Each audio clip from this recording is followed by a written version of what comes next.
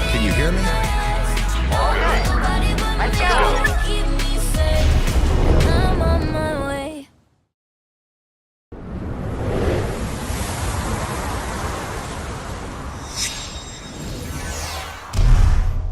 Have you come across this new type of token in your battles? Let me show you how you can get more of them. Time tokens can be found in both themed mode and classic mode. When you win a match, you can leave with all the time tokens in your backpack. However, if you get eliminated, you'll lose 20% of the time tokens in your possession. But is winning matches the only way to get loads of tokens? Not at all. You can use the supply shop's upload feature to take them out in advance. You can take out up to 40 time tokens per day. The most efficient way to collect time tokens is to head straight for the themed area, where there's a higher chance of finding them. It's also filled with supplies, so you're likely to run into other players. Defeat them to get some of their time tokens. Once you've got your tokens, head to the perk shop to exchange them for rewards. Available rewards this period include the Camel Superfan set, 7th Anniversary set, and Duneshine Daisha Level 1. Exchange your leftover time tokens for perk tokens to use them for future perk shop rewards.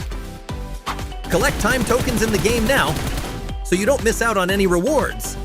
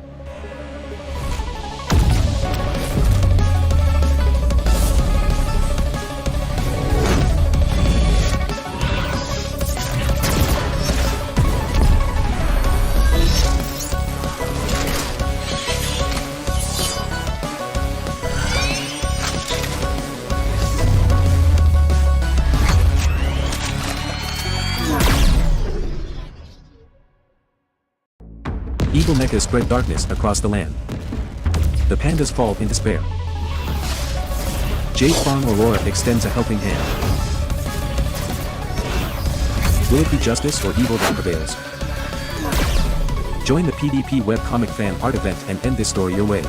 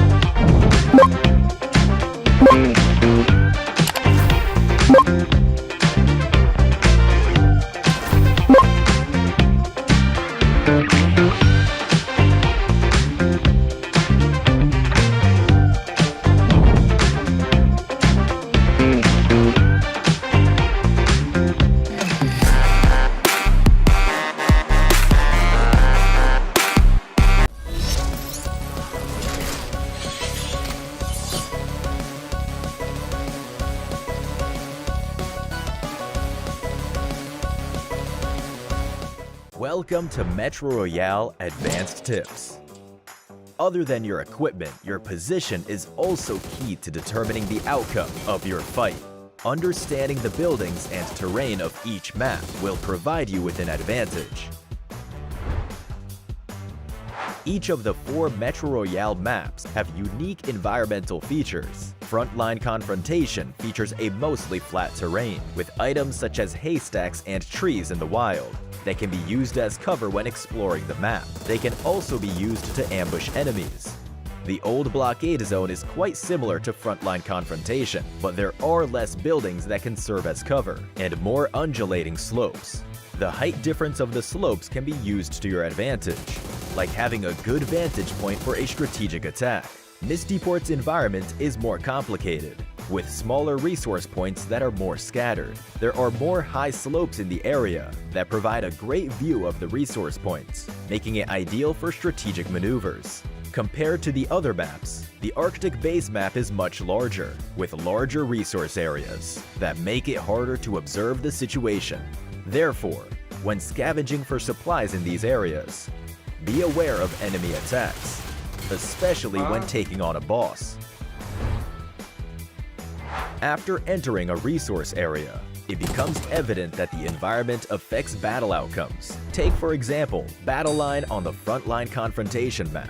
The buildings have 2 levels with tight interiors, with only one way up to the 2nd level. It's easy to guard, but hard to attack. Simply charging in is not a wise strategy. The best way is to use a throwable to force the enemy off the 2nd floor. But this strategy cannot be used for the base at the old blockade zone. While both floors also have tight interiors, the top floor where the boss is located is very spacious, so the throwable strategy will not work. As such, when facing enemies on the top floor at the base, it's not wise to attack unless you're very confident. It might be better to wait for the enemy to leave the area, or head to a higher vantage point to snipe them. As the subway connects multiple resource areas, the subway route is also a key battleground. For example, there are only 2 entrances from the old blockade zone to the radiation zone, and they are connected by one railway. Players who are heading towards the radiation zone or leaving it will need to use this railway. This is why battles often occur here. As long as you can make use of the environment, you're likely to find a lot of loot. But if it's like the radiation zone in the Arctic base, where there are multiple exits, then you might be better off not strategizing too much here, as you might be wasting your efforts. Aside from ambushes in the subway, there are multiple positions that can be advantageous. These locations include fixed boss spawns, staircases, and the entrances and exits of the radiation zone. Take Arctic Base for example. You can lay and wait at the main entrance of Missile Silo or near the exit inside the subway. With the amount of resources available, people are bound to enter and exit, making it the perfect place to employ an ambush strategy. Also, take note of the boss's spawn location. There may be other players coming to challenge the boss. If you hear intense gunfire, that should mean other players are tackling the boss. A surprise attack at this moment might achieve unexpected results. Also, don't ignore those unassuming staircases. You're likely more vulnerable when going up the stairs and cannot effectively fend off attacks from above. It's best to observe the area before you head up the stairs. Of course, you can still make use of these positions to deal fatal blows to the enemy. If tactical use of terrain is not your style, you can instead choose to attack from more advantageous positions. For example, launch silo in the radiation zone of Arctic Base. The area offers no cover for the supply crates around. Players must expose themselves if they wish to open the crates. So if you hear gunfire at launch silo, that's when you can launch your attack. That's all for this guide on environmental combat. Head to Metro Royale now to put these tips to the test.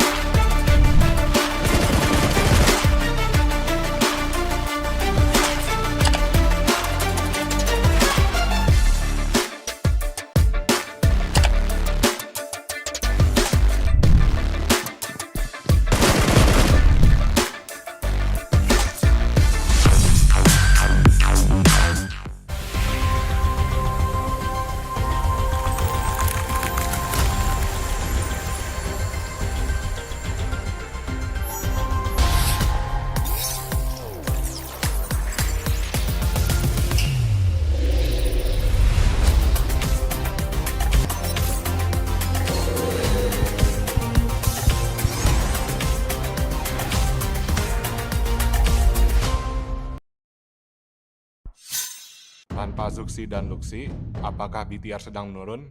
Rosemary, gua tunggu lu masuk BTR.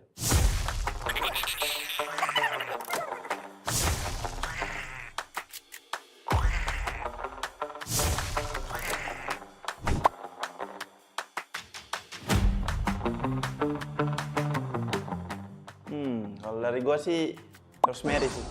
Karena sama-sama dari Manado juga, terus jago kan. MVP. Juara PMSL SEA.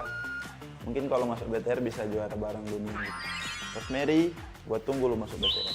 Bagi saya lah, player yang patut dengan saya ni orang macam Olio. Olio ni dia boleh backup saya dan saya boleh buat kerja depan.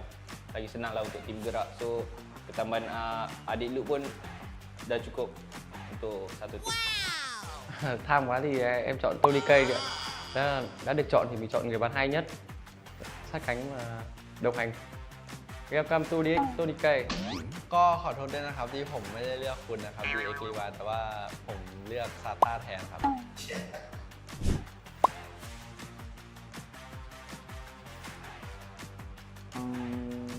Menurut gua sih TODAK sih.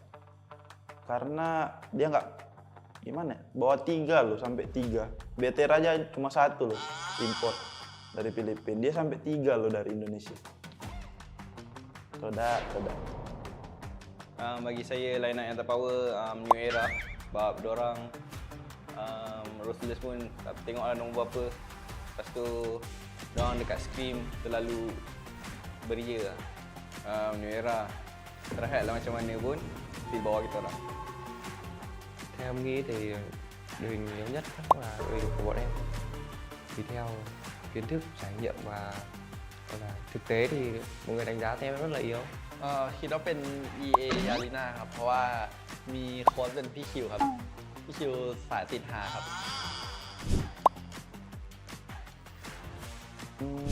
Untuk yakin sih ya masih sama kayak tahun lalu lah, 100%. Mungkin tahun ini bisa lebih lagi, 1000 mungkin, karena benar-benar baru kan, tersisa aku doang di BTR, jadi ya the new jalan baru juga.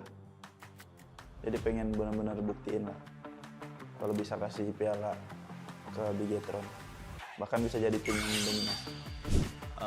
First kali kita sebagai manusia kita tak boleh berharap sangat kepada tu, cuma kita harus ada mentaliti yang untuk juara, so senanglah sikit untuk menyedapkan hati dan mental yang kuat sebelum turnamen.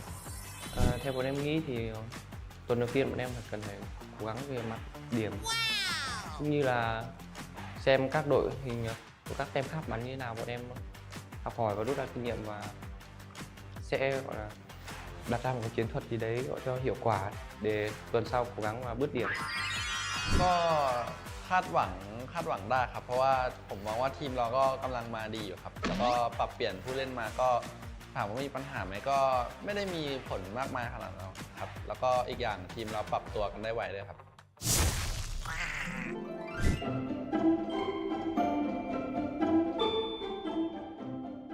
เลือกเป็น DX รีวาครับ เพราะว่าเขาดูตัวเล็กแล้วก็นิสัยดีแล้วก็น่ารักครับ Nếu em được ngủ với đối thủ của em một đêm thì em chọn ngủ với Tony Cây.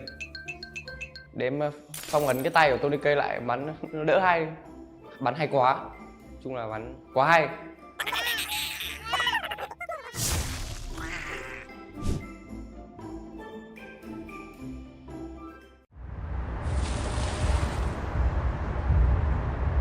"2024 is history, but the fire of battle have just ignited in Kuala Lumpur, Malaysia. The chapter of the 2025 PMSL SEA Spring begins now, right here, right this moment." Hello, PUBG Mobile Esports fans! Get ready for the ultimate showdown as the 2025 PMSL SEA kicks off. For 3 intense weeks in Kuala Lumpur, from February 26 to March 16, 24 teams will battle for the coveted Southeast Asian crown, and a $200,000 prize pool awaits the victor. This season, the battleground is set for the most intense fights yet, with exciting new formats shaping the action. Week 1 kicks off with 2 stages. In the group stage, 24 teams are divided into 3 groups and compete over 3 days. The top 16 teams will advance to the Super Weekend. Yes, say goodbye to Super Sunday. Now, 12 matches over 2 days will decide the Week 1 standings. Week 2 raises the stakes with a game-changing twist, Smash Rule. Once again, the top 16 teams advance to the Super Weekend after 3 days group stage. Before Sunday's matches begin, the match point will be set, determined by taking Saturday's first place team's score and adding 10 points as the target score. On day 2, the battle will continue until team secures a winner-winner chicken dinner after reaching the match point, or until all 8 matches are played. It's also worth noting that on day 2, under the Smash Rule, matches will rotate between Erangel and Miramar. Based on each week's Super Weekend ranking, teams will earn league rank points to secure final slots. And finally, the finals. The culmination of all the action. The top 16 teams, based on their league rank points from the league stage, will face off in 3 electrifying days to decide who will take the crown. Now, let's cheer for these 24 teams from Indonesia, Malaysia, Thailand, and Vietnam. Rivals clash, legends rise. Only one will claim the throne and take the C slot for PMGO main event. The battle for glory starts now. Let the games begin!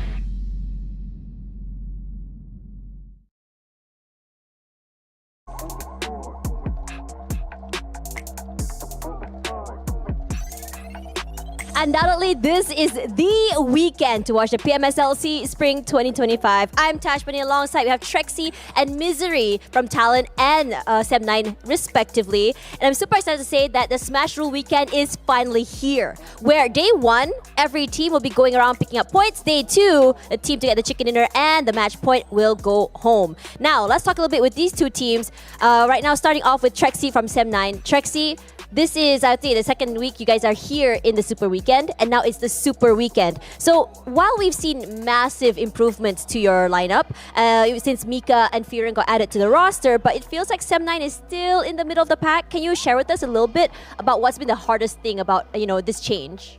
Okay, Trexie, walaupun prestasi Sem9 sekarang improve dengan begitu signifikan, dengan kemasukannya Mika dan juga Firen, Sem9 masih lagi terlihat berada di papan tengah tim. Adakah beberapa faktor-faktor besar ataupun masalah-masalah besar yang dihadapi oleh pasukan Sem9 di minggu kedua ini? Rasanya kita orang kurang menjadi sebab mungkin salah satunya kurang adaptasi dengan device, and ada silly mistake. Mungkin tu je kot. I think the biggest challenge that we face in this 2 weeks PMSL, basically we are slowly, we have a slow progress of adaptation with the device, and because of that we tend to make a silly mistake. So I think that's pretty much about it. Alright, that makes total sense right now. And coming compared to last week, I think this is good news for you guys as well. Last week we only had 2 Malaysian teams making it to the Super Weekend, and this week 4. So does this mean that Malaysian PUBG Mobile has caught up to other regions as a whole? What do you think? Okay, dengan 4 tim Malaysia layak ke Super Weekend, apa pandangan Trexie tentang ni? Adakah Malaysia sudah mula menunjukkan taring pada negara-negara luar? Rasa best lah, sebab dapat juga kan tim Malaysia yang lain lepas ke Super Weekend, so tak adalah macam bosan. Sebab kalau ulang-ulang kan asyik 2 tim atau 1 tim yang lepas. So rasa happy lah sebab tim negara sendiri kan lepas. First of all, of course, I felt very happy for all the Malaysian team that qualified to the Super Weekend, because I think this is a kind of new things in PMSL, since if we take a look back in previous PMSL, there's only 1 or maybe 2 that qualified to Super Weekend. So as a Malaysian and playing for a Malaysian team, I felt very honored and proud about it. I'm very happy to hear about this too. Now let's talk a little bit about the bad side about having Malaysian teams. Obviously, you guys scrim together, you guys play together a lot. So are we going to be expecting it to be a risk to you guys? Will there be a big chance that rotation-wise, you guys will be meeting another Malaysian team and eliminating them? Okay, walaupun dengan kebanyakan tim Malaysia yang masuk ke Super Weekend, dan korang pun selalu main scrim together, and korang dah tahu rotation pass dorang, ada tak kebarangkalian yang korang akan berjumpa dorang dalam rotation, and then korang terpaksa menyingkirkan pasukan Malaysia yang lain? Menurut Trexie sendiri? Kalau jumpa tu, jumpa je lah, lawan je. So kalau terpaksa tersingkirkan pun kena buat apa kan, so lawan je. I think when it comes to a battleground game, basically if you meet Malaysian team, or even though Thailand, or even though Indonesia team, we cannot run from it. It's meant to be. So if it's meant to be, then it is lah. We can't do anything much about it. That's kind of vague, so I'm already expecting this to be happening anyways. Thank you so much, Trexie, for answering these questions. Now for you, Misery, it's my first time interviewing you. I'm super excited right now. So last week, TALON missed out on Super Weekend. And this week, well, hello, welcome, you're here. So with the new Smash rule in place, do you think that this works in your odds a bit more because it's such a different format? Okay, dengan tidak layaknya TALON ke Super Weekend pertama, dan akhirnya sekarang Alhamdulillah congrats buat TALON udah lolos ke Super Weekend yang kedua. Tetapi dengan adanya Smash Rule, menurut kamu sendiri apakah itu bakal memberi sedikit keberuntungan, ataupun bisa dibilang kamu bisa bermain di rule seperti ini? Ya tentu menurut gua Smash Rule ini works in our favor. Cuman balik lagi kita tetap harus main sebagus-bagusnya juga, karena kan poin dari Smash Rule adalah kita mainnya harus chicken dinner lah, Indian gitu. Yeah, of course, I think for the smash rule, it's gonna work in our favor.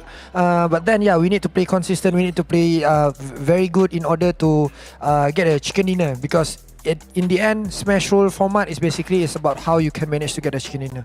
All right, now let's talk a little bit about the Smash Rule weekend. What do you think Smash Rule weekend is going to be like? Do you think teams are going to be changing up the way they play? Playbook's going to be out the window, everything's changed. Everyone's going to be playing more aggressive, less passive. What's your thoughts on this? Apakah menurut kamu sendiri setelah di-announce Smash Rule ini dan besok bakal terjadinya Smash Rule, adakah tim-tim yang bermain pada hari ini dan juga besok itu bakal merubah strategi mereka? Apakah taktik mereka akan berubah dari entah itu agresif, entah itu pasif atau gimana menurut pandangan kamu sendiri? Kalau menurut gue pribadi, tim gak bakal ngubah mainnya di hari pertama ini sampai mungkin di esok hari kali ya. Tergantung gimana posisi mereka di leaderboard sih. I think for today especially, I don't think all the teams gonna change their playbook. I don't think they're gonna change their strategy. But then for tomorrow part, yes, I think they're gonna do a little bit changes. Depends on where they are in the leaderboard. I'm very excited to hear this, which means that tomorrow will be the more exciting day to watch. Now, last question. This is your final chance to qualify for the final stage. So what's the mindset between your team right now? I mean, obviously, since last week, you guys weren't able to qualify, so it's a lot of catch-up to do. What's it like? Oke, kalau kita lihat minggu lalu kamu nggak lolos ke Super Weekend dan ini adalah satu-satunya Super Weekend yang menjadi bisa dibilang talian hayat kamu lah. Yang ini emang kamu mau nggak mau harus harus maksimal dan bisa lolos ke final stage. Gimana mindset anak-anak sekarang dan mindset pasukan Talon sendiri? It's not over until it's done. I think there's no translation for that, but then I will repeat, it's not over until it's done. It's not over until it's done. Thank you so much, Misery and Trexie, for the interview. And with that, ladies and gentlemen, now begins the Smash Rule weekend. On to you, casters.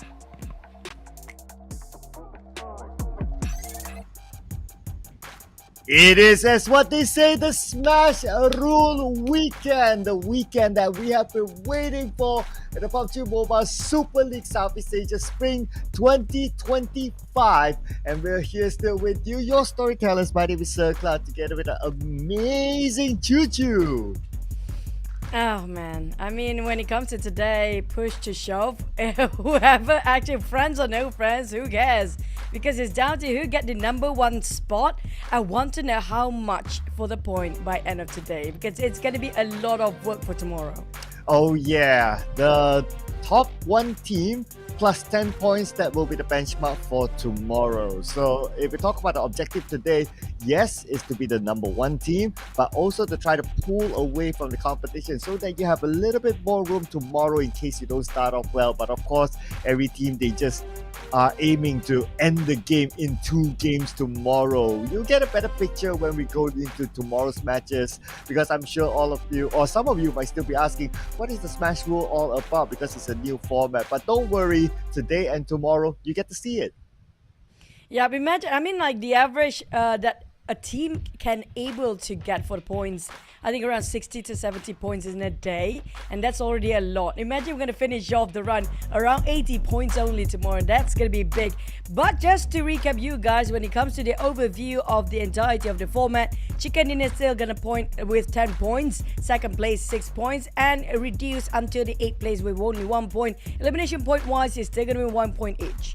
Yes, and speaking about the Super Weekend, today it is, and why it's marked as red? Because today is going to be the first day of the Super Weekend Smash Rule, 8th of March. And speaking more about the Smash Rule, here is how it looks like. So we will be playing 6 matches today, but on day 2 tomorrow, a maximum of 8 matches, and go as little as 2 matches, because you only need to hit the threshold, score a chicken dinner, and the game is over. And from there, we'll take the top 16 teams to move into the grand finals that will start next Friday. Now, just to recap on Smash Rules, in case you guys have still no clue, today will be the match point that we get to know. #1 team, what's the maximum points, and for tomorrow is going to be additional 10 points if any team manage to catch up to that #1 point. And whoever reached the match point already, the next match, they have to secure the winner Chicken Dinner 2 and the entirety of the day. We can go up to maximum 8 matches per day. Oh yeah, and it will be played by these teams that you can see on screen. Some of them first timers in the Super Weekend. One of them is going to be TALON. We got teams like HOMEBOIS as well. It's their first time. TODAK is their first time. A good amount of first time, as I must say, including Alter Ego as well. So it's not only about them doing well with the Smash rule, but also for them to also be up there so that they can be at least in the top 16 once we tabulate the entire week 1, week 2 score to decide who is the top 16 into the grand finals. Now, I mean, the teams that just a first-time Super Weekend, I hope they don't get culture shocked. The fact that we have Smash Rule this week. They weren't here last week though, so hopefully they are more than prepared because it's going to be brutal. But just going to get back and recap what really happened in week number 2. Yesterday's match, of course, day number 3. CELCOMDIGI Alliance, these Xaviers, no question asked. We know how good they were. But Team Flash rising up the occasion, catching up to their brethren, these Xaviers, taking the lead and such consistency. Yeah, basically, the teams on screen here are the teams that got the most chicken dinners in the league stage. So, the Xavier, of course, included, and also Team Flash. In fact, majority, or I would say a lot of the chicken dinners in the league stage was taken by the Vietnamese region and represented by the Xavier and Team Flash. And 3 of these teams, these are amazing teams, and they will definitely bring a lot of attention coming into the Smash rule. And we might see like teams will want to try to cancel them out early in case they reach the match point. I don't know how much will it be today. It's going to be super fun. First of all, it's not going to be by group anymore. We're all mashed up. Like we do know when it comes to last Super Weekend how good these teams can get. But the top 3 teams that always going to be consistently getting those points, one of those, 2 of those 3 that we're going to mention is going to be CELCOMDIGI Alliance, the Xaviers. I don't know about Team Flash for today. Are they well prepared or not? But yesterday, Bose has been getting a lot of attention, as well as Zeus, which was multiple MVP. They got himself back-to-back chicken dinner with his very perfect view and information from Zeus. Well, it's not going to be an option, right, for them. Whether they're prepared or not, they have to be prepared, of course. And Zeus have to be at the top of his game together with his other teammates, because the Smash rule can be really, really brutal for all these teams. Currently, the Super Weekend ranking from last week. Here are your teams that you see on screen. We will be tabulating the scores, including this week's Super Weekend, adding on to the scores from last week. Then we will find out our top 16 teams next week. Yeah, but when it comes to last week, CELCOMDIGI Alliance, BTR and these Xaviers did take the lead. Unfortunately for Vampires, did not warm up so much compared to this week. So I'm looking forward for Vampires. Will they try to push the last minute? As per usual, we saw every single season. But the rest of the teams like Boom, sorry to say Alter Ego didn't make it through last time. But hey, maybe for Boom, especially when it comes to this season, something else will happen. And you talked about the teams didn't make it last week. They do have a shot this time. Oh yeah, they have a second lifeline this time, right? Some of the newcomers that we mentioned earlier on. And the bare minimum, of course, is for them to push down teams like MEC, Namsabilan, and that is very, very doable, of course, because those teams only have 1 point. And then we'll talk about the tiebreaker rule after that. But I'm sure the teams don't want to risk calculating the tiebreaker rule. They just want to get above them.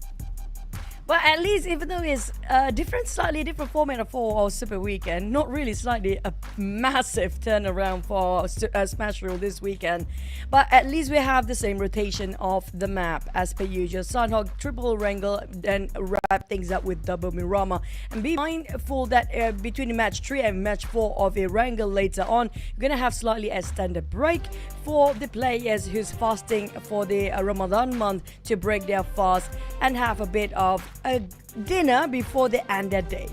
Yes, but before we end the day, of course, you all have to log into PUBG Mobile to make your update right now before our game starts, that is, because in conjunction with the 7th anniversary This is the new edition, the Golden Moon event that you can enter, collect times token, and you can redeem them for a Camel Super Fan set for free. You can also check out the desert boat that is currently inside the game as well. And I made my update yesterday. You will get a new lobby background together with it. So activate that, flex it to your friends, show it to them that you have done your update, and do it while you still can now. Yeah, it has been dropped yesterday. I just finished my download today though.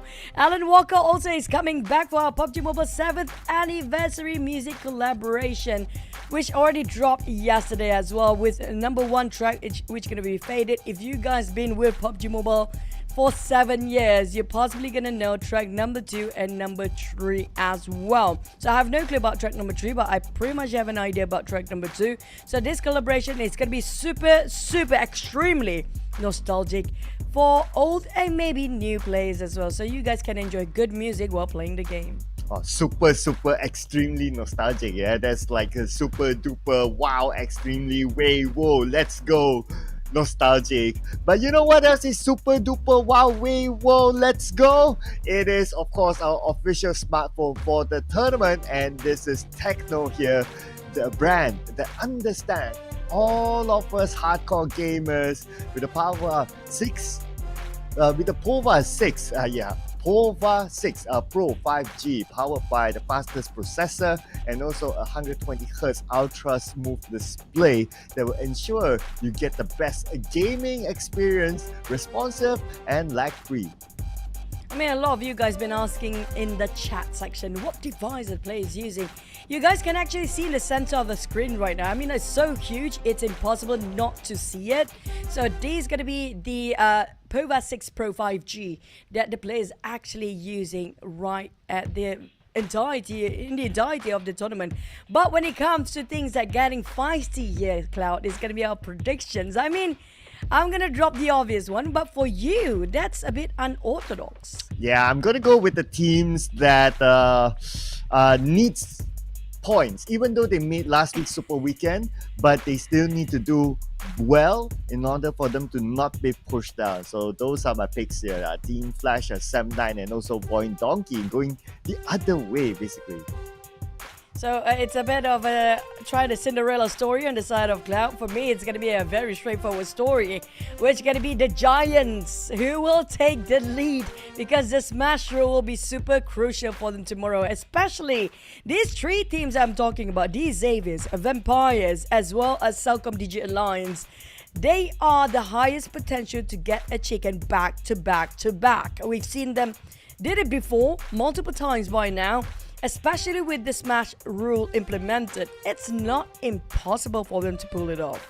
Yeah, if you can pull a back-to-back chicken dinner, especially if it's tomorrow and you are like the one setting the bar, then the game is done in 2 games. Can you imagine, like 2 games is, they still have time to go for iftar. They can go like, not only iftar, the venue, they can like go bazaar, there's still time.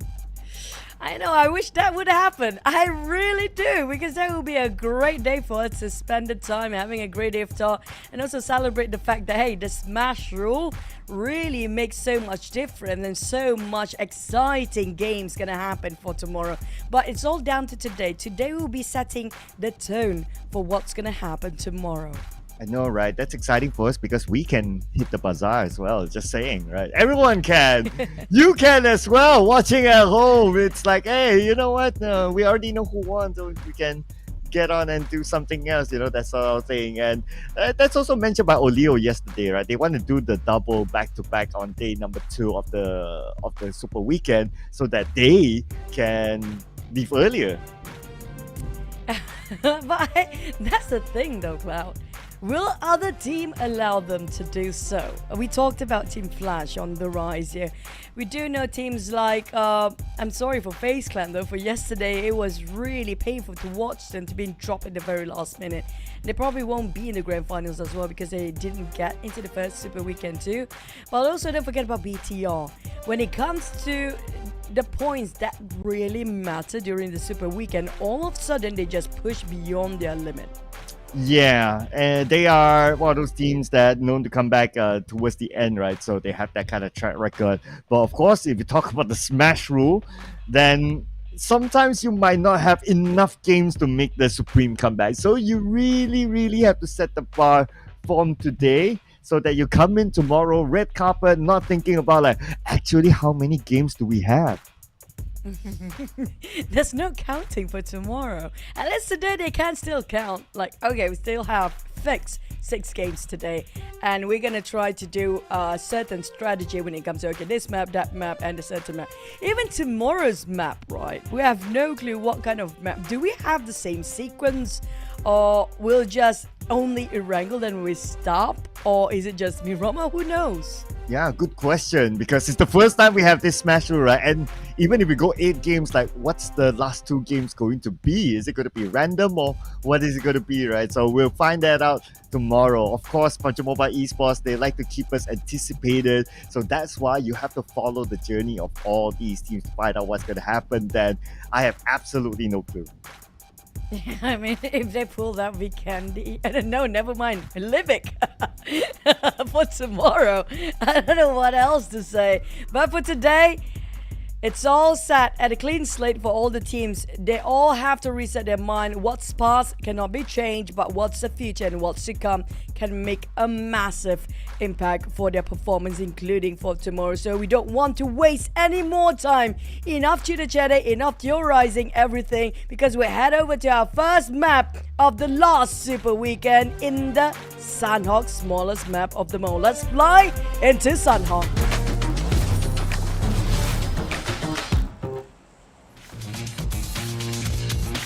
And here we go, it is Sanhok. We've seen multiple fights inside of bootcamp, but without the presence of FaZe Clan, bootcamp should be pretty open for these teams.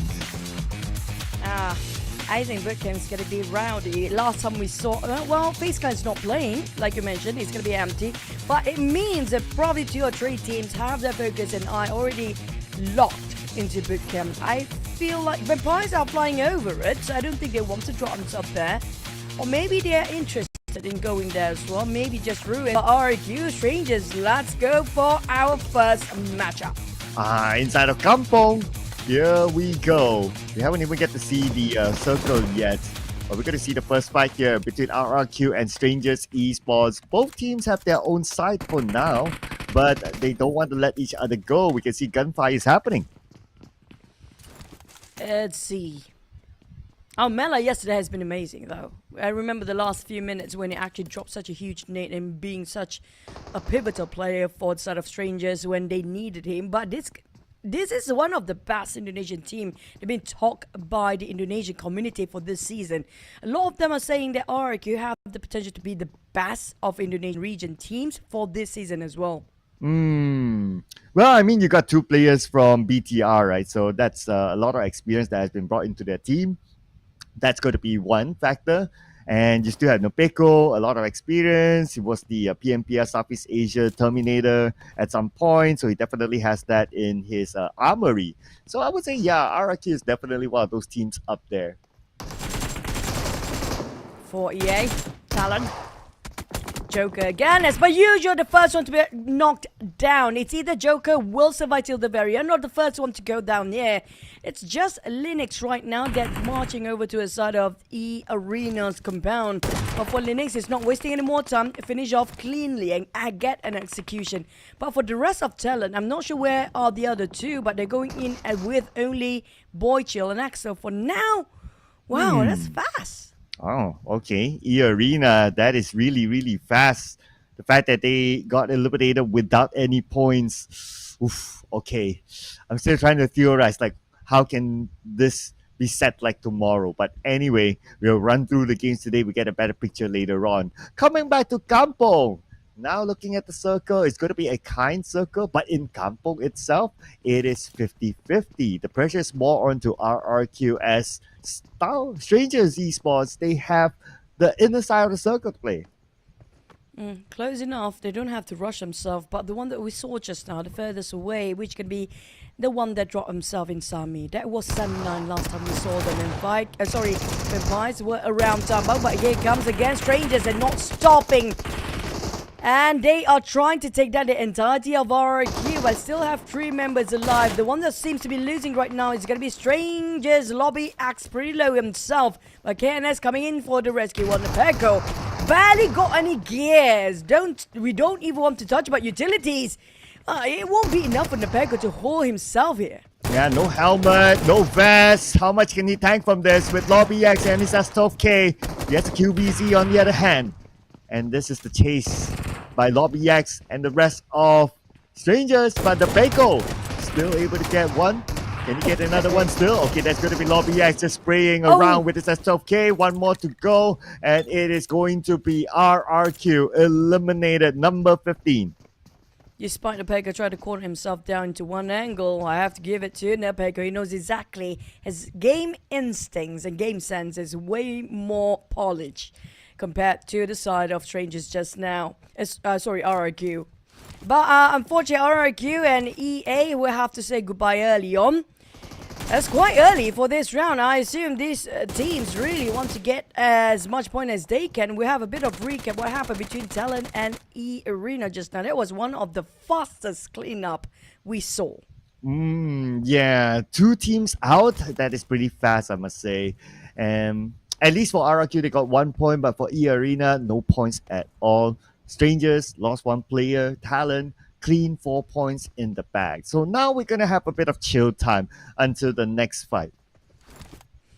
Speaking of the next fight, I'm surprised how quiet Bootcamp is just now. Nobody trying to take it away because, well, it's the center of the map. It should be a hot spot. Last time, I think it was also Ego who's taken away FaZe since they're not playing the usual hot drop of FaZe Clan there, which was Bootcamp. But for Strangers, it was some casualty, but not too heavy. Still have 3 players. Think they're being engaged by another team just now. Probably CELCOMDIGI Alliance. Yeah, this is what we can see on screen. Leon just keeping an eye on them. And CELCOMDIGI Alliance, they have the advantage. They normally drop on the northern side around the area of Ban. So the fact that they kind of heard or they saw the elimination feed or they probably heard the gunshots, they gave them a clue like, okay, there's a fight happening there. That means a team survived and they will come out of Kampong. So that's why Leon, he stood up on that hill just to see if he can do a tricky one or try to steal away an elimination. Mela. Olio has no clue. Olio has no clue! And surprise! Mother Mela knows what is going on. He played it patiently. That was nerve-wracking, but unfortunately, that was only the one player of CELCOMDIGI Alliance. I think he was scouting just now. Unfortunately, got caught in the process. Yeah, it just tells me that Strangers Esports, they were 1 step ahead of CELCOMDIGI Alliance. I mean, we put out the theories earlier on, but Strangers Esports, they definitely done their homework. They know that CELCOMDIGI Alliance is around, and Mela happened to implant himself at the right place at the right timing, and he got a bonus for that. And he saw what's coming too. He's been watching the whole time. At least they got some information on the side of Leon's and CELCOMDIGI Alliance. So now they are a bit more aware and have their guarded up about their rotation here. But unfortunately, time is not on their side. But good news is it's not too far from the circle compared to the teams that dropped themselves around Sami before. But I think they start rotating as well because we do know how small this map is. It's pretty convenient for them to just move about as long as they got themselves the vehicle. Yep, vehicles is still important, despite it being Sanhok.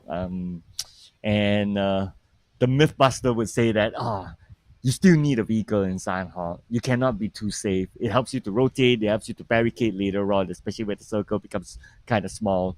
And speaking about circle, again, pretty similar circle like how we saw yesterday. It's going to be a kind circle just on the outside of Paradise Resort. A lot of teams are already in it. A lot of them are being in the center, but when it comes to the outskirts of Paradise Resort, it's quite an open space, just a couple of hills to slowly cover them, have some barricade based on the terrain, that's it. Vampires, well, they're visiting Alter Ego in top of bootcamp here right now, but I think Alter Ego were planning to leave at first based on how their formation is right now, quite scattered about. The Vampires, they might actually hunting and tailing Alter Ego from behind, so they will have to be forced into a fight despite Alter Ego wanting to leave at first. Well, it will be interesting if they cancel out each other for dominance in this area.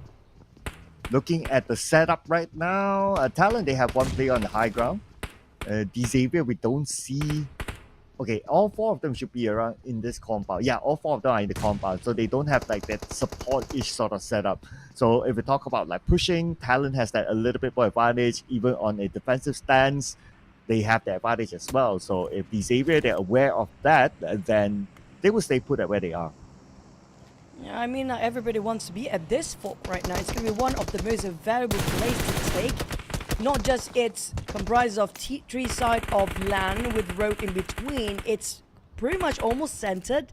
Not really at the center. And it's just on the south side of Paradise Resort. Whoever come out of Paradise Resort will be gatekept by those guys around the fort. And these Xaviers know exactly what they're planning to do to get those elimination and farming those players.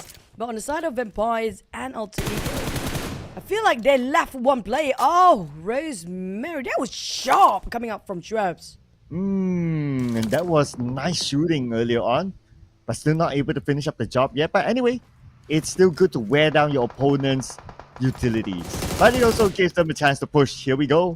Octa up on the hill. We can see Alter Ego, they're quite spread out. Hans for you on the other side. He spots Shrubs, and he will get Shrubs down on his knees. Perfect. Straight line of sight firing that one. Rocky May now for Vampires. It's a bit difficult for them to wrap around Alter Ego with Rocky May out of nowhere. Suddenly happened to be popping his head behind them. They thought the entirety of Alter Ego were already leaving bootcamp, but he was wrong. Hans for you now gonna give some cover fire from afar. They try to surround Vampires all angles, but Rocky May, he has to deal this first hand ground zero on top of bootcamp 1v3, but at least Nuzi been knocked down. Rocky May, can he actually do it for Alter Ego? Barbecued! Oh no, he stepped into the fire. He probably didn't see that from his TPP view. Oh man, now because of that, he only has like 10% of health. And he has no recovery items. And say hello to the blue at the same time. Oh, nice creative nade by Tony K. Oh, but that forced Rocky to move. And anyway, Tony K was to get him. I didn't got any mat kit for the side of Rocky May just now. Hands for you. Here comes. He's taking the lead this time, charging into straight Vampires' faces. But unfortunately, they just willingly... Wait, what is BTR? Why? Why did BTR just happen to be popping here? They can just cut straight into the circle. Well, looks like they see the advantage and now they want the points in the bag. And they're going towards Alter Ego first. Rosemary will be down. Sata will be fired back by Octa. But BTR, you gotta get these points now. It's too late for them to turn back. They have to finish it up. Heavy casualty for 3 teams here. But none of them willing to go down just yet. BTR down to 2 players. Attack can be picked up. Razy chip down to only 30% of HP. While Vampires try to just run down the rest of Alter Ego. That's going to be only Octa, the solo man for Alter Ego, running for his life. While leaving BTR to deal with Vampires next. For Vampires though, despite they were being charged and surprised by Rocky May before, they managed to reset on news and back up as a 3. Yeah, they're recovering right now. And instead of BTR taking care of 2 teams, now these 2 teams are actually looking at BTR instead. Oh man, they failed in their mission and now they have to change their objective to get into the circle while navigating around the fact that these 2 teams are still in it. Oh, but the Blues were not complying regarding these 2 positions. Right now, Octa still fighting for his life. He's trying to run away, but they keep chasing him still. Can he actually clutch this? It was a 2v1, and Razy just arrived. What a heavy toll on the side of BTR. It seems like they are in the same boat for Alter Ego and BTR right now. Well, Vampire is winning this one, of course.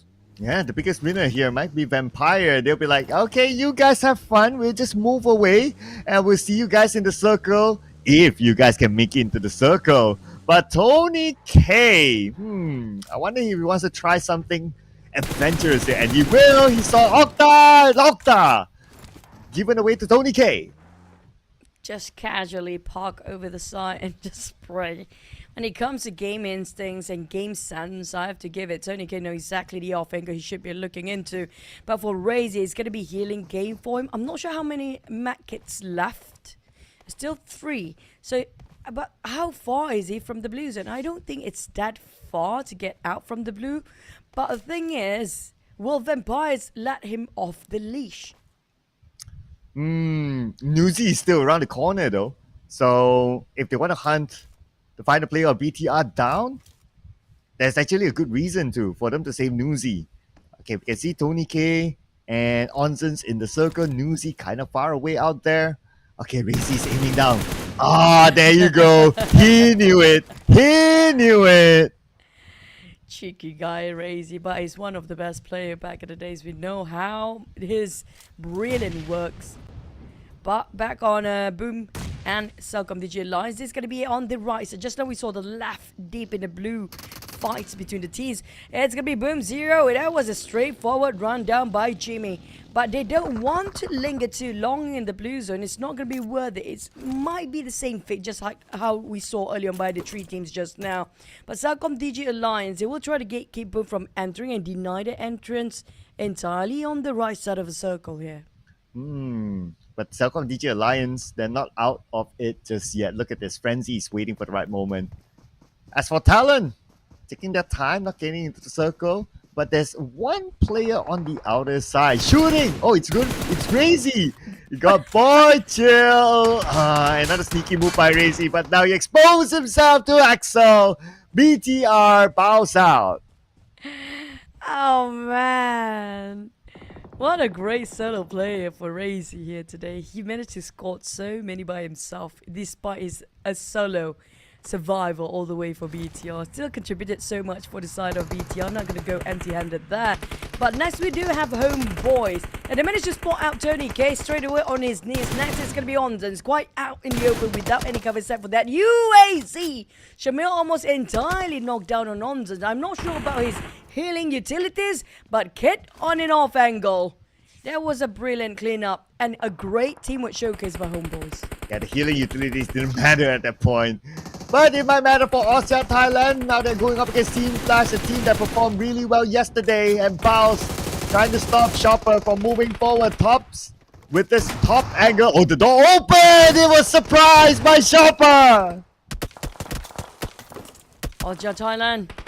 There's a lot of bullets flying over at his receiving end right now. Nobody wants to be his receiving end for Chopper. Kind of enclosed in a very small shack. Well, Secret. Well, that was a genius thrown tap coming out from those shotguns just now. Managed to open up some space, but unfortunately, Chopper, the moment he get out from that very small house, it's going to be Youngty giving some pressure and keep them oppressed right now. Secret, on the other hand, playing ring around the rosy around. This one rocket will actually determine whether they will live for another day or not. Secret! Close enough to get in 2v1, but they still have OSJA Thailand Chopper at the back. And they're not out of the blue as well yet. Circle-wise, it went to Ban. And TODAK is in Ban. VOIN Donkey as well. CELCOMDIGI Lights going to come in from the right side. Looking back onto Team Flash. Okay, they need to move forward. But from our screen, there's still Chopper. Chopper will be the one to try to stop them. Okay, Chopper behind this stone. This is such a big rock. It's not easy for them to just toss a nade across. That's kind of true. There's a tall order if you want to toss that nade just now, but not so much for Pombet. A straightforward fight with... Oh, he's going to go for the push. But KNS got burned off. But that Morley just now, Pombet coming in to finish off the job. Within the smoke, he couldn't see it through. And that's straightforward to finish off an execution. Mela trying to give cover fire. Frenzy giving such a troublemaker at the back line as well. But Mela not going to waste any more time. He had enough. He's going to straight confront. And that's going to be the last of Boom being eliminated by the hands of strangers. Oh, looks like Sam9's in trouble. Heading up against D-Xavier. D-Xavier coming in. They want to secure the elimination point out of the final player of Sam9. Firen is still in the house. Can patiently wait for Firen. Anyway, no patience for Levi's. He'll finish him off, and 7-9, 0 points. We didn't see too much action coming up from the Xaviers, but they already have some high kill volume up there. 5 eliminations. Strange is taking the lead at 7 right now. Whilst VOIN Donkey, they'll be the bane for the Xaviers the moment they step into the banned circle. They've been gatekeeping here the longest of time. And unfortunately, the Xaviers didn't see this one coming. Levi down to only 10% or 20% of HP. Trying to make do damage control, but it's not going to be enough. Where is Lamborghini? Being charged by Homeboys from the outskirts. Yeah, he's busy with Homeboys. He's busy with VOIN Donkey as well. And 2 teams for him to manage. Solo player left. It's all about survivability now for Lamborghini. While we look at the next phase of the circle, might go in the middle and might favor any of the other teams. You'll find that out right now. It goes south to CELCOMDIGI Alliance and TODAK. Well, TODAK and CELCOMDIGI Alliance do have a bit of the circle, but for Lamborghini, that's going to be a very arduous journey for him to get into that circle. He has to go bypass these 2 teams here.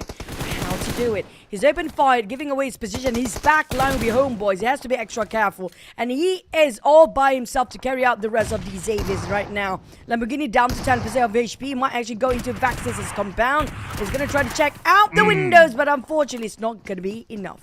And no luxurious moment for Mr. Lambo there, but they still get 6 eliminations at 7th place, so that's 7 points for the Xavier. Now for TODAK, they're kind of comfy within the circle. You can say pretty much half of them, and yeah, it's a pretty nice spot. In fact, they can just look down over at VOIN Donkey and pull the trigger first the moment they step out. And they will be playing the waiting game without any elimination, though. In their case, the only team without any eliminations by far compared to Strangers Esports, who's running rampant right now with 8 eliminations. But Kid will try to wrap things around, but Razak will not make it easy for Homeboys.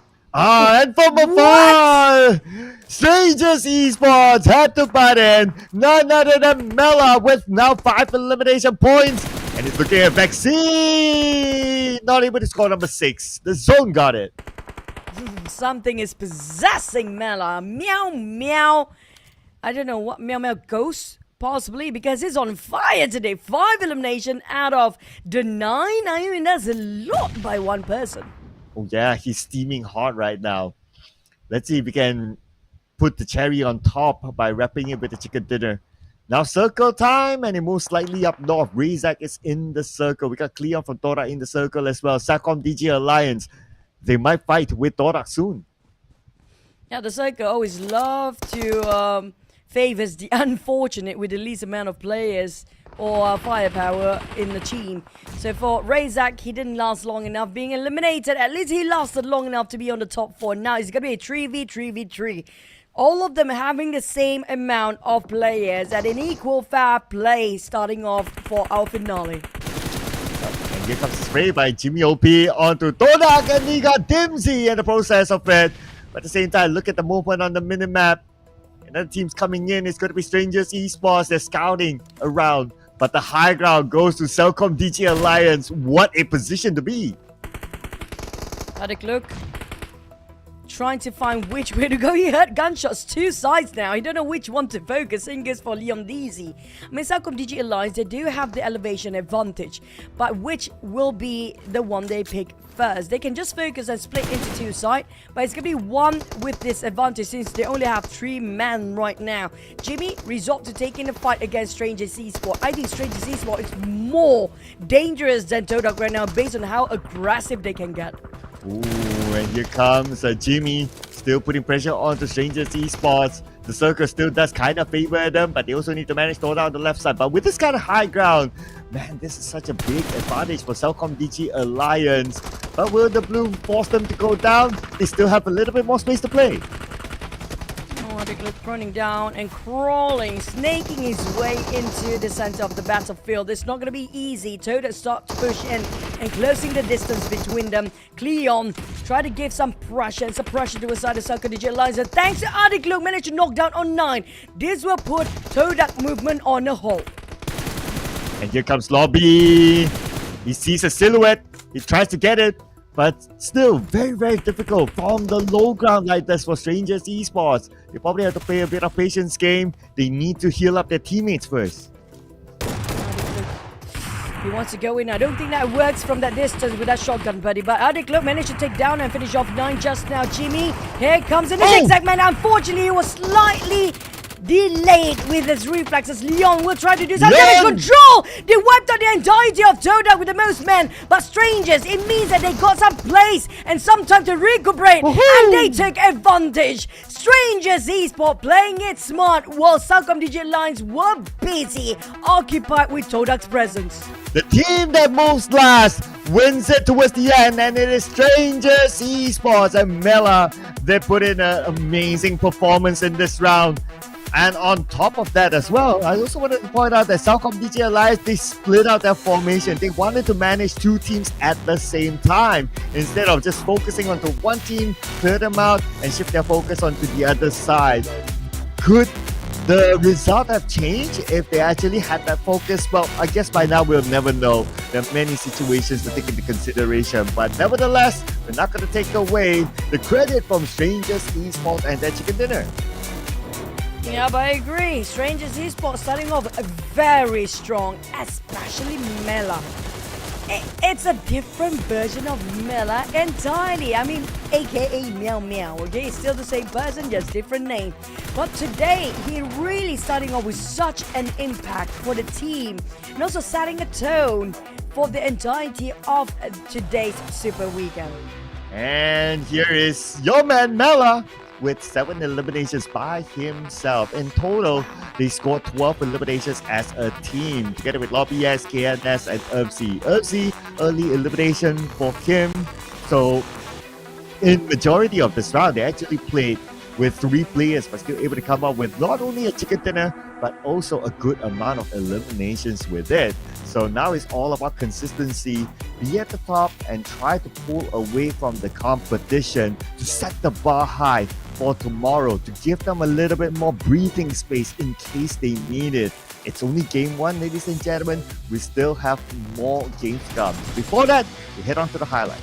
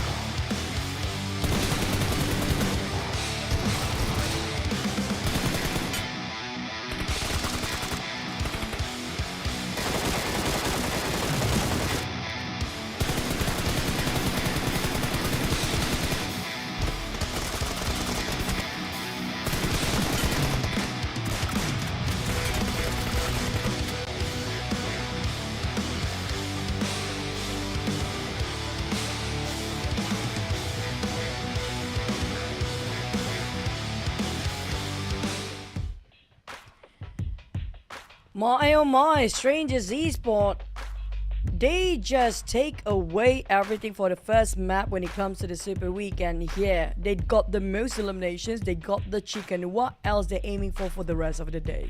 Well, definitely more points to set the bar and pull away from the competition, especially when tomorrow is the big day. CELCOMDIGI Alliance is still pretty consistent. They are up here as well. They got a second place finish earlier on, and we have VOIN and Donkey amongst the mix, and also TODAK up here as our top 4 teams. Now, TODAK, they came out with the least amount of damage, so probably that also means that they do not have that many elimination points, but it's okay. There's still 5 more games. They were playing it very strategic and very conservative for TODAK. I understand, because they were quite in the middle of no man's land just now, but the circle favors them. But we have to give it to Mela, aka Meow Meow. This guy, he's been quiet for a couple of seasons. We've seen the best of him when it comes to his hand grenade, but just now was something else entirely. He just go wreck havoc the entire thing. It was a monster. You're absolutely right. I mean, he came out with 7 eliminations by himself. It was insane. And with that, because of that effort, 22 points collected by Strangers Esports, and followed by CELCOMDIGI Alliance with 14, and we got VOIN Donkey with 10. So true enough, TODAK only scored 2 elimination points, so they have 7 points in total this round, but it's only round number 1, so anything can happen. Can definitely still come back in the following rounds. Now I start to tabulate the scores, how much we can expect by end of today. I think it's around 60s or 70s, of course. But unfortunately for Boom, Sam9 and EA, they scored nothing for their first round. That's going to be a lot of catching up to do based on what Strangers Esports has to offer just now. Yeah, and on page number 2, well, we did see these 2 teams bow out early. eArena, Boom Esports. Sam9, they got 9th place earlier on. They survived a little bit longer than the first 2, but yep, they didn't get any points. No eliminations for them, so 0 points as well. So 0 points for these 3 teams. Other than that, the first timers, Alter Ego, 4 points. Still 5 more games to go, so gotta give them that wiggle room for them to come back. At least they can count for today. Nobody can count for tomorrow. How many maps to go, right? I'm so excited for them. Sorry, guys. But yeah, when it comes to 5 more maps to go, especially when it comes to Erangel, we do know the teams like CELCOMDIGI Alliance, teams from the Indonesian region, they love this map a lot. They will try to take advantage when it comes to eliminations. And also when it comes to eliminations, this is where also Vampires will try to take it as much as they can, where Miramar, the Thai region teams, do prefer to take chickens and play more strategic compared to Erangel. Erangel is where everybody will be very bloodthirsty. Yes, Erangel, because we got 3 maps that will be played now. So let's see how many points you can get out of that. But you guys can definitely get a lot out of this season's PMSL SEA Spring by attending the Grand Finals at IOI City Mall. It will be held at the Grand Exhibition and Convention Center, Level 3 East. Make sure you book your timing. It's going to happen next Friday until Sunday. And do go there early because you want to secure the best seats in the house. It's a mall anyway, so you can spend your time at the mall, grab food, watch a movie, whatever it is, and book your best seats in PMSL SEA Spring. Yeah, it's gonna be rowdy, it's gonna be fun. Also, what's more fun, this already dropped since yesterday. I just finished the download, it was humongous, but it's gonna be fun. The new team mode, the Golden Dynasty. You guys should try this one out and mark your calendars because it's already done. It's gonna be today you start playing it.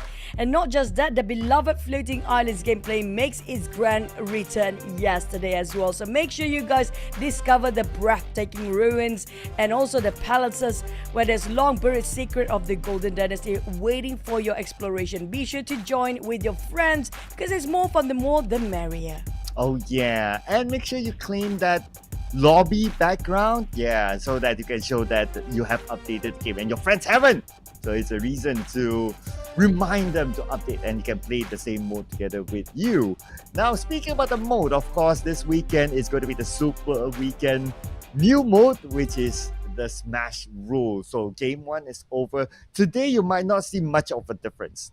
Tomorrow, that will be the major difference. Today is more of like just setting that match point bar. It will be match point of the number 1 team, whoever it is, plus 10.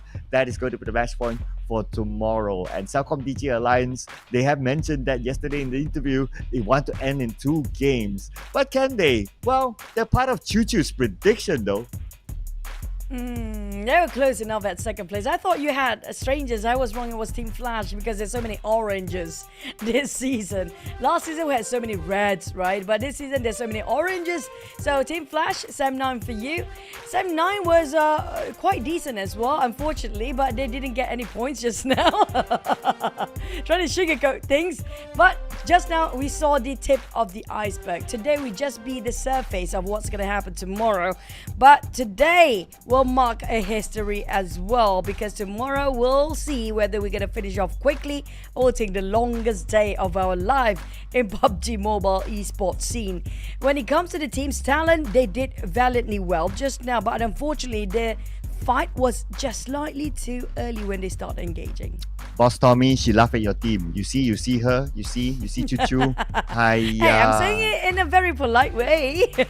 Yeah, well, if the sentence is there and it comes with a laughter after that, it means sarcasm. I'm just saying, right?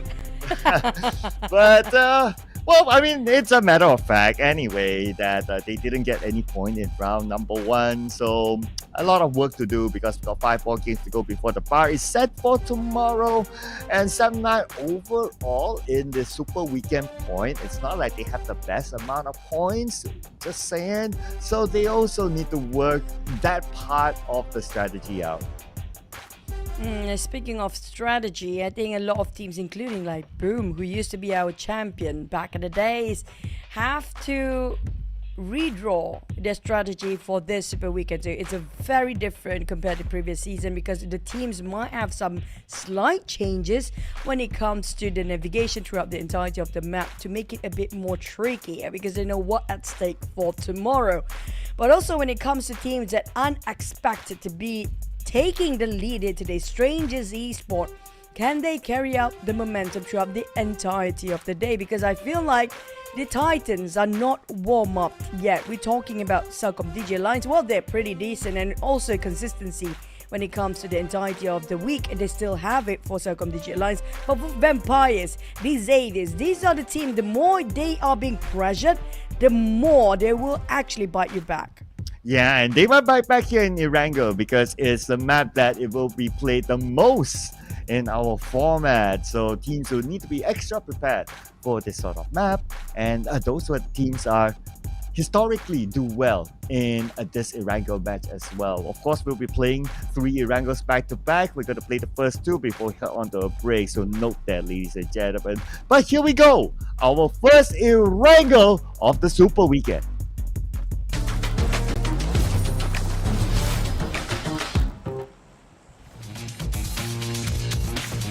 We're gonna hop into the first Erangel of the day. It looks very green, but don't let the greenery fool you because it is well, all the blood will spill and the teams get very aggressive. We have a very generous flight path here, divided equally the map into 2 sides, the north and the south side.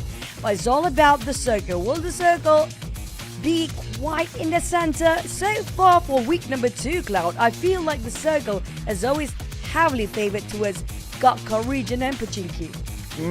Yeah, we received a lot of that kind of circle, right, in the past few days. So we haven't got we got a couple of northern circles. I believe it was like 2 Saberni-ish sort of circle, but we have not got a military-based circle and also a Zaki circle, neither a Starboard circle. So it will be high time that kind of circle appears in this game.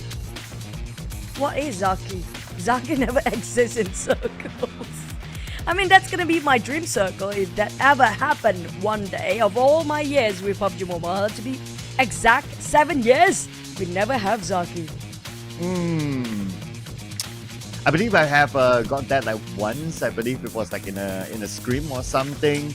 But yeah, inside like a official match, definitely not have got that yet. But we're not gonna get that again. It's not gonna be given to us. We're gonna get a left side Gatka-ish circle again. High chance it's going to be the open field of Gatka. So for these Xaviers, this is going to be good news for them since they always take Pachinki. And also teams that love to drop around Primos, Vampires, because based on this fight path, they do drop themselves around Zaki unless it's going to be the northern fight path. But so far, You do have early rotations coming up from BTR, as per usual, taking around the Rozhok, South Rozhok area. Boom will take Rozhok just now, we saw. But to see the rotations later, I think there'll be a lot of thinning of the crowd that coming up from the east to migrate into the west side. While they rotate, they put to each other. Yeah, that's always that possibility, right? And sometimes, like, okay, so I'm just reflecting on some trends, right? So the trend seems to be like teams like to lock out each other from coming into the zone, like even spending time a bit in the blue, or just stop that team that is like, okay, you're in the blue and I'm not, but we are both not in the circle, that sort of situation, from just moving forward. And with that sort of theory of like teams like migrating towards the left side, that could possibly happen in this match. Yeah, anything can happen in this match. Anything can happen during the Super Weekend. And everything will happen when it comes to the Smash Rules Sunday. So we're going to have to wait and see what these teams already set up for the Super Weekend, especially with the heavily loving Crossfire and battle just now. I mean, if you compare it with yesterday during the group stage, the pace of the game slightly even slower compared to today. Today has been, you know what, all out guns blazing all around. Oh yeah, at least for the first game, right? So could that be just a Sanhok thing, or could that be a whole day thing? Well, we'll probably find out like in this game and the next game, since it's going to be majority Erangel anyway. So if that still happens, then, well, we can expect the trend to go the entire day, just because teams just want those points to just pull away. Yep, a bit of PSA and big segue here, sorry Cloud. In case you guys happen to be in Kuala Lumpur or Malaysia, be careful right now outside. It's very stormy. I just get a notification there's some small tornadoes around my area as well. Hopefully everything is okay. But if you guys happen to be outside, be careful with the falling trees and also the very heavy storm outside as well. Be safe. That's going to be your main priority. But back about the game. Mela still taking the lead when it comes to the top 5 elimination, thanks to how crazy he can get in Sanhok map just now. Yeah, he's the tornado of the team now, just wrecking havoc, at least from game 1, right? Now it's all about consistency for Mela and Strangers Esports, since they have this 8-point gap with CELCOMDIGI Alliance. Of course, it's only game 1, but all about major consistency for the top. But for the teams at the bottom, like the second half, basically, they need to play the catch-up game now. So it's not only about consistency, but it's also about pushing the limit. Which I see that TALON trying to push a limit, trying to chase the tails of these Avias. But these Avias, they're being very sleek here. Very quick rotation from these Avias, despite they are taking the circle quite early on. They use, you know, their hot drop is always going to be Pachinki as their first drop. But they decided, you know what, they're probably aiming to go slightly a bit more aggressive by playing in the center of a circle quite early this time. Maybe. Well, from what we saw in, if we want to take a sample, because today's like a special-ish rule day, right? Like for Sanhok, a lot of teams like to play at the side. Not many teams play in the middle. So I think that's also an observation that we want to see. Right? You play by the side, you block teams from coming in. At the same time, you have the potential of gaining elimination points. Looking at this round, as of now, since we have a zoom in into like the middle area of the map, around Quarry area, around Gaka-ish area, we have at least 2 teams now, Sam9 and another, which is D-Xavier. And next to D-Xavier, last time we saw is TALON.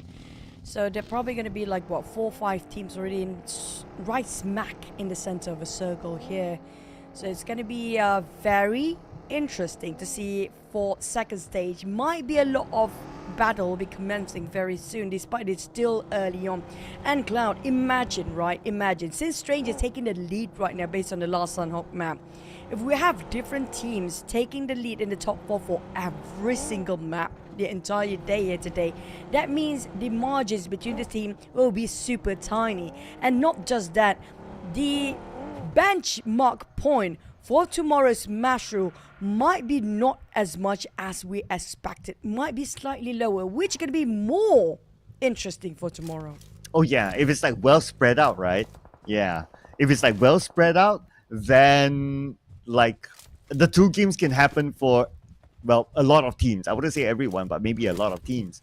But if it's like pulled up to only like, let's say 1 or 2 teams at the top, then the smash rule ending, whatever you want to call it, that might take a while, unless it is still the top 2 teams that just pulls all the point across. But I do agree with your point, is for us to have a more wholesome experience in the smash rule tomorrow, it would be nice to see like the points being well spread out, so the potential of the game to end in 2 games is much higher.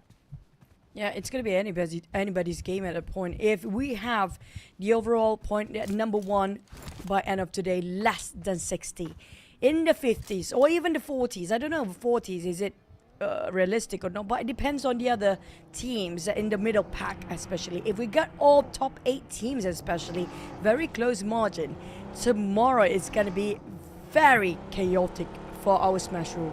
Oh yeah, and that's what we want to see, right? We want to see like more teams able to like have that spread out, able to have that goal of like, okay, we want to end this day in like 2 games. Yeah, that will be the best case scenario. And if that happens, like the second half of the page teams, there will be surely some teams that need more than 2 games to hit that match point. Then we'll see a lot more a rush to get those points here. But teams are going to rush towards the left, since it's going to be a hard left shift circle. Oh, there's going to be major thinning of crowd when it comes to this sort of transition. Thanks to this circle, everybody moving into one direction only. That's going to be going to the left of the map, all the way towards the west side. Now, this is going to be super chaos. All hell break loose when it comes to transitioning right on top of this mountain, on top of slightly on the north of Quarry. That's where all the crowd seems to be concentrated up there. There's going to be a massive 3, 4, 5-way war all around. Like this kind of circle, totally agree, it's going to be very chaotic, especially when you have lesser covers to play with. And I can imagine like a lot of teams who want to hug the left coast.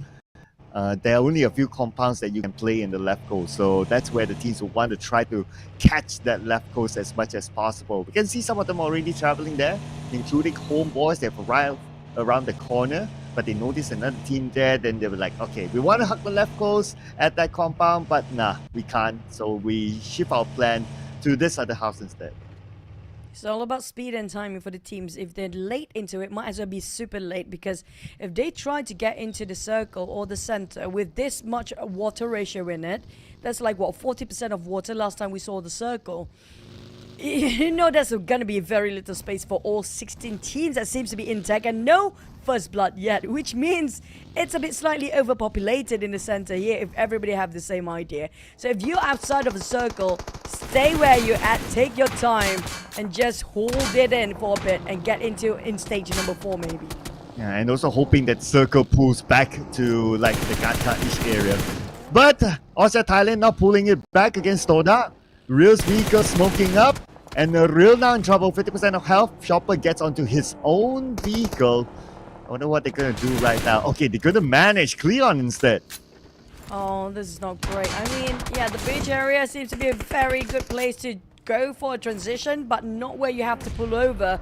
It's a clear shot for OSJA Thailand to take down one of the players of TODAK.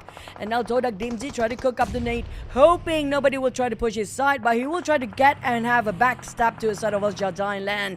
But for OSJA Thailand, they're still chasing the tails. This is what we talked about earlier. Arik is just next to them. Next is going to be Alter Ego versus VOIN Donkey. It's going to be a confrontation here. Wow, but BTR got Rosemary. He was probably the off-angle guy. Rocky now down on his knees.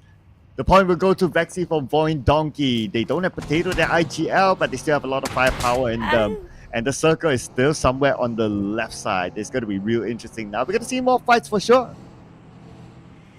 Oh man, the southern part of the teams, there's like what, 6-7 teams down there, and even DZave is willing to go for the gatekeeping role here. So same goes for CELCOMDIGI Alliance. But center, we saw last time, it was the Vampires taking right in the middle. There's also Boom, who I think is engaging with their very arch nemesis. And it's going to be Alter Ego versus Boom. It's always going to be these two against each other. But we're going to see CELCOMDIGI Alliance and RRQ this time. And Leon's knocked down by Lapa with MG3. Immediately eliminated. RRQ doing so far so good against CELCOMDIGI Alliance. Are they going to back off now? Looks like the answer is yes, and Olio will not pursue. Hazel playing a dangerous game, overpeaking there, almost entirely gets shot down. His helmet's going to break down anytime. Now he needs a replacement for that, but at least for the rest of the team is still well and healthy for the HP right now. Everything seems to be unfolding for the teams that are in the center. That's going to be Vampires for now. We don't see any kill feed coming up from Vampires. They're being super quiet, but for OSJA Thailand, they're still on the run. They were trying to hunt RQ just now, but got shot from the back. And Snape bows down to bows, but he's not eliminated yet. Could be a long-range knock. Anyway, RRQ, again, great defense for them. They scored one elimination point and they defended their compound. Moving over to BTR. The pickup is happening. Team Flash still holding around this area. They want to play the gatekeeping. I think he accidentally slid himself down. What a nade! UI is, and gonna go down in an instant. And they reverse it back with that nade toss around UI. Nobody gonna help him. Mika is there to survive and try to revive him. It's gonna be the deadly duo of Sem9. If he got nade as well, the deadly duo is gonna be dead soon. What a nade there. But let's see who will win the fight at the end of the day. Another nade sent across. Both sides recovering. Real lobs another nade. Nade! Bam! A 1 for 2. What a nice setup by TODAK just now. One by one, willingly trying to give away their bodies to save their teammate. Yuhai first, Mika second, Truxy the next one. I think Firen is just like, nope. I'm not going to take that bait out. I'm not going to save you guys. I'm going to save myself. All men for themselves. Oh yeah, he's like, sorry guys, we still need points, and we have like what, 16 teams still. Oh, it's going to be quite a tall order for Firen to hold for those precious placement points. Firen's like, I ain't doing what you guys doing. I'm not going to make the same mistake. And he tried to reposition, playing the survival game, of course, but it's going to be a lot of free points on the side of, I think it was, TODAK just now, managed to get 3 points out of 79 players, but from the pan to the fire, he walks straight into the Xavier's right now for Firen. This is bad news. Okay, takes a bullet, takes 2 bullets, 50% of health, gets into the shack. Now he can reset, recover, but position compromise. At any point of time, teams can come crashing in. They don't even have to crash in. It's going to be taken away by Vampires. Whenever they can, try to take as a third party. They managed successfully to do so. The attempt of Sem9 trying to run away did not happen. But next, VOIN Donkey or OSJA Thailand, while BTR fighting against TALON Yoru caught in the process. That's going to be Snape, the professor himself, playing his big brain games out there. So 2 rounds in a row, Sem9 0 points. Need to look at the overalls later on. But anyway, the elimination feed continues to roll, this time involving Strangers Esports lobby. The moment he arrived, NC2 was ready for him. NC2, extra careful. Slowly dictating his step while having a huge upgrade of loot based on the death boxes slaying around. A bit splitted from the rest of eArena players though. I think NC2 will be the scout and try to gain as much as information as he can get. But for BTR and TALON, this has been going on for quite a bit and quite some time. They don't want to just invest too much utilities on this fight here right now. Speaking about fight, the fight here now involves a BTR. Share the same compound without the circle. And on top of them is going to be TALON. Sata cooks up this nade. He will lob it onto the second floor, hoping to land onto someone, but nobody's at that corner. Same time, RRQ and CELCOMDIGI Alliance again at each other. Oh, what is going on? Feel like, that's just down south where Talon and BTR is right now. That's where RRQ is fighting and losing man as well. Well, CELCOMDIGI Alliance completely taken out the equation. The top two teams already ousted early. This is what we are hoping for, Cloud. And we talked about this just now. If every single map is going to be different teams taking a chicken, there's going to be a very small margin for tomorrow. Oh yeah, it's going to be insane. But let's see how insane this fight's going to be with Talon. So far, doing it against BTR. Snape have been eliminated by Boychill, and now Excel at the corner of this room, still within the smoke. Comes in with the SLK, gets one knockdown, goes into the other room. He almost get it. It's going to be Satar. Satar 1v1 and Satar wins against Excel. And Satar won it for BTR. Now, what will Boychill do?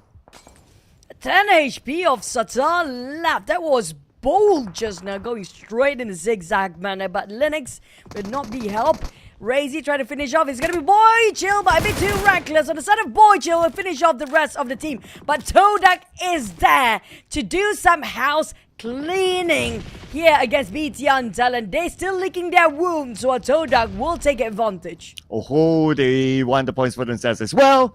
But the circle moved away from that compound. Vampire Esports now in the middle of it. Now we continue on with the fight. And Team Flash. Oh, and then the fight here happening elsewhere involving Boom Esports and Team Flash. Wipe them out. Tops spring over the off angle. Homeboys a bit busy occupied against Alter Ego. They could not give extra attention to the side of Team Flash right now. But Homeboys, the moment they pop down, oh my god, they were so close. Frankie down to 10% of HP. And this is not great news for Homeboys. They're greeted warmly and explosively by Team Flash. On the side of Frankie, that's going to be it. Back to 10% of HP. Oh my god, give Frankie a break. Well, he can take his break in the lobby now. There you go. Homeboys eliminated. We're back onto TODAK, BTR, and Talon. And look at the Blues. Put pressure to Satar and Boychill. The moment they step out, TODAK will be there. TODAK, they know they have the advantage. They know they're confident to pick up these points. 9. They managed to return on Rimsey. He's back up on his feet, but they need some time to have the full reset. But BTR and Talon, they will be sacrificed themselves towards the blue, or Boychill versus the last member of BTR versus Talon here. And that's going to be it. Boychill at least secures another point before he goes down too, but he still got plenty of mech kits. 3 more to go, but he need a vehicle. Can he find one without being gatekept by TODAK? It's going to be the big question mark. Anyway, TODAK moved away. That could buy him a lifeline. And TODAK now had to face off against Team Flash. And Tops came in with an 8 onto 9. A real will be gunned down by 90. From the other side, it's going to be a long range knock by another nade. Set by Tops again. And that is the end for TODAK. TODAK being aimed by 3 teams. There was these Xaviers, there was Vampires, and there's also Team Flash. That's brutal. They've been cornered down to a place where they cannot even have a breather. But back on the side of Talon, it's going to be last man standing. Boychill tried to fight for his survival, but he might run into Talon's play or even these Xaviers. I mean, both not great news for Boychill. Oh, not at all. And he's going towards the Xavier. Passing by, Levi's from the back. He'll finish off Boychill. That is the end of him. Number 7, 3 elimination points for Talon. We're down to 6 teams now. RQ, how many people they have left? Only 2. 1 knockdown. Hazel trying to finish off the rest of eArena, while OSJA Thailand is fighting RQ as well. RQ seems like they're meeting the fate just like TODAK. Multiple teams aiming to take them down at the same time. And here comes a nade onto Hazel. A bit of an overshot, but anyway, Hazel's not out of it yet.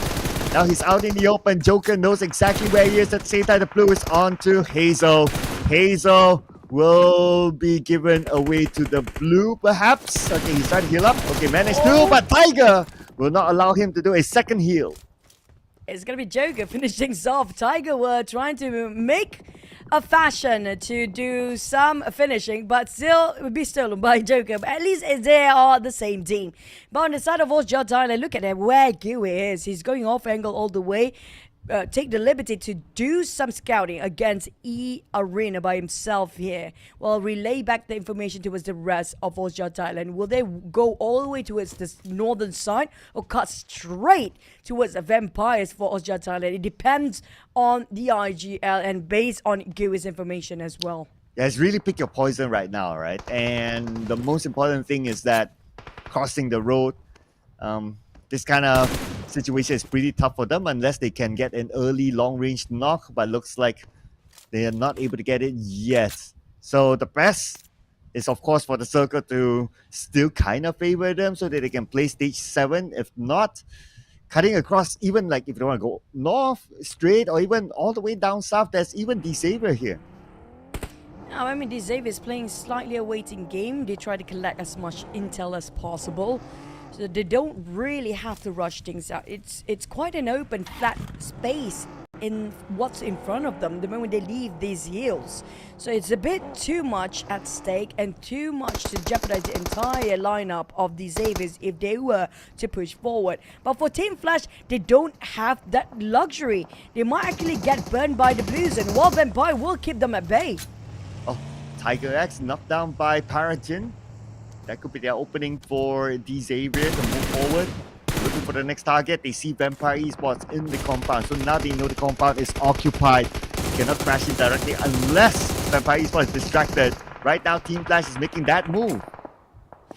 Oh, Vampires open fire. Xavier straight away aiming for them. And while Team Flash managed to squeeze in just in the nick of time, but very not healthy. They managed to reset themselves just now, but it's going to be eArena aiming them down. Vampires are aiming them down as well. Left, right, center. They're being cornered down and being sandwiched by two teams at the same time. This is not great for Team Flash, but they will try to fight for Tony K.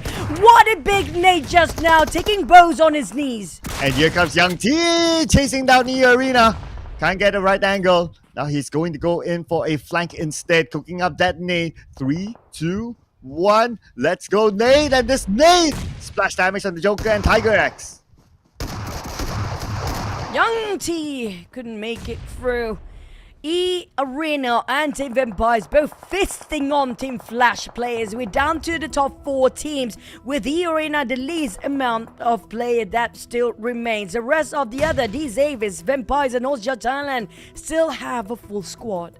Okay, so fisting it is, but that is like putting your hand up, ladies and gentlemen. eArena right now at that northern corner. The moment they step out this hill, then they might be facing off against Vampire Esports. But also, gotta give it to Xavier. Like, look at this, right? Xavier, they managed to enter the same compound, this precious compound, sharing it with Vampire, and the Circle is still there. Oh, speaking of neighbors, the two giant teams love to be neighbor at this hour. These Xaviers, how do they deal with this? Do they want to gatekeep? Do they have a truce with Vampires to just focus on the teams that need to get into the Circle? Or will they cancel each other out first? OSJA Thailand try to dictate their movement slowly and carefully, because right now, eArena is just very close. They can hear even their footsteps, even how they breathe. So Joker, how to get into the Circle unharmed? I feel like this can be tough for eArena. Oh man, it is super duper hard, right? They have to get through OSJA Thailand, and then they have to figure out how to get into the Circle. And then when they get into the Circle, it's going to be Vampire. It is the toughest situation now for OSJA Thailand. Oh man, for eArena that is. Let's see. OSJA Thailand, they're just waiting for eArena. They know that they can collect these points. This is the only hill that separates them and the visualization of Vampires, but it will not be inside of a Circle for eArena. They can push forward. There's some coverage for them based on these hills, but they cannot even pick out. But I think I agree with you. OSJA Thailand has been trying to listen to their footsteps, seems to be mirroring their footsteps and their movement here just next to each other. The moment OSJA Thailand get to be on top of this very small hill, it's a clear view as day. You can see straight Joker and Tiger where they're at. Now he was just playing the patience game now. But the zone will close soon. OSJA Thailand, at least they have this kind of like a hill, so they don't get a visual onto eArena. Same goes for eArena onto OSJA Thailand. Both of these teams, they just aim to get into the circle first and they'll figure it out later, which is okay.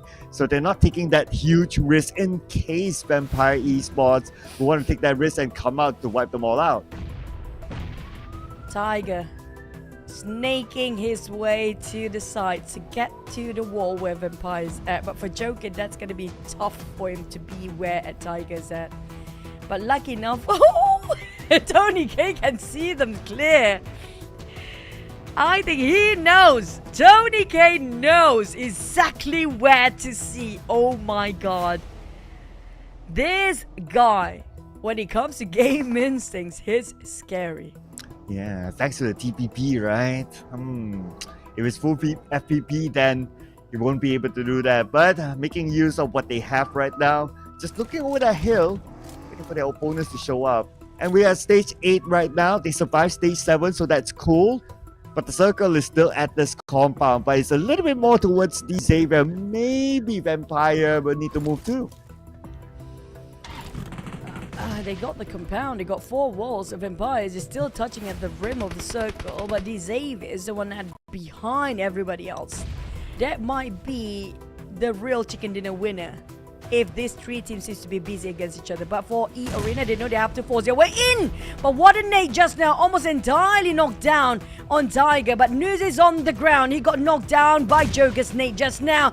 Joker got countered fired as well. Here comes the bridge. But OSJA Thailand will start to move against these Xaviers too. So it's going to be these 2 teams will be busy against each other. Here comes Struts coming out with Joker already prepared. The moment he jumps down the window. But Nate T stealing it away from the flank side. Man, D-Xavier took advantage of it, and now it's time for D-Xavier to defend their ground. Lamborghini now down on their knees.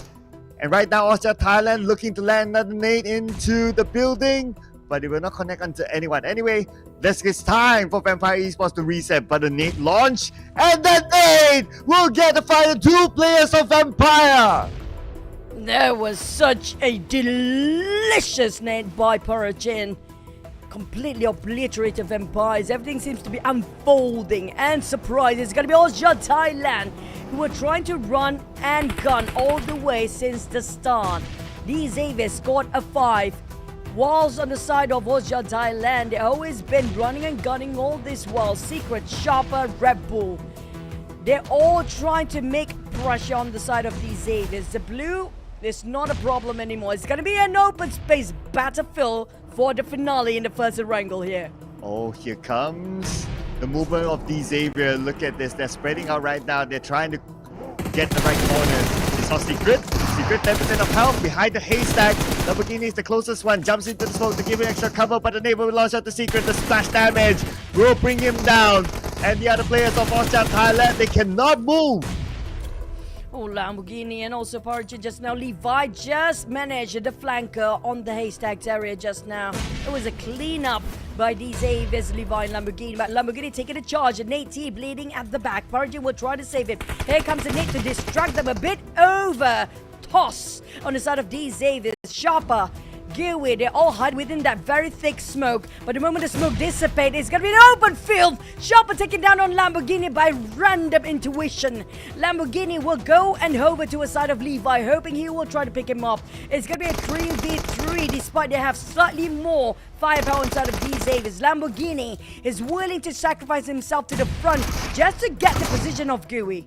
Oh, look at this. Smoke is just blinding both sides. Favor to sticky anytime soon. Anyway, Levi's now knocked down. OSJA Thailand, they're rushing in. They know they have the man advantage. They're looking for the 18 next. 18 within the smoke. Behind him is going to be Red Bull. He's well surrounded. He got Red Bull. 2 more to go for Nate. But OSJA Thailand will not allow them to get the chicken dinner. They will claim it for themselves. Welcome back, Red Bull.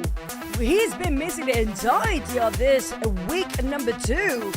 And that was against Nate T. One of the top play when it comes to week number 2 coming up from the Xaviers side as well.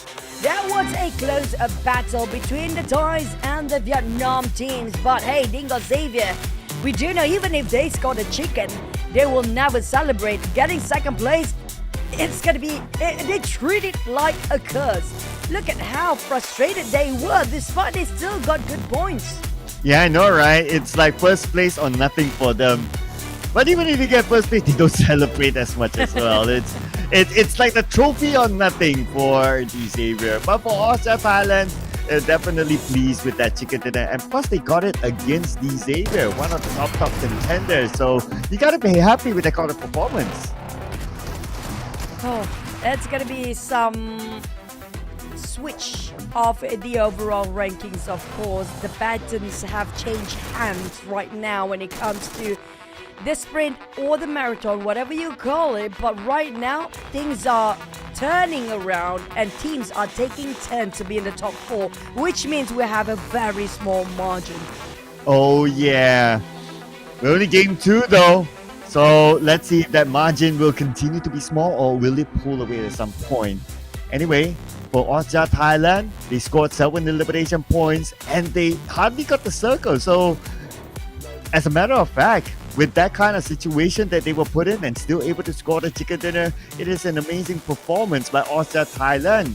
Their patience truly paid off in this round, not rushing things in, waiting for other teams to just move, and they came in later, scored the chicken dinner, 17 points in the bag. I mean, you can't complain about OSJA Thailand and their performance this round. This is a good round here for OSJA Thailand with players like Red Bull coming in with a lot of damage as well. 709. He's surely going to be the MVP for OSJA Thailand. Man, we got to see more of this in this highlight.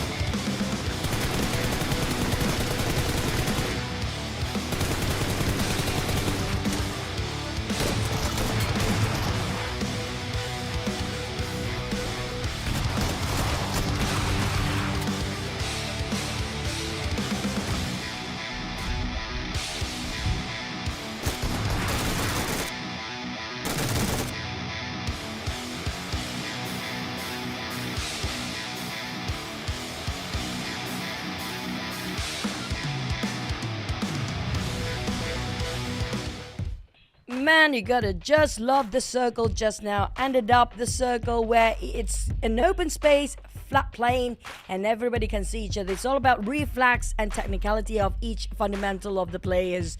But for OSJA Thailand, they're taking the lead this time. Team Flash taking another humongous amount of traveling distance down there in the 50,000s. But when it comes to damage wise, you have to give it to eArena. They have the most damage out of the 4 teams here.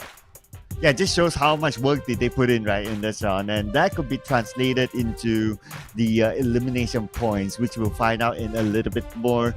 Interesting enough, Vampire Esports is not part of our top 4 teams. I guess because that's the downside of you like getting that circle towards the end. That's cool, you can survive, but you don't gain those elimination points, and that allowed other teams like what we can see here on screen to catch up with them in terms of points. And speaking about the points, we'll check that out later because we gotta give the crown to Red Bull as the MVP. It's been a while we don't see Red Bull as the MVP. Finally, he's coming back when time really needed him to be stepping up the occasion. And he shows you what he made of. It reminded the rest of the Thai region teams that he's here to take it away with this MVP, 709 damage. But didn't tally up with those eliminations. I mean, he's been trying to take away all the points, but been stolen by a lot of teams because of how everything seems to be concentrated. But like you mentioned before, Vampires, I think one of the many reasons was because they were staying indoors. We talked about this before, that how you cannot gain too much information when you're staying indoors. Yeah, so they gained 11 points, which is not too shabby, I must say. So that's fine. But of course, it could be better with more opportunities to gain elimination points. But anyway, 11 points, nothing to complain about. BTR, the only team on page number 1 to be up here without any rank points. And it's all through their early eliminations. 5 of them, in fact, to bring them to number 7. Followed by TALON, the newcomers in the Super Weekend with 4 points. Change of hands when it comes to CELCOMDIGI Alliance. They got themselves in the top 4 before. This means that it's gonna be a very wild Super Weekend, because CELCOMDIGI Alliance Strangers Esports, who got himself the chicken previously. I don't know, is this the curse that always been going when it comes to Super Weekend or not?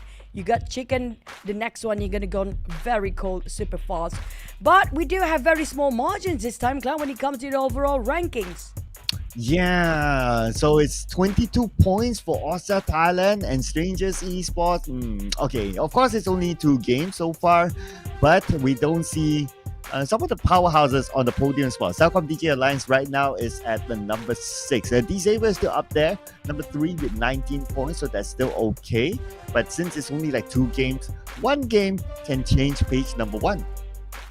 Yep, a saying goes, for 1 game can change page number 2 here. Despite their points, it's not as much as what we saw in the top 8. But due to in the 20s as the first place just now, it's still within their reach, including Sam9. Now, Sam9 did not gain any point across the entirety of 2 maps just now. And Boom only get, 0.5 points average per map. But it's still 2 maps. We can still be brutally honest, because Super Weekend, when it comes to the map, it won't be as much.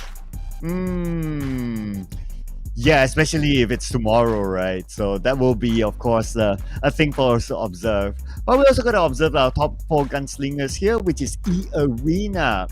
About 700 away from Team Flash, 2,440 followed by Team Flash, and then we have D-Savior and Vampire Esports. I believe majority of the damage output by Vampire Esports could be from the Sanhok match, since they were in a brawl earlier on. But that is it for the first 2 games. So both by the Thai region, first by Strangers Esports, second by OSJA Thailand, and one more Erangel before the break. I mean, eArena seems to be very close of closing that game as well just now. We might actually see 4 Thai teams up here if we put in eArena and also Vampires, if they're willing to continue the streak of the same flag. But we do know that it might be changing hands and regions as well, because everybody try to catch up each other. But you guys need to catch up on the latest update, which already dropped it back yesterday. Oh yeah, have you catched this? Not yet? Better do it right now before the next game. This is the Golden Moon update in conjunction with the 7th anniversary of PUBG Mobile, and by downloading this and getting into the game, you will be able to collect the Times token and you can redeem the Camel Super Fan Set for free. At the same time, you can try out the Desert Bowl, which is one of the events inside the game. And if you do that, to put out some content, don't forget to hashtag PUBGM370, hashtag Golden Moon 2025, and also hashtag PUBG Mobile, because we would like to see what are your own new discoveries with this new update. And also, we are super thrilled to announce that PUBG Mobile will be collaborating, and already collaborating for some time, for 7 years now. And Alan Walker is back. He was there the first year, and he will be here again for the 7th year, based on our special 7th anniversary music collaboration. Let's re-welcome our great DJ and musical genius, Alan Walker, with the first track, Faded. If you guys happen to be walking the very nostalgic memory lane down there, you know what's going to be track 2 be. I don't know about track 3, so I'm looking forward for what track 2 will be. If you guys know any idea, do drop in the comment section below, because right now we also want to know how much will be the benchmark point when it comes to this match rule tomorrow. Yes, that will set the bar. Plus 10, of course. But coming back to our prediction. So far, the ones that got the chicken dinner is not in our prediction. I wonder, is it a part of the caster's curse thing, or it just so happened, It's always this conversation of like, Do we want to put them in? Do we not want to put them in? Well, we got to do what we do, right? Hey, at this level, I feel like it's everybody's game, you know. We can say a legacy name like Vampire, Xavier's, and CELCOMDIGI Alliance, each of them coming up from different region, and they are the powerhouse for that region. But right now, we can see a different level of standard when it comes to this PMSL 2025 Southeast Asia Spring Split. Everybody just seems to be better and better across the entirety, a very short span of 3 weeks. I mean, like, it's just 2 weeks now. We're heading to the week number 3. We used to have like long leaks, but we don't see as much growth. But this time, everybody seems like pushing a fast forward button when it comes to their progress. Yeah, just because of the format, it's a fast forward format, right? 2 weeks and we're already in the grand finals, and the season is done. And we'll be looking forward to the next season. Where will it be? When will it be? Well, you got to stay tuned to PUBG Mobile Esports. Don't forget to follow the social medias of PUBG Mobile Esports for future updates. There could be even a PMNC before the next season, according to the esports calendar launched earlier this year. So that's something that you want to keep an eye on as well, because that potentially might bring new talent to the next season's PUBG Mobile or PMSL. I love new blood into this. They always bring something very fresh. Like, I mean, like, they're not playing. I have to give it the shout out when it comes to fresh blood, like Canary from FaZe Clan. You know, he might be a superstar in the making, because we see all these new rookie or new players coming into the scene here right now offers something very fresh, very different, and very bold. They are reckless, they are daring, they just don't think too much compared to the veteran players that we have today. Like example, Boom. It's unusual to see Boom being a holdback at this extent. Same goes for Alter Ego. Yeah, Alter Ego, glad that you brought that name up, right? Like game number 2, we saw an early elimination for Alter Ego. They were caught with many teams. The Sanhok match was just okay for them. Like it's not the Alter Ego that I believe a lot of fans would expect, and the fact that they missed out on the first week Super Weekend, Alter Ego, they have to do double time. Make it quadruple time, because right now we see them sinking down and they are drowning. It's like the best case scenario to sing them a song right now is "Where Are You Now?" Is that a clue? That's definitely a clue dropping for you guys. Okay, I see that. I see what you did there. Yeah, that's a clue, people. Again, if you know the title, you can put it in the comment section, because we like to find out like how many of you do know, right? And if there are many of you that actually put it in, then we know that you guys are OGs from back in the day. OG or not OG, we do know this Super Weekend will be very challenging to every single individual involved in the PMSL South Asia right now, because it's very new. It's super new, so everybody super excited, anticipating, nervous, every single feeling. It's a mixed feelings to have to face a different rule with a Super Weekend. But you know what? Joker has been stepping up his game as well. His damage output compared to all the other players quite high when it comes to today. Yeah, and he even shows up at the second place when it comes to the match rescue in the last game, that is. So twice he has saved his teammate. And speaking about his teammate, okay, looks like Tiger X is the utility guy. 24 throwables used in that round, and eArena is just everywhere. Again, Joker, he was the grenade eliminator. Wow, two eliminations by grenades. That's cool. I feel like the real underdog, I agree with the chat. Speaking of underdogs here, it's going to be OSJA Thailand. And also, I think it's going to be eArena. Now, eArena, you can see every single stat just now. There will be Joker popping his stats there everywhere. So this is going to be the team that not being expected by any teams at all when it comes to the surprise attack. For the teams, especially the legacy ones, the powerhouses, the Xavier's, CELCOMDIGI Alliance, and Vampire, they definitely are aware about these underdog teams with their sudden surprise attack. Yeah, I mean, they did show a good performance as well. Though, no chicken dinner yet, but they definitely know what they're doing. So you got to be careful of eArena. I mean, they do have players with experience as well, like Tiger X and so on and so forth. Even Joker. They, long story short, came through PMNC, acquired a team and all that, and now they are up here again. So coming in with the experience that they have, they know how to deal the situation among these big teams. Speaking of big teams, I think we can just eliminate the rookie title now, because even though they are quite new and the first time in this tournament, they show they are more than capable to take all the Titans down. Now it's gonna be the second Erangel before we head into some extended break. Buckle up, ladies and gents, we're heading into another rowdy Erangel.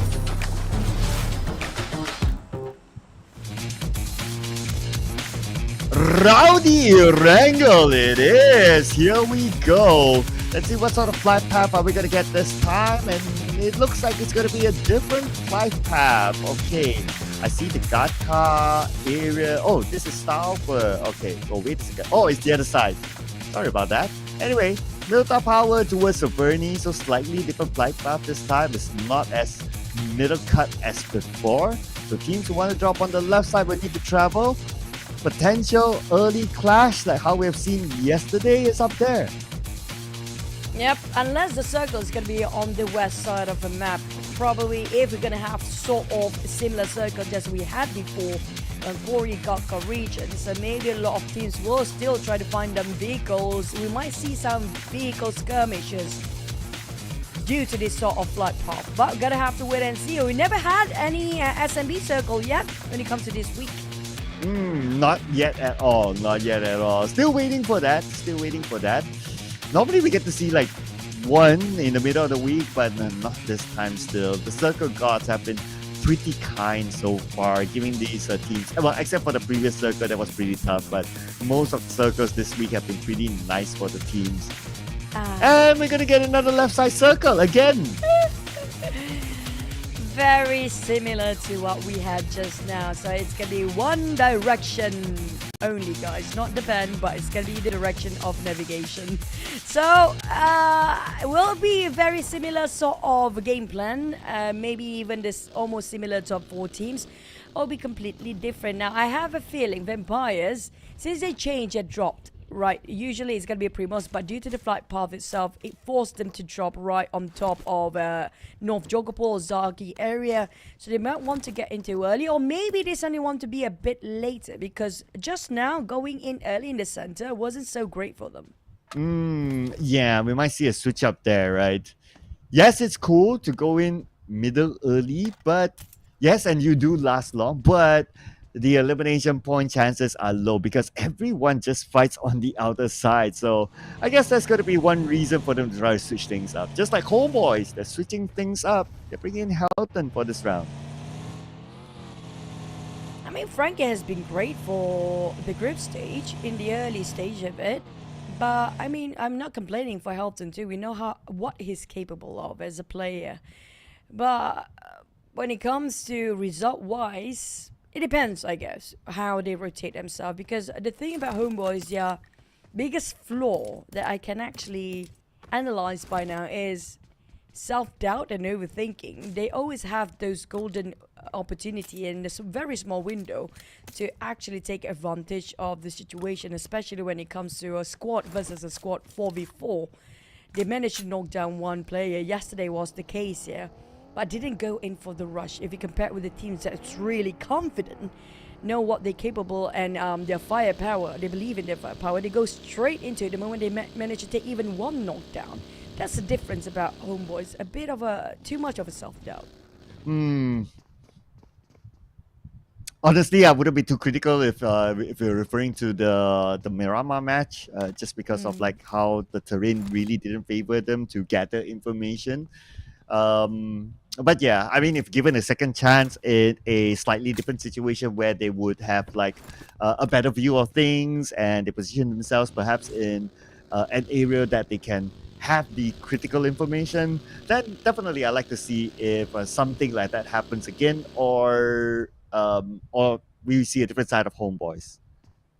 Maybe the information, the lack of information, that's what holding them back all the way for yesterday. Hopefully today, you know what, they will try to really improve on this section of getting information, because today is all about information that we saw early on, how things just trumping over another team based on what they can see, and just communication wise have to be super fast. But when it comes to the circle, Cloud, it means that we might actually have another thinning of crowd, possibly around Pochinki area again. It depends on the next stage of the circle. If you just go to the left again, just like we saw early on, then perhaps stage 3 and 4, we probably gonna have too many team fight. That when it comes to stage number 6, probably gonna be having with 6 teams or less than that.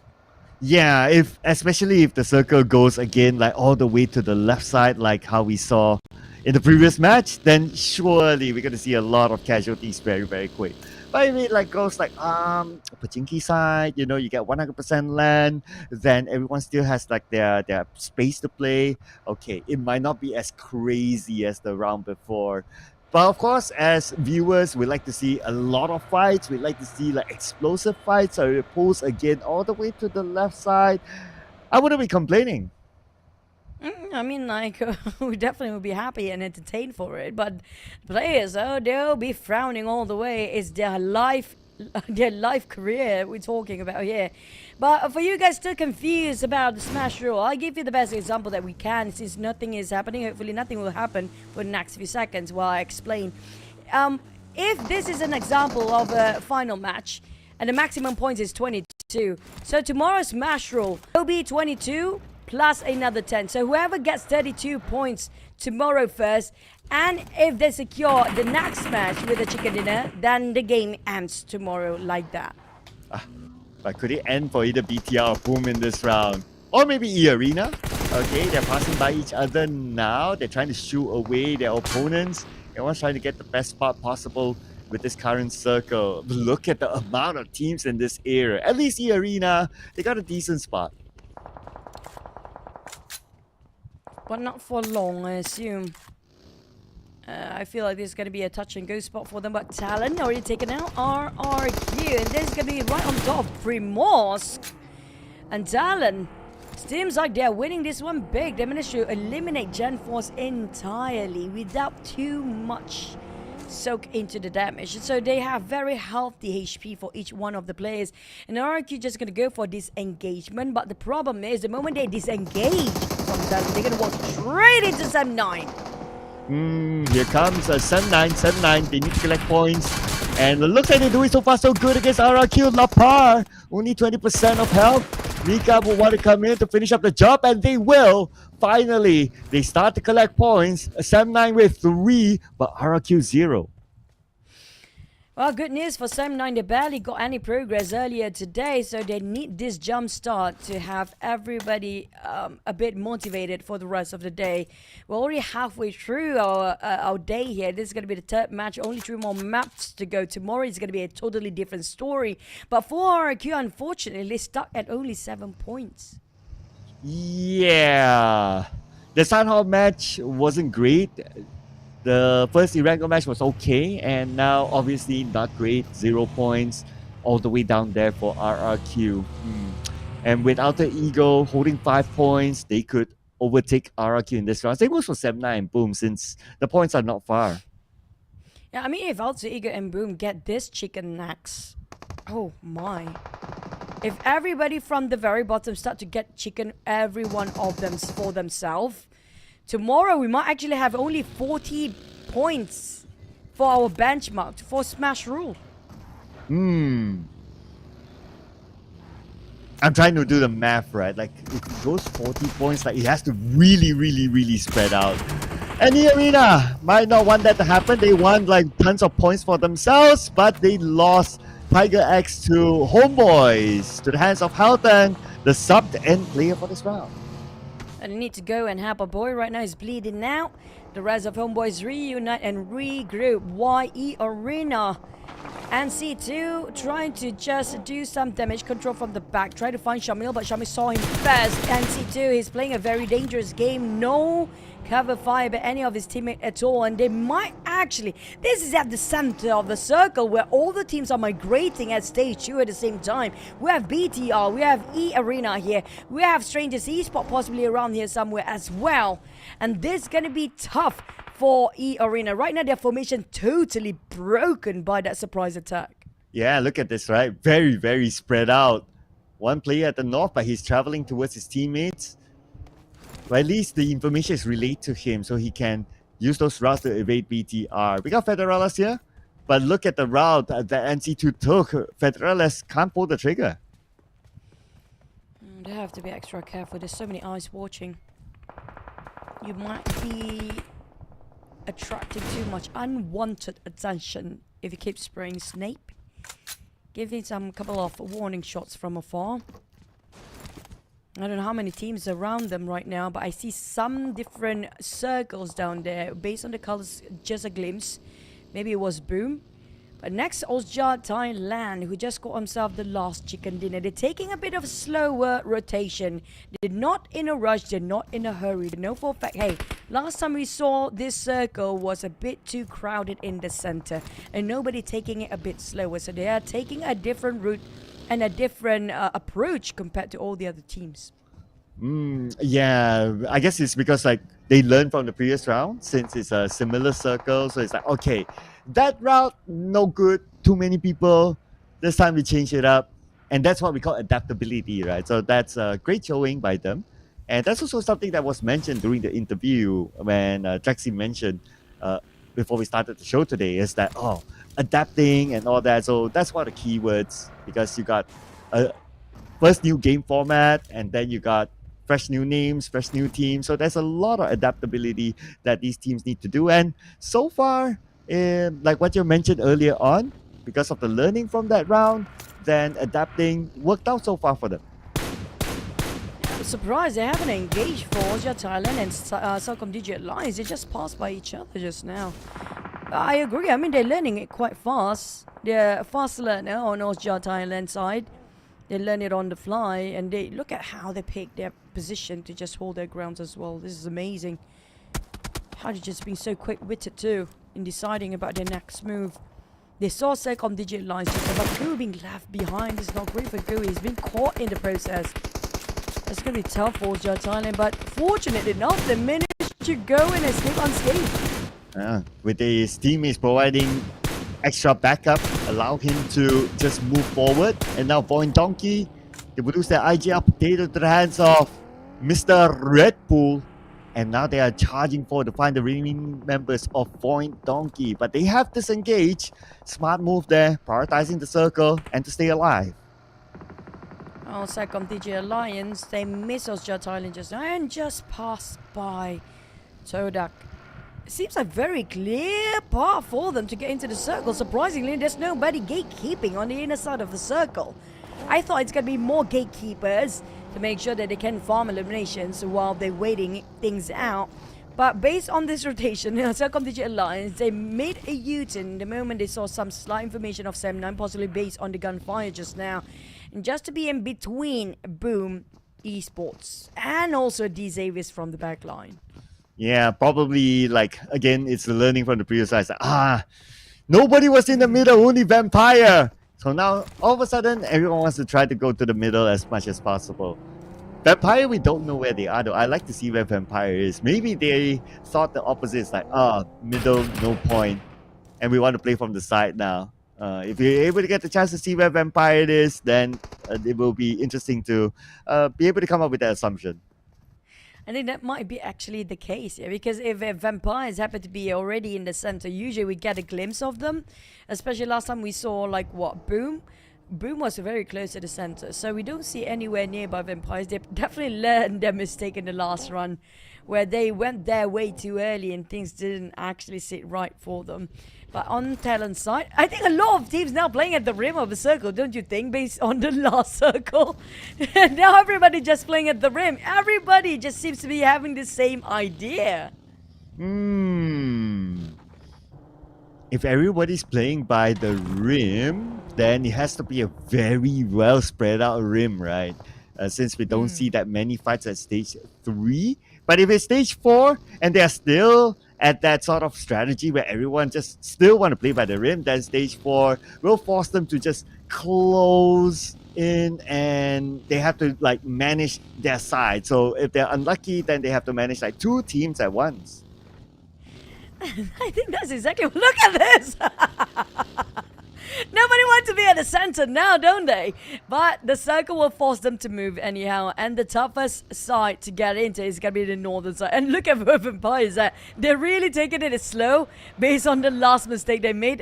Now everybody's doing the same thing. Funny enough, all the teams seems to be synchronizing when it comes to the mental state and their mindset, including Homeboys and Strangers as well. But this is going to be tough for Strangers and Homeboys because last we saw on the right side of the circle, and especially slightly on the north, there'll be too many teams that will have the same idea to pass through these teams. Oh, Secret didn't make it though. Seda got him on the ground, but not eliminated yet. Okay, let's see what's going to happen to Secret. So far, no follow-up. Could be a long-range one, and he will be up back soon. Now we have it on screen. Okay, VOIN Donkey, OSJA, Thailand, round 2. It's gonna be no third party unless if Semna want to butt into this. Vaxi got himself 4 bullets, managed to reload. Now going in against OSJA. Now will the chicken gone cold again? It feels like the curse is activated right now, but at least Red Bull is fighting back. Gooey now with a shotgun. Got himself right on top of the place. Avoid Donkey, but a bit dangerous by himself there. Playing ring around the rosy around this rock and a buggy as covers.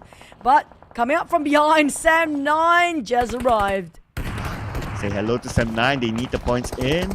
Vampire Esports, they're just shooting VOIN Donkey from behind. Okay, here comes Sam9 as well. Anyway, Vampire, oh man, so many teams. They just want this hill all of a sudden. And Red Bull! Nice play with SLK. Now switches to an M4. He wants to finish off Nuzi. Nuzi's on the lower ground. Nuzi, where is he gonna go now? The blue is right behind him. Red Bull can finish him off easily, sending him back down. But who? Who came? Tony K showed up at the right timing. But no joke about Red Bull, he's really broken the entirety of Vampires just now. Oh my god. That was some monstrosity by Red Bull. We saw how he fought his life down there, gridded rest of Vampires brutally. But next we're shifting over from Vampires versus Red Bull and the rest of OSJA Thailand back to TODAK versus TALON next. Until Sam9 had to show up as well. I wonder what happened towards the end there, because we switch over now to TODAK. It's on the outside circle, and in front of them is going to be TALON and none other than D Xavier, who has this compound now. They're going to gatekeep these 2 teams from coming in. Oh, TODAK. I think they try to take it as slow as they can. They don't want to go in way too early, but they will be gatekept by D Xaviers. It's Nate T that we're talking about. Alter Ego breeding a CELCOMDIGI lines with some bombardments by both sides here. Exchange of hands when it comes to hand grenade. Nothing seems to be connecting yet, but D Xavier is taking on TALON right now. Rosemary knock on the ground by TALON. Where did that shot come from all the way by TALON's side? And that was TALON's last player too, Linux. Well, Alter Ego striving to keep the boat afloat. It's gonna be a multiple angle war for them. That's everywhere. The bullets flying from everywhere. And off now, flying the bullets onto TALON on the other side.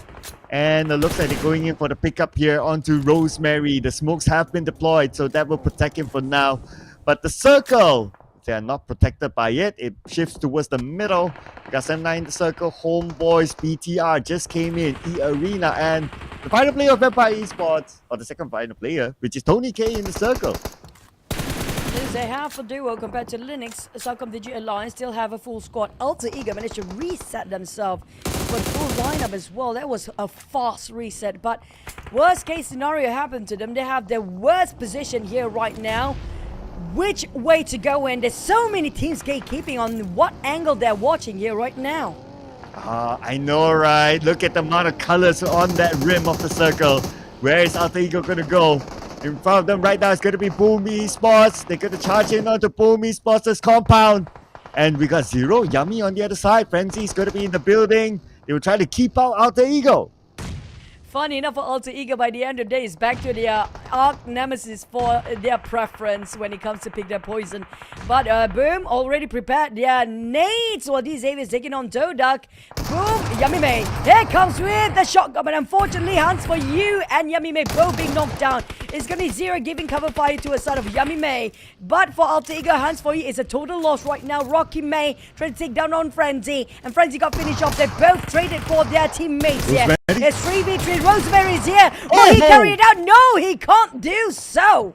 Oh, looks like the answer is no, but here comes Rocky. Rocky has to do it for the team right now. Zero is pretty low. It should be an easy one for Rocky. But Bombit comes from behind. Oh, man. Oh, wait. Strangers Esports is there too. Oh, speaking of third party all around, it's all the orange ones coming in together.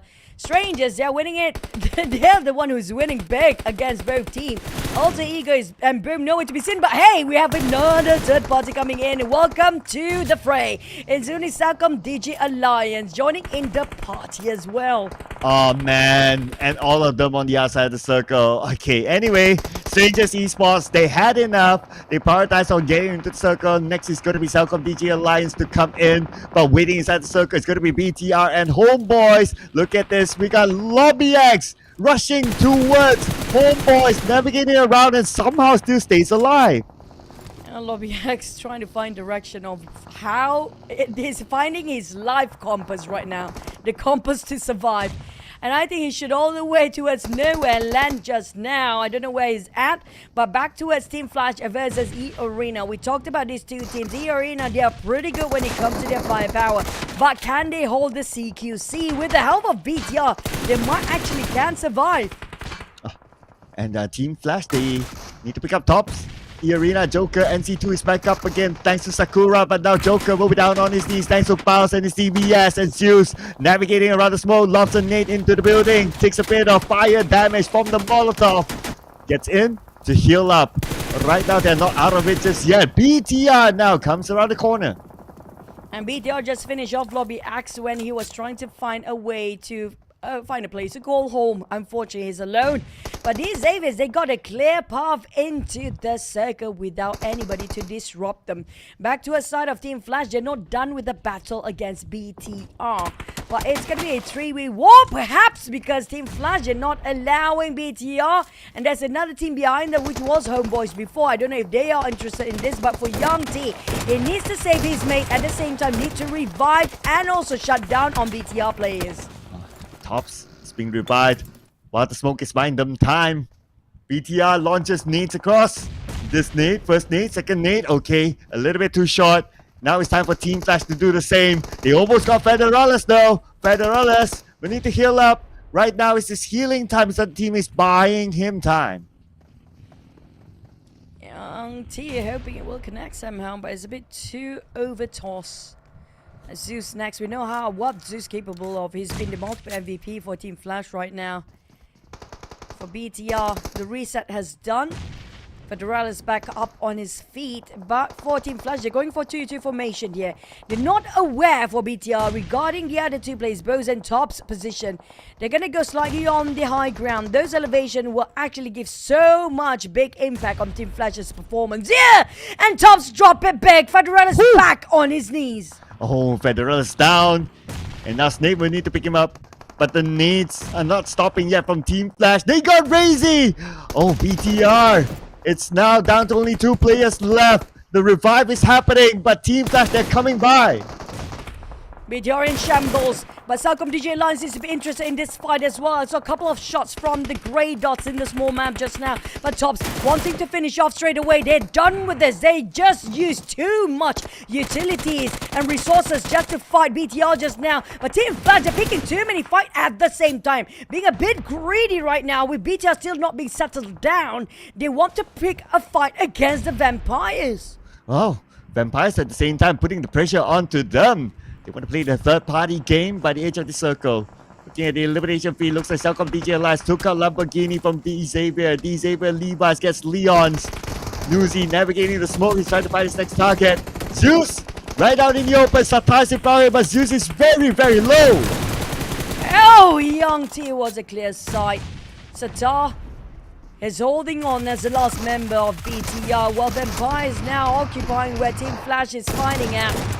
Zeus being knocked down as well. Nate taking on CELCOMDIGI Alliance. Seems like CELCOMDIGI Alliance will be in this fray as well, or not yet. Vampires, Newsy will picked up on 20k. Heavy casualty. And now Sam9 with a full squad. The rest of them only have 1 or 2 players. And this is what we're hoping for. And 10 eliminations on these Xavier's side. Ooh, make that a total of 11 now for these Xavier. But they're not out of it yet. Okay, Nuzi's picking out Tony K. At the same time, we can see on the mini screen, these Xavier is picking a fight right now. But are they able to survive this? Oh man, 2 fights happening at the same time right now. We're going to put focus on the Xavier. Nate eliminated by Sam9. Sam9 at the very bottom before, and now will take the lead if they can score themselves the chicken dinner. It's down to 2v1 v4 if Sam9 can reset their 4th player, but Vampires, they only have a duo. Well, BTR lost a member. That's going to be Satar, who's been holding on and still managed to execute a couple of players, but he's running low with his bullet. Can he find any upgrade? Can he find any resources to replenish his ammunition? Oh, here comes Nuzi from afar. Satar eliminated by Yuhai. Looks like it's going to be Vampire Esports versus Sam9. 2v4. Looking good now for Sam9. This is the bounce back moment here. They want to score this chicken dinner for themselves. Recover from their last 2 games. Being boxed in everywhere, left, right, center, surrounded by Sam9 players. Newsy, the last member standing, and that's gonna be it! And not yet, Newsy still fight! And Sam9 from the very bottom, taking the lead with this chicken dinner. Will push themselves in the top 5 now. It depends on how much their eliminations will be. And this is what they feared for the players. The bottom teams changing hands and winning the chicken dinner. Oh yeah, and that means the points again might be spread out because you got like one of the bottom teams getting the chicken dinner. Oh man, the map is just killing me right now. But Sam9 scoring this chicken dinner is crucial for them to regain their motivation, their momentum, and of course the fans as well, the trust of the fans. Sam9 needed this chicken dinner before the break. Oh man, Sam9 was at 15th place before that chicken happened, starting off with only 5 points. If this keeps on going, the teams at the very bottom start to come back one by one. I'm not surprised. There's a chance we have less than 50 points for a benchmark in the Smash rule tomorrow. Well, we need to look at the overall soon here. Right now, Sam9, let's see here, 11 eliminations by Sam9. So that's 21 points collected by them. And the one that comes up with the most damage, of course, it has to be Yuhai, 473. Definitely going to be our MVP with his favorite weapon, D-Scar L. Viren, the odd one out with a DBS, a shotgun as compared to the others. Trexie with a traditional M4 as his favorite weapon. The IGL himself also contributing to the numbers, the damage, the eliminations, the throwables, the damage received, everything. Why don't we check out the highlights?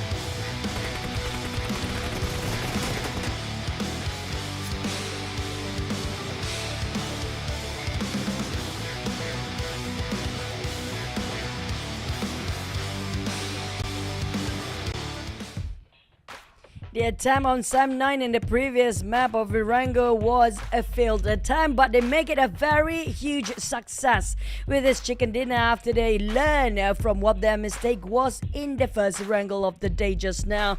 But coming in with 1,410 damage, they still managed to score the chicken compared to D Xaviers and Team Flash. Look at the damage output.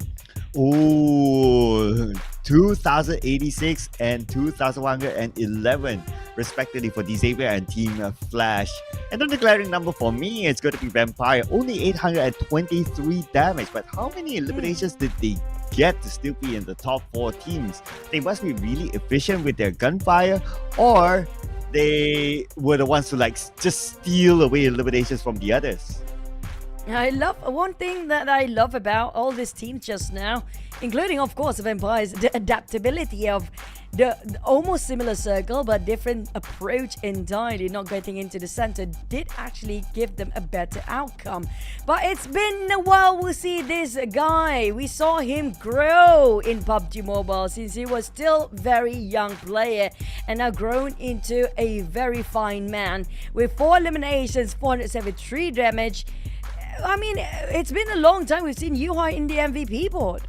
Yeah, it's been a while, and of course, to warrant yourself into the MVP, your team has to score the chicken dinner, right? So that's going to be one thing as well. And glad that he's back up here for Sam 9 as the MVP this round. So that's 21 points for Sam 9, the Xavier 14, Vampire Esports. Wow, despite a low amount of damage, still able to score 7 eliminations. That's nice for Vampire. 13 points, Team Flash 10 points, and that's our top 4 teams with a double digit. Now, the only one that's going to take the lead, I assume, is going to be the Xaviers, because they are the one of the most consistent by far if you compare all 3 matches or 3 maps we had early on. But unfortunately for eArena, their firepower is great, but always caught himself in like a 3, 4, 5-way battle almost all the time. Yeah, and because of that, this round, no points for eArena. When they were looking like, this team, maybe the underdog team can make it, but no points this time. Anyway, the overall ranking, so it's still going to be the Xavier up there at 33 points, followed by Team Flash 28 points. But of course, it's only 3 games, so the points are really, really close. It dwindles down to OSJA Thailand 26, Vampire 27, Stranger 24, CELCOMDIGI Alliance 23, so one good game can shoot any of these teams up there, including Sam 9. Welcome to the 20-point mark bracket. The funny thing is, the top 3 teams, none of them actually score any chicken yet, but due to their consistency have balanced out their eliminations and positioning. Well, they know what they are doing and they are perfectly fine and well done with it. But the one that I have to look over, it's going to be if for the next few maps, RIQ, Boom and Alter Ego scored chicken each of them. Now we're probably going to have a very close margin. Everybody probably going to be around their 40s or 30s point in the first page too. Yeah, to make our theory come true, so like the bottom teams, Homeboys, Alter Ego, RQ, Boom, these teams, they score the chicken dinner the next, and then it switched back to the next who is the lowest team score the chicken dinner, and so on and so forth towards the end. Then that will be our theoretically our best spread of the points to make that margin as small as possible, to make tomorrow really, really interesting, ladies and gentlemen. But that's the points for now, because these teams, they are going to take an extended break, and we have seen the extended break how it changed some teams after their meals or their long chats. Now, some of the teams will break themselves during the break for the entirety of the day, and some of them just have to be well reformed after the break. So we're gonna have to wait and see, will this still carry out the momentum? Because just now, Cloud, we saw the teams at the very bottom are the teams that still capable of taking that chicken dinner, because these are the teams that used to be champions down there. Yeah, I know, right? Big names down there, so I'm sure the fans are kind of surprised. But no surprise, because we're heading to a break. Happy Iftar, everyone. We'll see you after this extended one.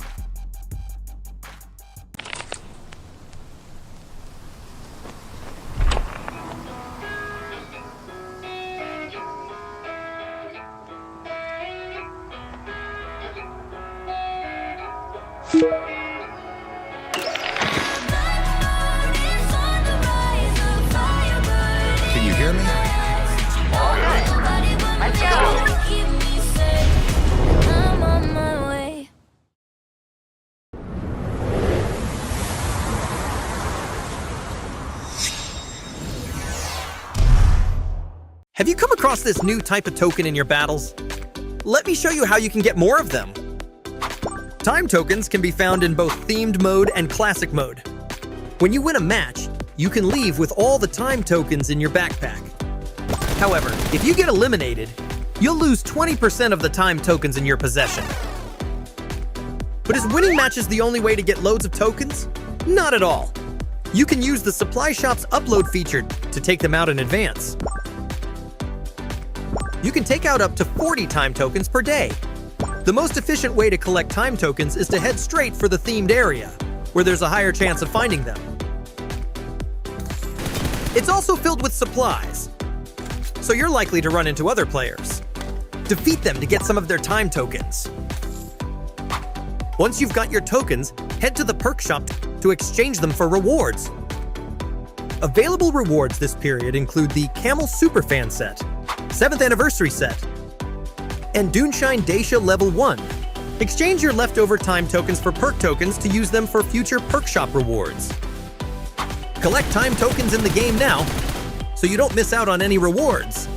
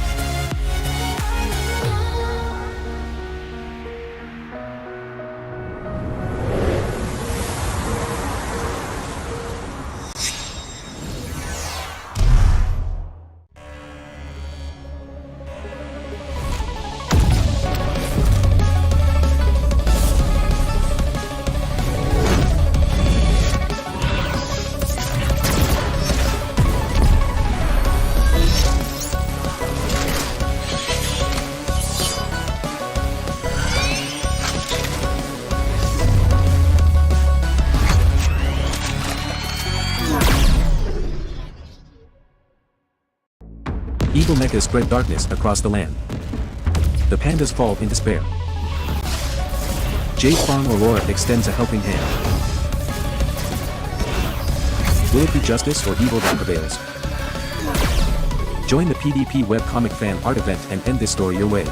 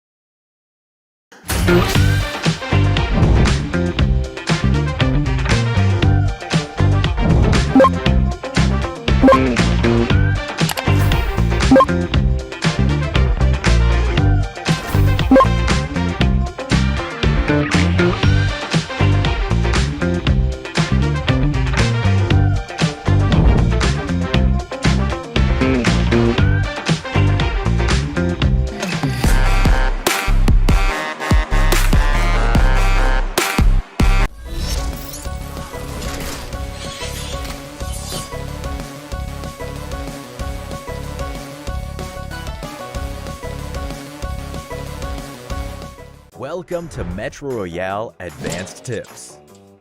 Other than your equipment, your position is also key to determining the outcome of your fight. Understanding the buildings and terrain of each map will provide you with an advantage. Each of the 4 Metro Royale maps have unique environmental features. Frontline Confrontation features a mostly flat terrain, with items such as haystacks and trees in the wild that can be used as cover when exploring the map. They can also be used to ambush enemies. The old blockade zone is quite similar to Frontline Confrontation, but there are less buildings that can serve as cover, and more undulating slopes. The height difference of the slopes can be used to your advantage, like having a good vantage point for a strategic attack. Misty Port's environment is more complicated, with smaller resource points that are more scattered. There are more high slopes in the area that provide a great view of the resource points, making it ideal for strategic maneuvers. Compared to the other maps, the Arctic base map is much larger, with larger resource areas that make it harder to observe the situation. Therefore, when scavenging for supplies in these areas, be aware of enemy attacks, especially when taking on a boss. After entering a resource area, it becomes evident that the environment affects battle outcomes. Take, for example, Battle Line on the Frontline Confrontation map. The buildings have 2 levels with tight interiors, with only one way up to the second level. It's easy to guard, but hard to attack. Simply charging in is not a wise strategy. The best way is to use a throwable to force the enemy off the second floor. But this strategy cannot be used for the base at the old blockade zone. While both floors also have tight interiors, the top floor where the boss is located is very spacious, so the throwable strategy will not work. As such, when facing enemies on the top floor at the base, it's not wise to attack unless you're very confident.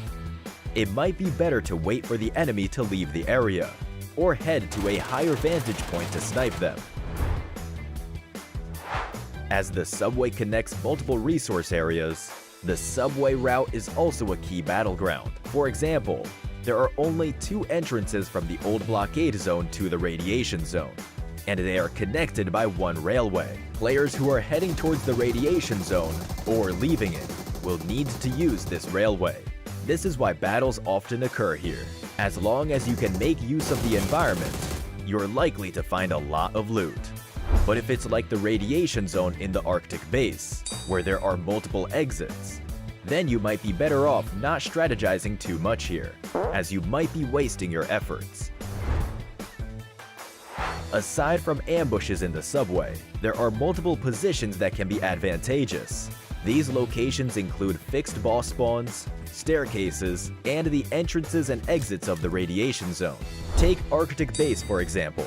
You can lay and wait at the main entrance of Missile Silo or near the exit inside the subway. With the amount of resources available, people are bound to enter and exit, making it the perfect place to employ an ambush strategy. Also, take note of the boss's spawn location. There may be other players coming to challenge the boss. If you hear intense gunfire, that should mean other players are tackling the boss. A surprise attack at this moment might achieve unexpected results. Also, don't ignore those unassuming staircases. You're likely more vulnerable when going up the stairs, and cannot effectively fend off attacks from above. It's best to observe the area before you head up the stairs. Of course, you can still make use of these positions to deal fatal blows to the enemy. If tactical use of terrain is not your style, you can instead choose to attack from more advantageous positions. For example, launch silo in the radiation zone of Arctic Base. The area offers no cover for the supply crates around. Players must expose themselves if they wish to open the crates. So if you hear gunfire at launch silo, that's when you can launch your attack. That's all for this guide on environmental combat. Head to Metro Royale now to put these tips to the test.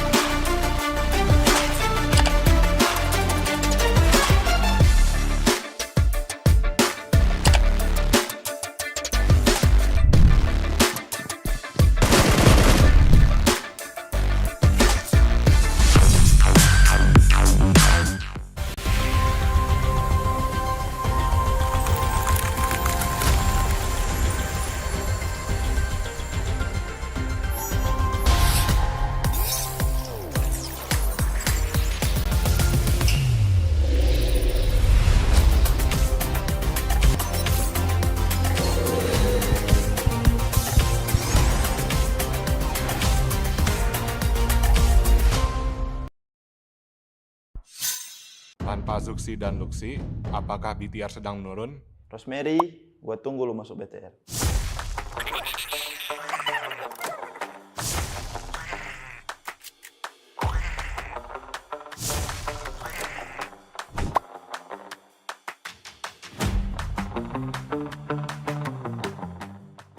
Kalau dari gue sih Rosemary sih. Karena sama-sama dari Manado juga, terus jago kan. MVP, juara PMSL SEA. Mungkin kalau masuk BTR bisa juara bareng dunia. Rosemary, gue tunggu lu masuk BTR. Bagi saya lah, player yang patut dengan saya ni orang macam Olio. Olio ni dia boleh backup saya dan saya boleh buat kerja depan. Lagi senang lah untuk tim gerak. So ketambahan adik Luke pun dah cukup untuk satu tim. Tham quá thì em chọn Tony Cây kìa. Đã được chọn thì mình chọn người bắn hay nhất, sát cánh và đồng hành. Welcome to Tony Cây. ก็ขอโทษด้วยนะครับที่ผมไม่ได้เลือกคุณนะครับดีเอ็กลีวาแต่ว่าผมเลือกซาต้าแทนครับ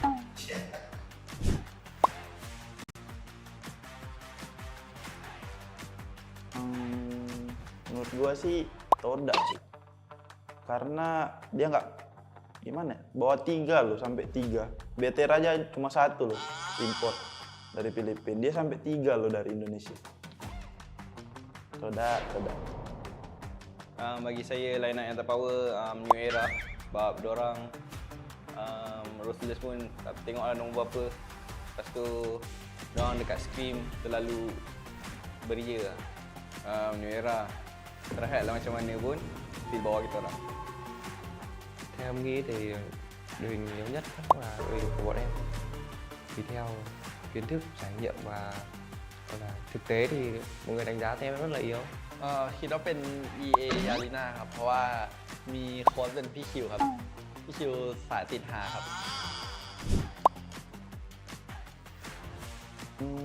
Untuk yakin sih ya masih sama kayak tahun lalu lah, 100%. Mungkin tahun ini bisa lebih lagi, 1000 mungkin, karena benar-benar baru kan, tersisa aku doang di BTR, jadi ya the new jalan baru juga. Jadi pengen benar-benar buktiin lah kalau bisa kasih piala ke BIGETRON, bahkan bisa jadi tim yang dominasi. First kali kita sebagai manusia kita tak boleh berharap sangat kepada itu, cuma kita harus ada mentaliti yang untuk juara, so senanglah sikit untuk menyedapkan hati dan mental yang kuat sebelum turnamen. Theo bọn em nghĩ thì tuần đầu tiên bọn em phải cần phải cố gắng về mặt điểm, cũng như là xem các đội hình của các team khác bắn như thế nào, bọn em học hỏi và rút ra kinh nghiệm và sẽ gọi là đặt ra một cái chiến thuật gì đấy gọi cho hiệu quả để tuần sau cố gắng và bứt điểm. ก็คาดหวังได้ครับเพราะว่าผมมองว่าทีมเราก็กำลังมาดีอยู่ครับแล้วก็ปรับเปลี่ยนผู้เล่นมาก็ถามว่ามีปัญหาไหมก็ไม่ได้มีผลมากมายขนาดนั้นครับแล้วก็อีกอย่างทีมเราปรับตัวกันได้ไวด้วยครับ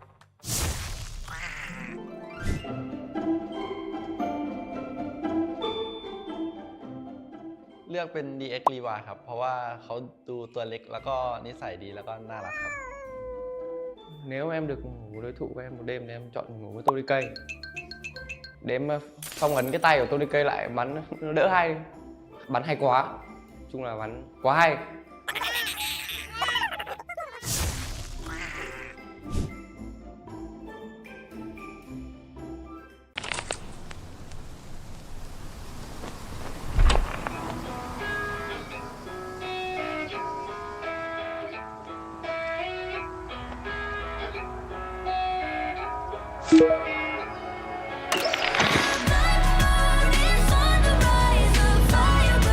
Can you hear me?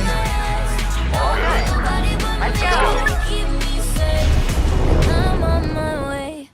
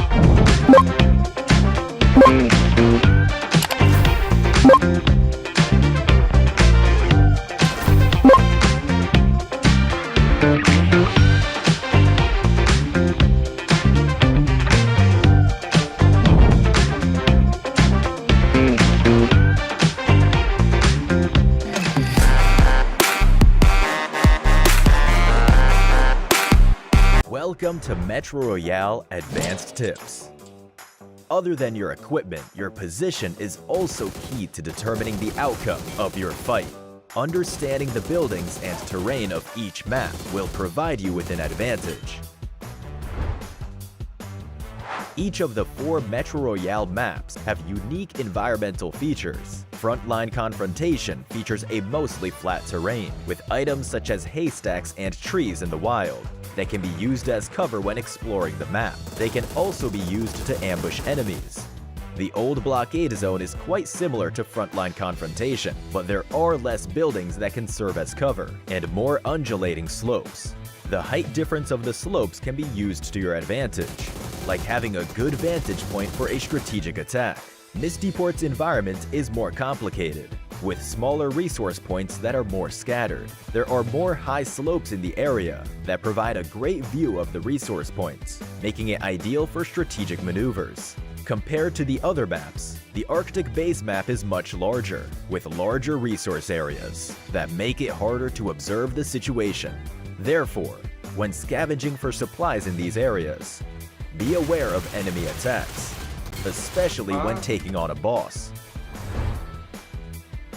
After entering a resource area, it becomes evident that the environment affects battle outcomes. Take, for example, Battle Line on the Frontline Confrontation map. The buildings have 2 levels with tight interiors, with only one way up to the second level. It's easy to guard, but hard to attack. Simply charging in is not a wise strategy. The best way is to use a throwable to force the enemy off the second floor. But this strategy cannot be used for the base at the old blockade zone. While both floors also have tight interiors, the top floor where the boss is located is very spacious, so the throwable strategy will not work. As such, when facing enemies on the top floor at the base, it's not wise to attack unless you're very confident. It might be better to wait for the enemy to leave the area, or head to a higher vantage point to snipe them. As the subway connects multiple resource areas, the subway route is also a key battleground. For example, there are only 2 entrances from the old blockade zone to the radiation zone, and they are connected by one railway. Players who are heading towards the radiation zone or leaving it will need to use this railway. This is why battles often occur here. As long as you can make use of the environment, you're likely to find a lot of loot. But if it's like the radiation zone in the Arctic base, where there are multiple exits, then you might be better off not strategizing too much here, as you might be wasting your efforts. Aside from ambushes in the subway, there are multiple positions that can be advantageous. These locations include fixed boss spawns, staircases, and the entrances and exits of the radiation zone. Take Arctic Base for example. You can lay and wait at the main entrance of Missile Silo or near the exit inside the subway. With the amount of resources available, people are bound to enter and exit, making it the perfect place to employ an ambush strategy. Also, take note of the boss's spawn location. There may be other players coming to challenge the boss. If you hear intense gunfire, that should mean other players are tackling the boss. A surprise attack at this moment might achieve unexpected results. Also, don't ignore those unassuming staircases. You're likely more vulnerable when going up the stairs, and cannot effectively fend off attacks from above. It's best to observe the area before you head up the stairs. Of course, you can still make use of these positions to deal fatal blows to the enemy. If tactical use of terrain is not your style, you can instead choose to attack from more advantageous positions. For example, launch silo in the radiation zone of Arctic Base, The area offers no cover for the supply crates around. Players must expose themselves if they wish to open the crates. So if you hear gunfire at launch silo, that's when you can launch your attack. That's all for this guide on environmental combat. Head to Metro Royale now to put these tips to the test.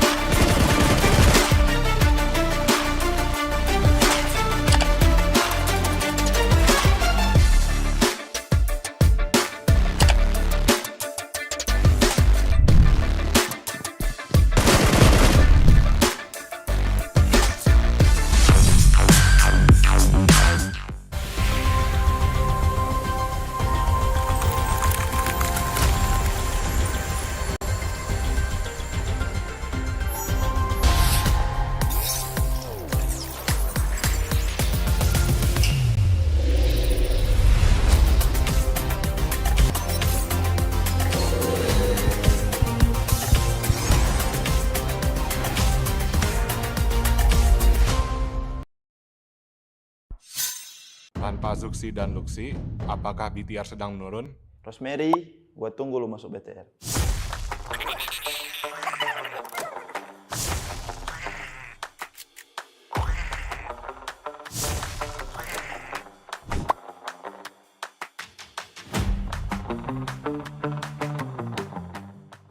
Kalau dari gua sih Rosemary sih. Karena sama-sama dari Manado juga, terus jago kan. MVP, juara PMSL SEA. Mungkin kalau masuk BTR bisa juara bareng dunia gitu. Rosemary, gua tunggu lu masuk BTR. Bagi saya lah, player yang patut dengan saya ni orang macam Olio. Olio ni dia boleh backup saya dan saya boleh buat kerja depan. Lagi senang lah untuk tim gerak. So ketambahan adik Luke pun dah cukup untuk satu tim. Tham quá thì em chọn Tony Kay kìa. Đã được chọn thì mình chọn người bắn hay nhất, sát cánh và đồng hành. Welcome to Tony Kay. ก็ขอโทษด้วยนะครับที่ผมไม่ได้เลือกคุณนะครับดีเอ็กซ์วาแต่ว่าผมเลือกซาต้าแทนครับ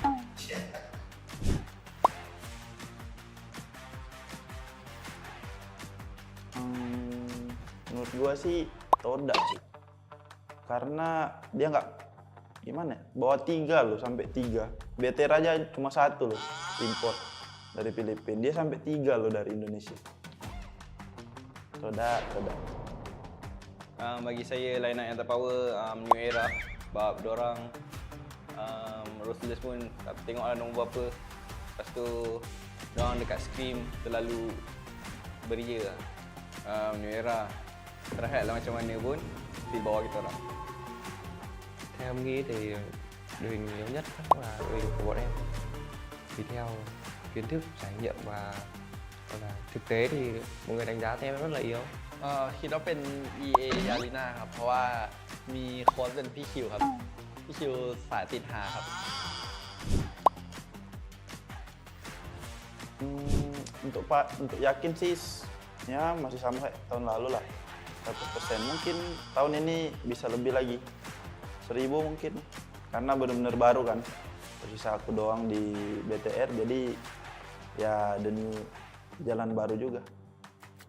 Jadi pengen benar-benar buktiin lah kalau bisa kasih piala ke BIGETRON, bahkan bisa jadi tim yang dominasi. First kali kita sebagai manusia kita tak boleh berharap sangat kepada itu. Cuma kita harus ada mentaliti yang untuk juara. So senanglah sikit untuk menyedapkan hati dan mental yang kuat sebelum turnamen. Theo bọn em nghĩ thì tuần đầu tiên bọn em phải cần phải cố gắng về mặt điểm, cũng như là xem các đội hình của các team khác bắn như thế nào, bọn em học hỏi và rút ra kinh nghiệm và sẽ gọi là đặt ra một cái chiến thuật gì đấy gọi cho hiệu quả để tuần sau cố gắng và bứt điểm. ก็คาดหวังได้ครับ เพราะว่าผมมองว่าทีมเราก็กำลังมาดีอยู่ครับ แล้วก็ปรับเปลี่ยนผู้เล่นมาก็ถามว่ามีปัญหาไหมก็ไม่ได้มีผลมากมายขนาดนั้นครับ แล้วก็อีกอย่างทีมเราปรับตัวกันได้ไวด้วยครับ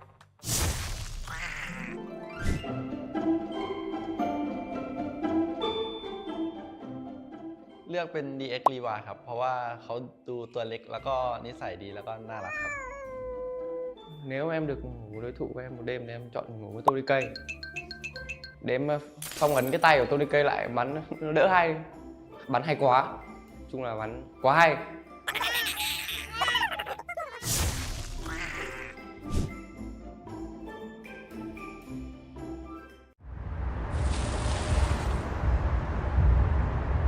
"2024 is history, but the fire of battle have just ignited in Kuala Lumpur, Malaysia. The chapter of the 2025 PMSL SEA Spring begins now, right here, right this moment." Hello, PUBG Mobile Esports fans! Get ready for the ultimate showdown as the 2025 PMSL SEA kicks off. For 3 intense weeks in Kuala Lumpur, from February 26 to March 16, 24 teams will battle for the coveted Southeast Asian crown, and a $200,000 prize pool awaits the victor. This season, the battleground is set for the most intense fights yet, with exciting new formats shaping the action. Week 1 kicks off with 2 stages. In the group stage, 24 teams are divided into 3 groups and compete over 3 days. The top 16 teams will advance to the Super Weekend.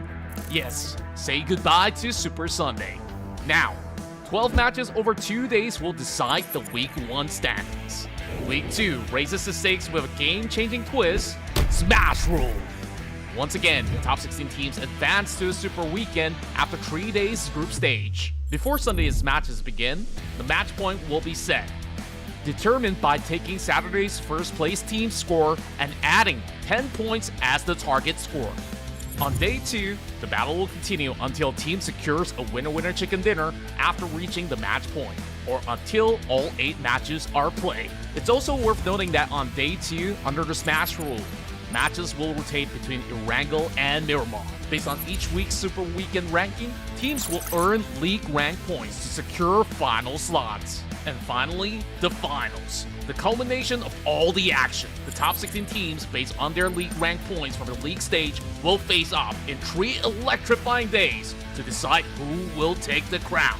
Now, let's cheer for these 24 teams from Indonesia, Malaysia, Thailand, and Vietnam. Rivals clash, legends rise. Only one will claim the throne and take the C slot for PMGO main event. The battle for glory starts now. Let the games begin!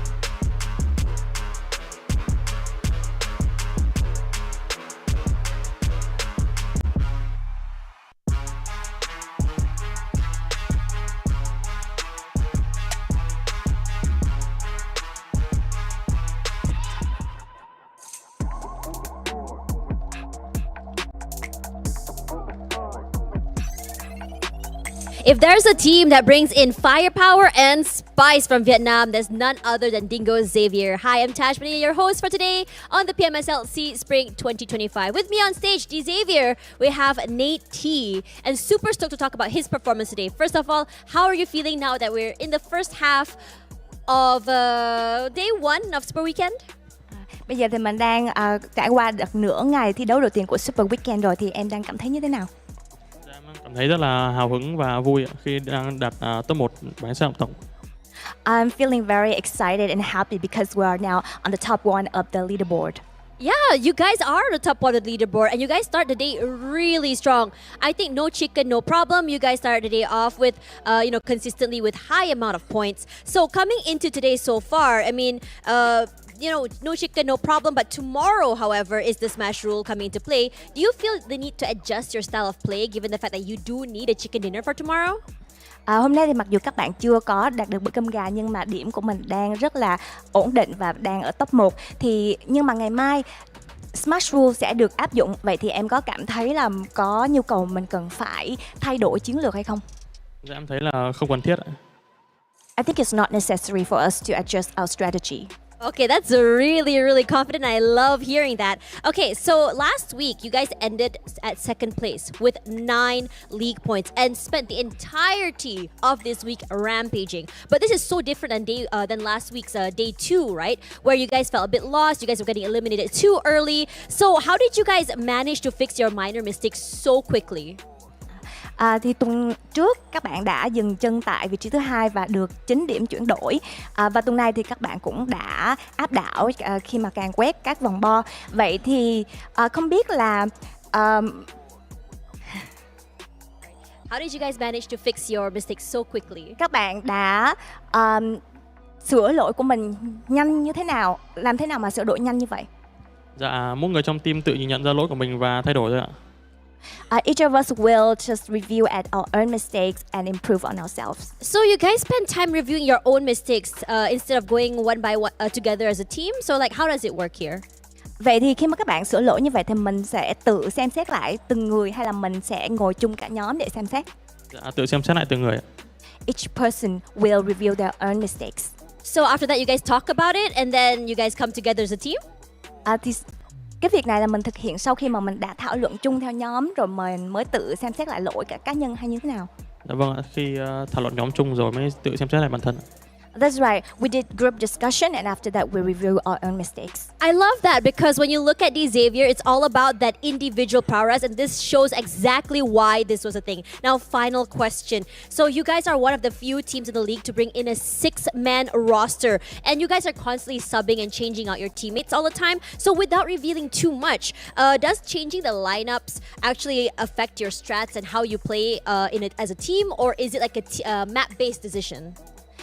Thì các bạn là một trong ít các đội mang theo 6 thành viên đến giải đấu và cũng thường xuyên thay đổi đội hình xoay vòng như vậy. Vậy thì không biết là cái việc thay đổi đội hình này có ảnh hưởng đến chiến lược của các bạn hay không, hay là cái chiến lược của mình sẽ thay đổi dựa trên bản đồ mình thi đấu?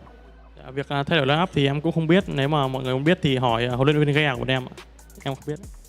Actually, I'm not so sure about our lineup and strategy changes. Please ask our coach if you're curious about this.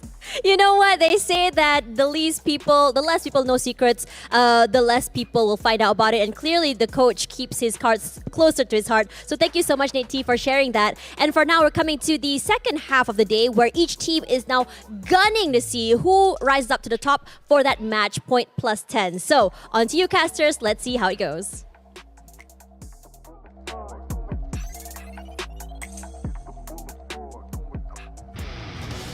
Definitely keep his mouth tight and zip it out. Therefore, the side of Nate not revealing anything at all when it comes to that interview.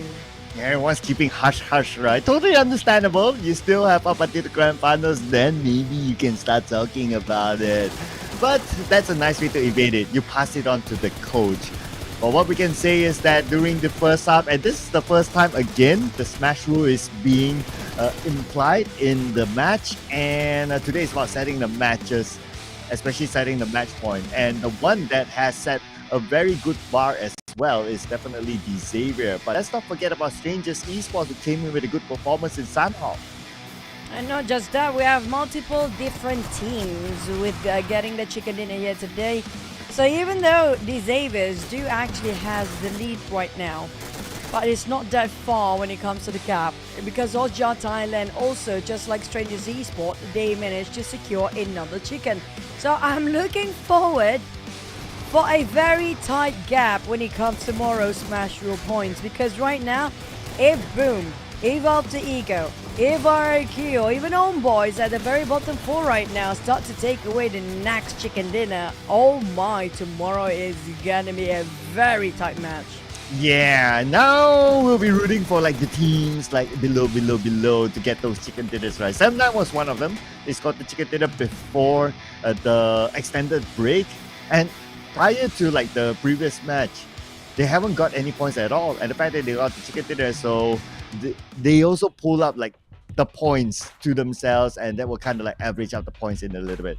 But we are going to compare like these two teams who scored the chicken dinner today, OSJA Thailand and the Xavier. But the Xavier have not yet OSJA Thailand, yes. But when it comes to overall stats, eliminations, damage, and also placements, the Xavier have the better average. Yeah, when it comes to balance, I feel like these Xaviers do have it better overall. Even though they didn't get top 4 too often for today, though, they always got themselves like top 6 with some eliminations. So they've been balancing that for the entirety of Super Weekend day number 1 here. Compared to OSJA Thailand, the average placement is slightly higher because they did score that chicken dinner and they did manage to have better placement when it comes to getting to 4th place. But firepower wise, and when it comes to aggressiveness, I think these Xaviers win in that area. Yeah, it might be a matter of time till they score the chicken dinner. But if they do, then they'll be just pulling up the points to themselves up there at the number 1 spot. Of course, to make it interesting, is to see teams at the bottom to score the chicken dinner. We got 3 more games to go. We're going to play the next one in Erangel. And then we're going to wrap up that Erangel. We're going to go into the last 2 games in Miramar. So it's still going to be the same sequence. But what's not going to be the same is that we're going to have a new venue for our grand finals. Yeah, we're starting off next Friday, just next week, and Saturday, Sunday as well. 3 days of grand finals will be at IOI City Mall at the Grand Exhibition and Convention Center Level 3. Now, I do know this is around Bukit Jalil, IOI, because there's so many IOIs in Malaysia, by the way. So I think this one is very close to the airport. So if you guys happen not to be in Malaysia, it's pretty close for you guys from the airport to even get into the IOI City Mall, just as long as you make sure that you emptied out your calendar for next week. Yeah, make sure that you clear up your time for that. And also, clear up your phone space because there's currently a new update in conjunction with the 7th anniversary of PUBG Mobile. And it comes together with a new theme mode, which is the Golden Dynasty theme mode. So you don't want to miss out on this. There will be floating islands. I've had time to really check it out. I've updated my game. So make sure you update your game because it's going to be huge. And I can tell you, it's going to be worth it. I went into the lobby. There is a new background on the lobby that you guys can put out and basically tell all your friends that, hey, I'm done with the update. Have you not? Do it right now. Get in touch with the 7th anniversary of PUBG Mobile. Yeah, it's a big one. I tell you that. It took me the whole morning just to update it as well. But before, they will also have to thank none other than our sponsor this time, which is going to be TECNO. This event is already proudly brought to you by TECNO, which they stop at nothing for you gamers out there, especially for hardcore gamers like us. With the PUBG 6 Pro 5G, you guys can see at the center there, it's powered by a fast processor and 120 Hz ultra smooth display. No more lag, no more excuses. So your gaming experience is now more responsive and lag free as well. All the players that you guys saw at the venue is actually using this device right now. Yeah, and if it works for them, it will definitely work for you as well. Imagine getting this phone with the new PUBG Mobile update. Perfecto. But what's not so perfect. It's probably our prediction because none of them has scored the chicken dinner yet. Oh, but wait a second. At least I got 7-9. Okay. You So got got one. You got one. You got one, buddy. That's big already based on today's performance of every single team. But you know what? Even though I predicted CELCOMDIGI, Alliance, D Xaviers, and Vampire, I personally want the very bottom team to take the next chicken away because I really want it to be a tight gap for tomorrow. I wanted a very low benchmark for Smash Roll tomorrow so we can get really close games and a very exciting match for our last day before we head into the grand finals for Sunday. Oh yeah, low benchmark. So that means like if we were to recap on some of the teams that are at the very end, especially those with a single digit now, Boom Esports, RRQ, Alter Ego, Homeboys, those are the teams with still a single digit after 3 rounds. So if any of them were to get, then they'll be evening up like a little bit. But of course that also means that like the second place, third place, fourth place, like the top placement teams needs to be like the teams from the second page just to try to give us a better average. Imagine if it's still Xavier like second place all the way with good amount of eliminations, they would still pull the points to themselves. But I give the credit to the Xaviers though. They're one of the most polished team. And when it comes to this level and this season of PMSL, yeah, we do have different orgs coming in, of course, and some new players. But even though it's new player, they're not really that new at all. They're coming up from a very veteran background. It's just that they've never been under the spotlight ever before. So I feel like it's still everybody's game despite the second page, especially the second page right now. We talked about our previous champions, like Alter Ego is down there, Boom is down there. If they score the next chicken, especially when it comes to Erangel map, which the Indonesian team should have more knowledge and prefer this map compared to Miramar, I think this is the best time for them to step up now. Yeah, and that's naturally more expectation, right? Since Indonesia have been multiple PMSL champions, especially names like both names, Alter Ego and Boom Esports, both of them former champions. Wow. So there will be a level of expectation. Even if you want to say RRQ, they used to have Nepeko as the Terminator in PMPL C before. So to see them down there, of course, it feels kind of weird. But let's test your theories here of the Indonesian teams liking Erangel because we're going to jump into the final Erangel for today. Let's head on.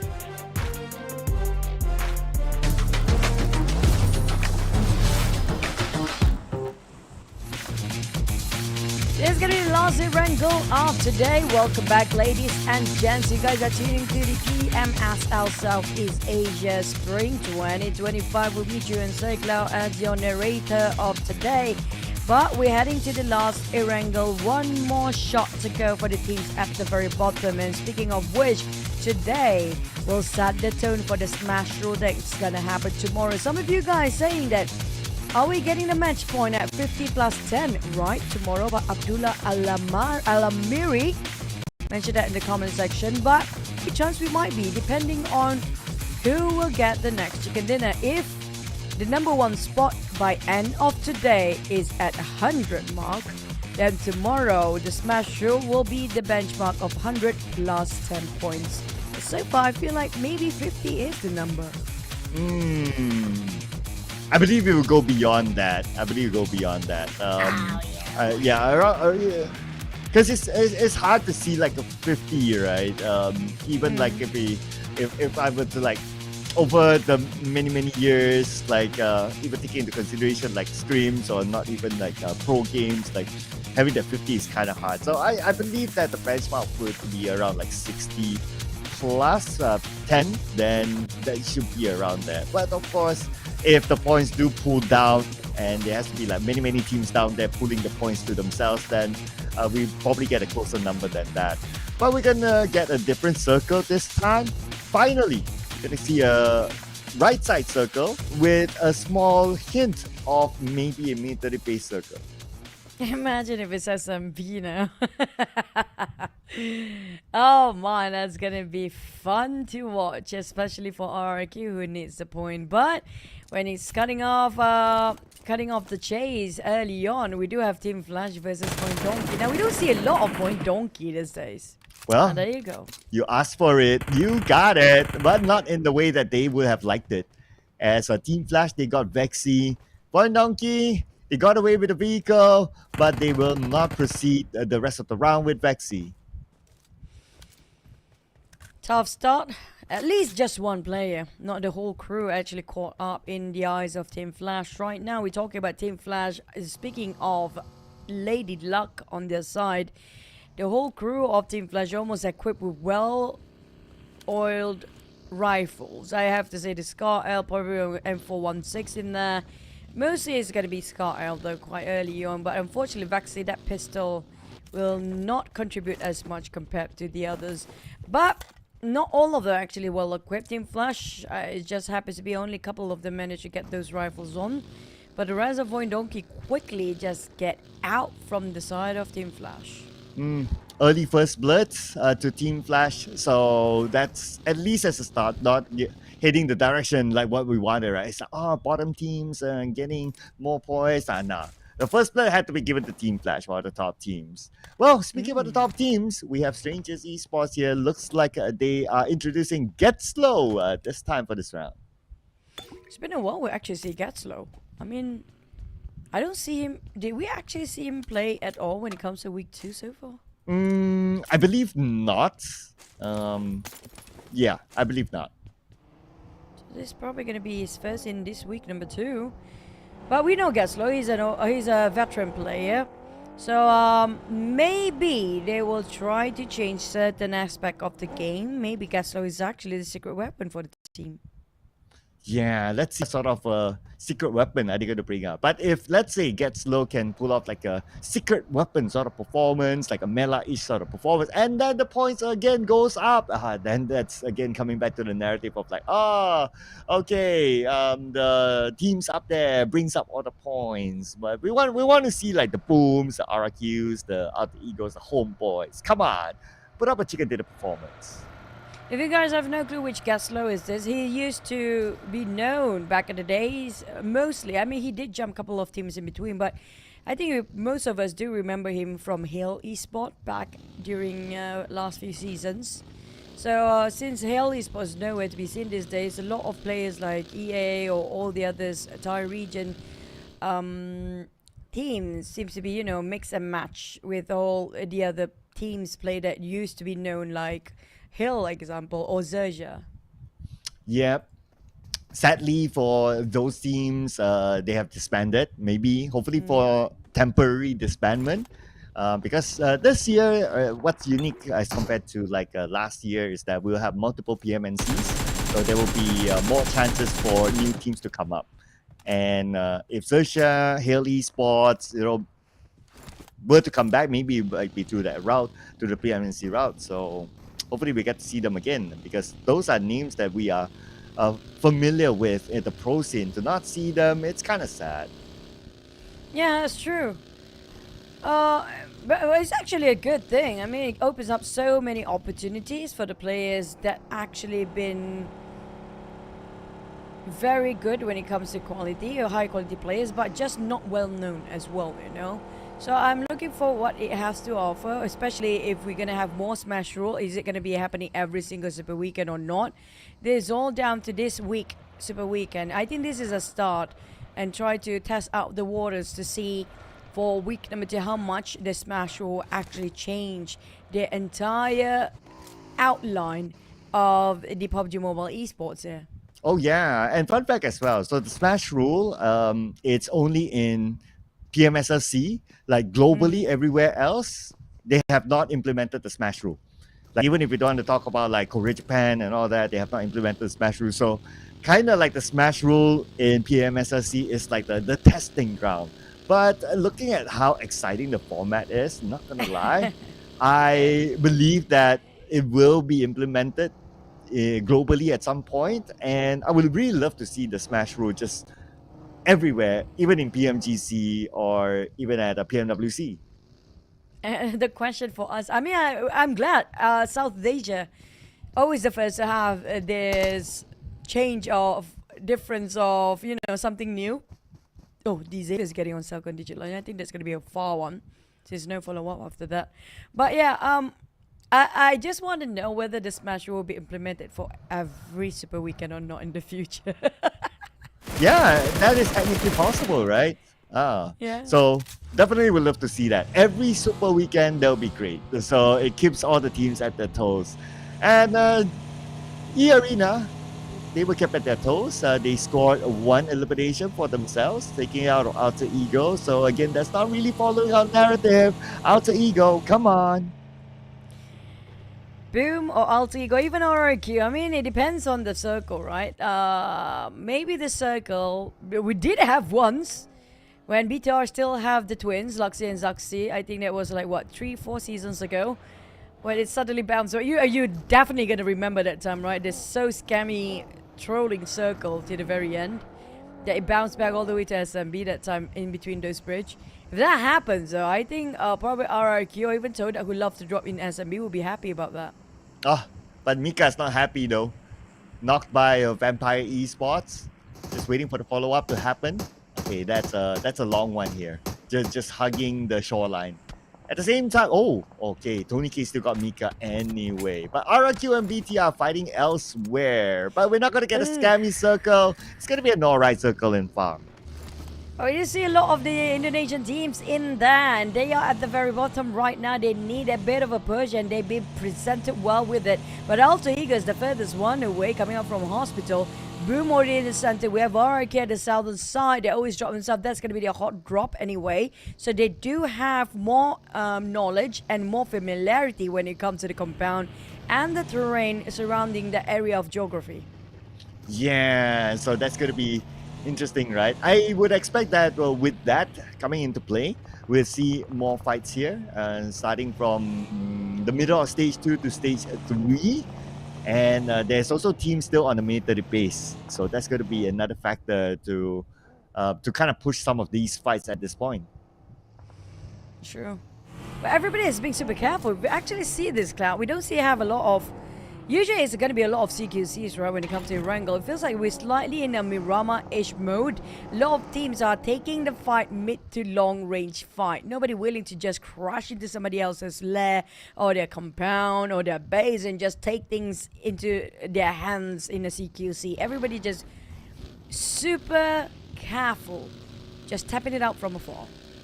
Yeah, it's the after meal thing, right? And also like a bit of a reflection, just like what Nate said earlier on. It's like, okay, everyone has more time to rediscuss and also to talk about their own mistakes and probably some of the advantages they can take against each other's teams. And it's also because of the whole Smash rule thing that everyone's like, okay, how are we going to play this? So maybe that's why they're like switching it up right now.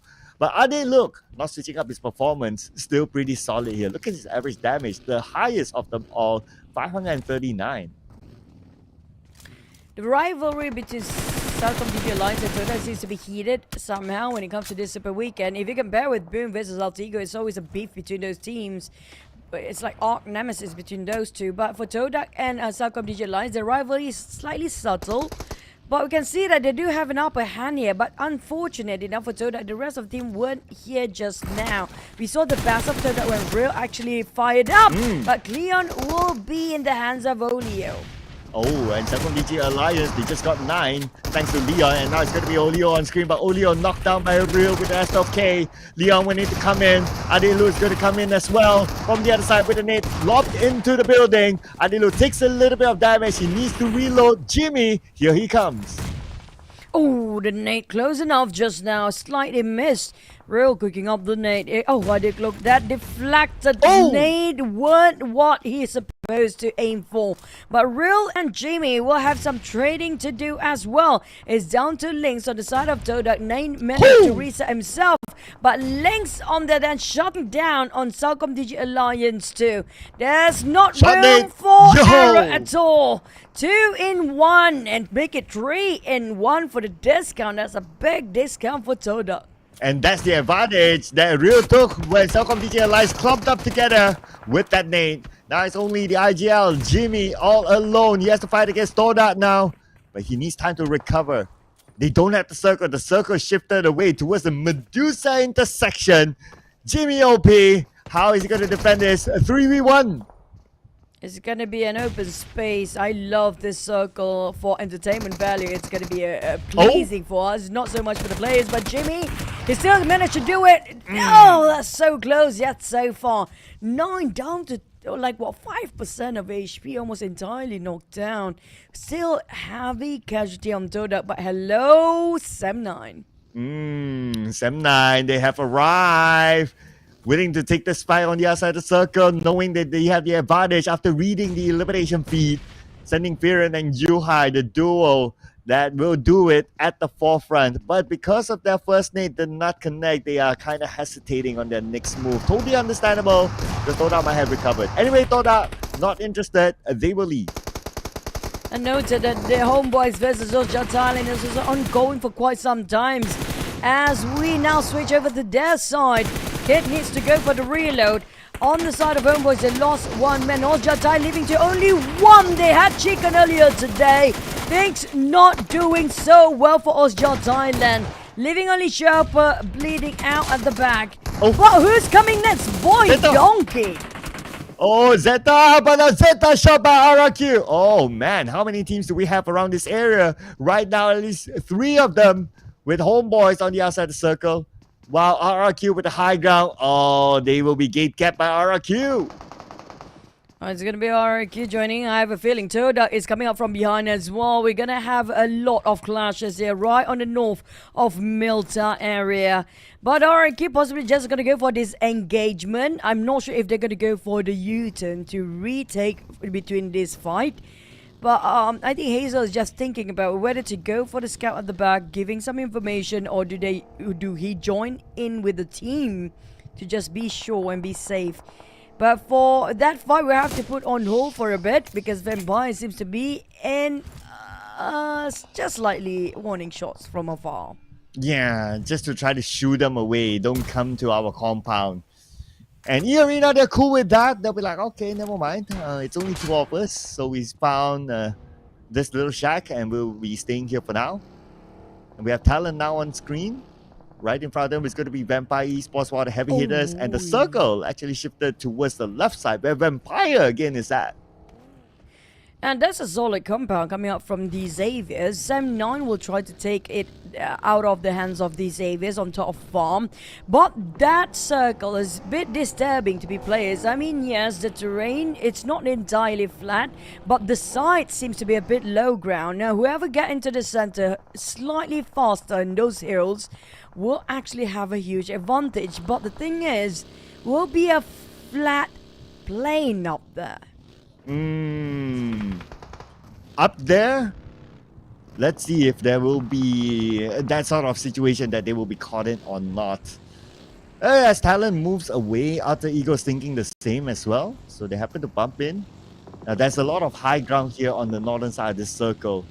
But to be the king of this high ground, of course, you have to eliminate another team. And Alter Ego, they might be interested, or they will just move away. We're still at stage 4. The slope of the hill is not too steep, so it's quite an open space. So for Alter Ego and the teams that are just migrating over this side of a circle is thinking about which angle they should approach this kind of circle. We don't have this kind of circle every day. The best bet to get actually into this circle is going to be on the right side. Slightly a bit of a steep of slope between the high ground and the low ground. But unfortunately, those coming up from the left side where we're watching, like between TALON and Alter Ego right now, there's not much of steep slopes for them to take cover from. I noticed that Razak, he got the ticket out. Right now, TALON and Alter Ego still at it. Nobody wants to let go of this elevation. Okay, but anyway, our cameraman is done with that. It's like, you guys not going to push anyway. Let's look at some other teams.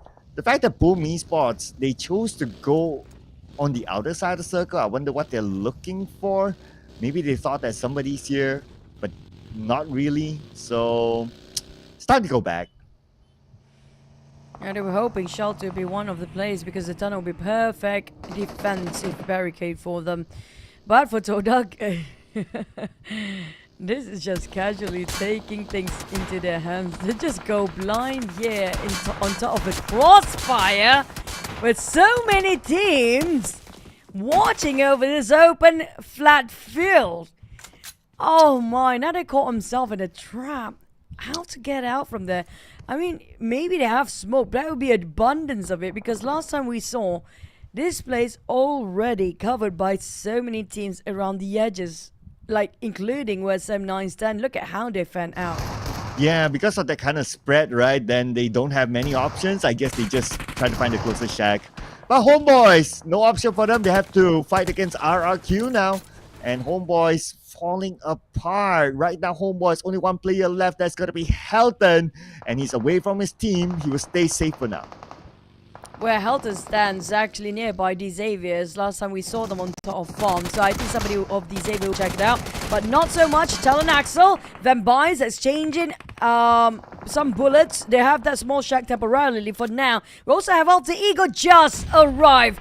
Speaking of going things really south, only one will survive here. The Strangers is down to make it 4 teams fighting to get onto the left side of circle. Oh, very, very low for Mela. But we shift over to Talon versus Vampire now. In the smoke, it's going to be Talon recovering each other. Axel needs to get up soon, while Linux he tries to gather as much information as possible, but the smoke isn't helping. Right now, he will be the one to stay behind. Sends a smoke grenade launcher just to add more smokes to the area for his teammate to reset themselves. I see the kill fit, Sem9, take it on TODAK players. Well, Rosemary, I have a bad feeling about this explosion. Close enough, he got himself one rock, I think that's going to cover him and Octa while he's going for the revival just now. The Strangers, Rosemary on the hunt, but unfortunately, Mela see him through. It's Mela that we're talking about. And we have VOIN Donkey being eliminated with 1 point down there. Strangers Esports, Alter Ego, as well as another team just now. It's gonna be a huge battlefield here. Yeah, and Pastor Blue is here, but Rocky, he got dead slow before he was able to be ran over by him. Rocky survived to tell another day, and now he needs to move away. Going towards where Octa is. Rosemary is knocked down. The blue will arrive. Octa knocked by Lobby X, and now this is Stranger Esports securing those points. And on the side of Alter Ego, teams looking very bleak for them. Only one player left, and that's going to be Rocky May. He's running away. Boom also being eliminated just now. Raze is on the rise when it comes to the kill field, but Strangers and Alter Ego not done their business yet. They want to wrap things around. Strangers Esports, they need to pick up their members, but unfortunately, a new rival coming in. That's going to be Sem9. Alter Ego eliminated. That's a confirmation that number 10, 3 elimination points for them. More teams actually coming by. Now Strangers Esports eliminated by Team of Flash. Oh man, it's getting insane right now. Xavier and BTR. Just now, Vampires is there as well. Things are getting out of hand on the left side of circle, but the Xaviers versus BTR next. The Xaviers, they are in number 1, but unfortunately down to only Lamborghini to make the call. But at least he did buy himself some time as he managed to knock down of Satar just now. But for BTR, it's crazy. Yeah, but what a clutch by Lamborghini, saving 3 out of 4 of his members. Whew. And you thought the fight's over. Now we have Team of Flash, Vampire Esports, and Talon. 3-way war. Vampire Esports playing on the inner side. They do have the sniper tower to give them a little bit more elevation. But the smoke really isn't helping their vision. Shrubs will be the guy on the lower ground to try to get a pick off. Newsy's the one in the sniper tower. But he doesn't have an angle against Talon yet. Oh, but Newsy's bullets running dry and low. He needs to be extra careful. Look at that. Barely have enough in the magazines. 4 hand grenades. But at least Shrubs do have plenty when it comes to their resources there.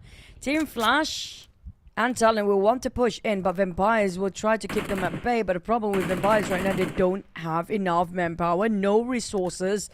And it's an open space. But Team Flash will actually navigate, I think, towards the north. There seems to be not too interested against Vampires for now.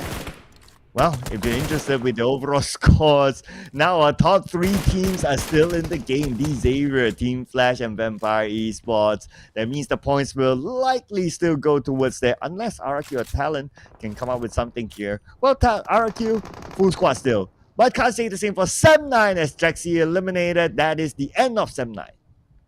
Now it's down to RRQ whether they will take this chicken away compared to the top 3 teams that we do know they're already up there, try to set the bar and stand it high for tomorrow. But eArena unfortunately have to bow down early. Here comes RRQ slowly climbing up to the 9th spot. RRQ, they are quietly coming up. 9 eliminations already for RRQ. And of course, they are collecting placement points at the same time. The next challenge is going to be Team Flash, also a full team. RRQ now forcing the engagement against Team Flash by greeting them warmly with that explosion. Bose, he will respond back the same exact manner.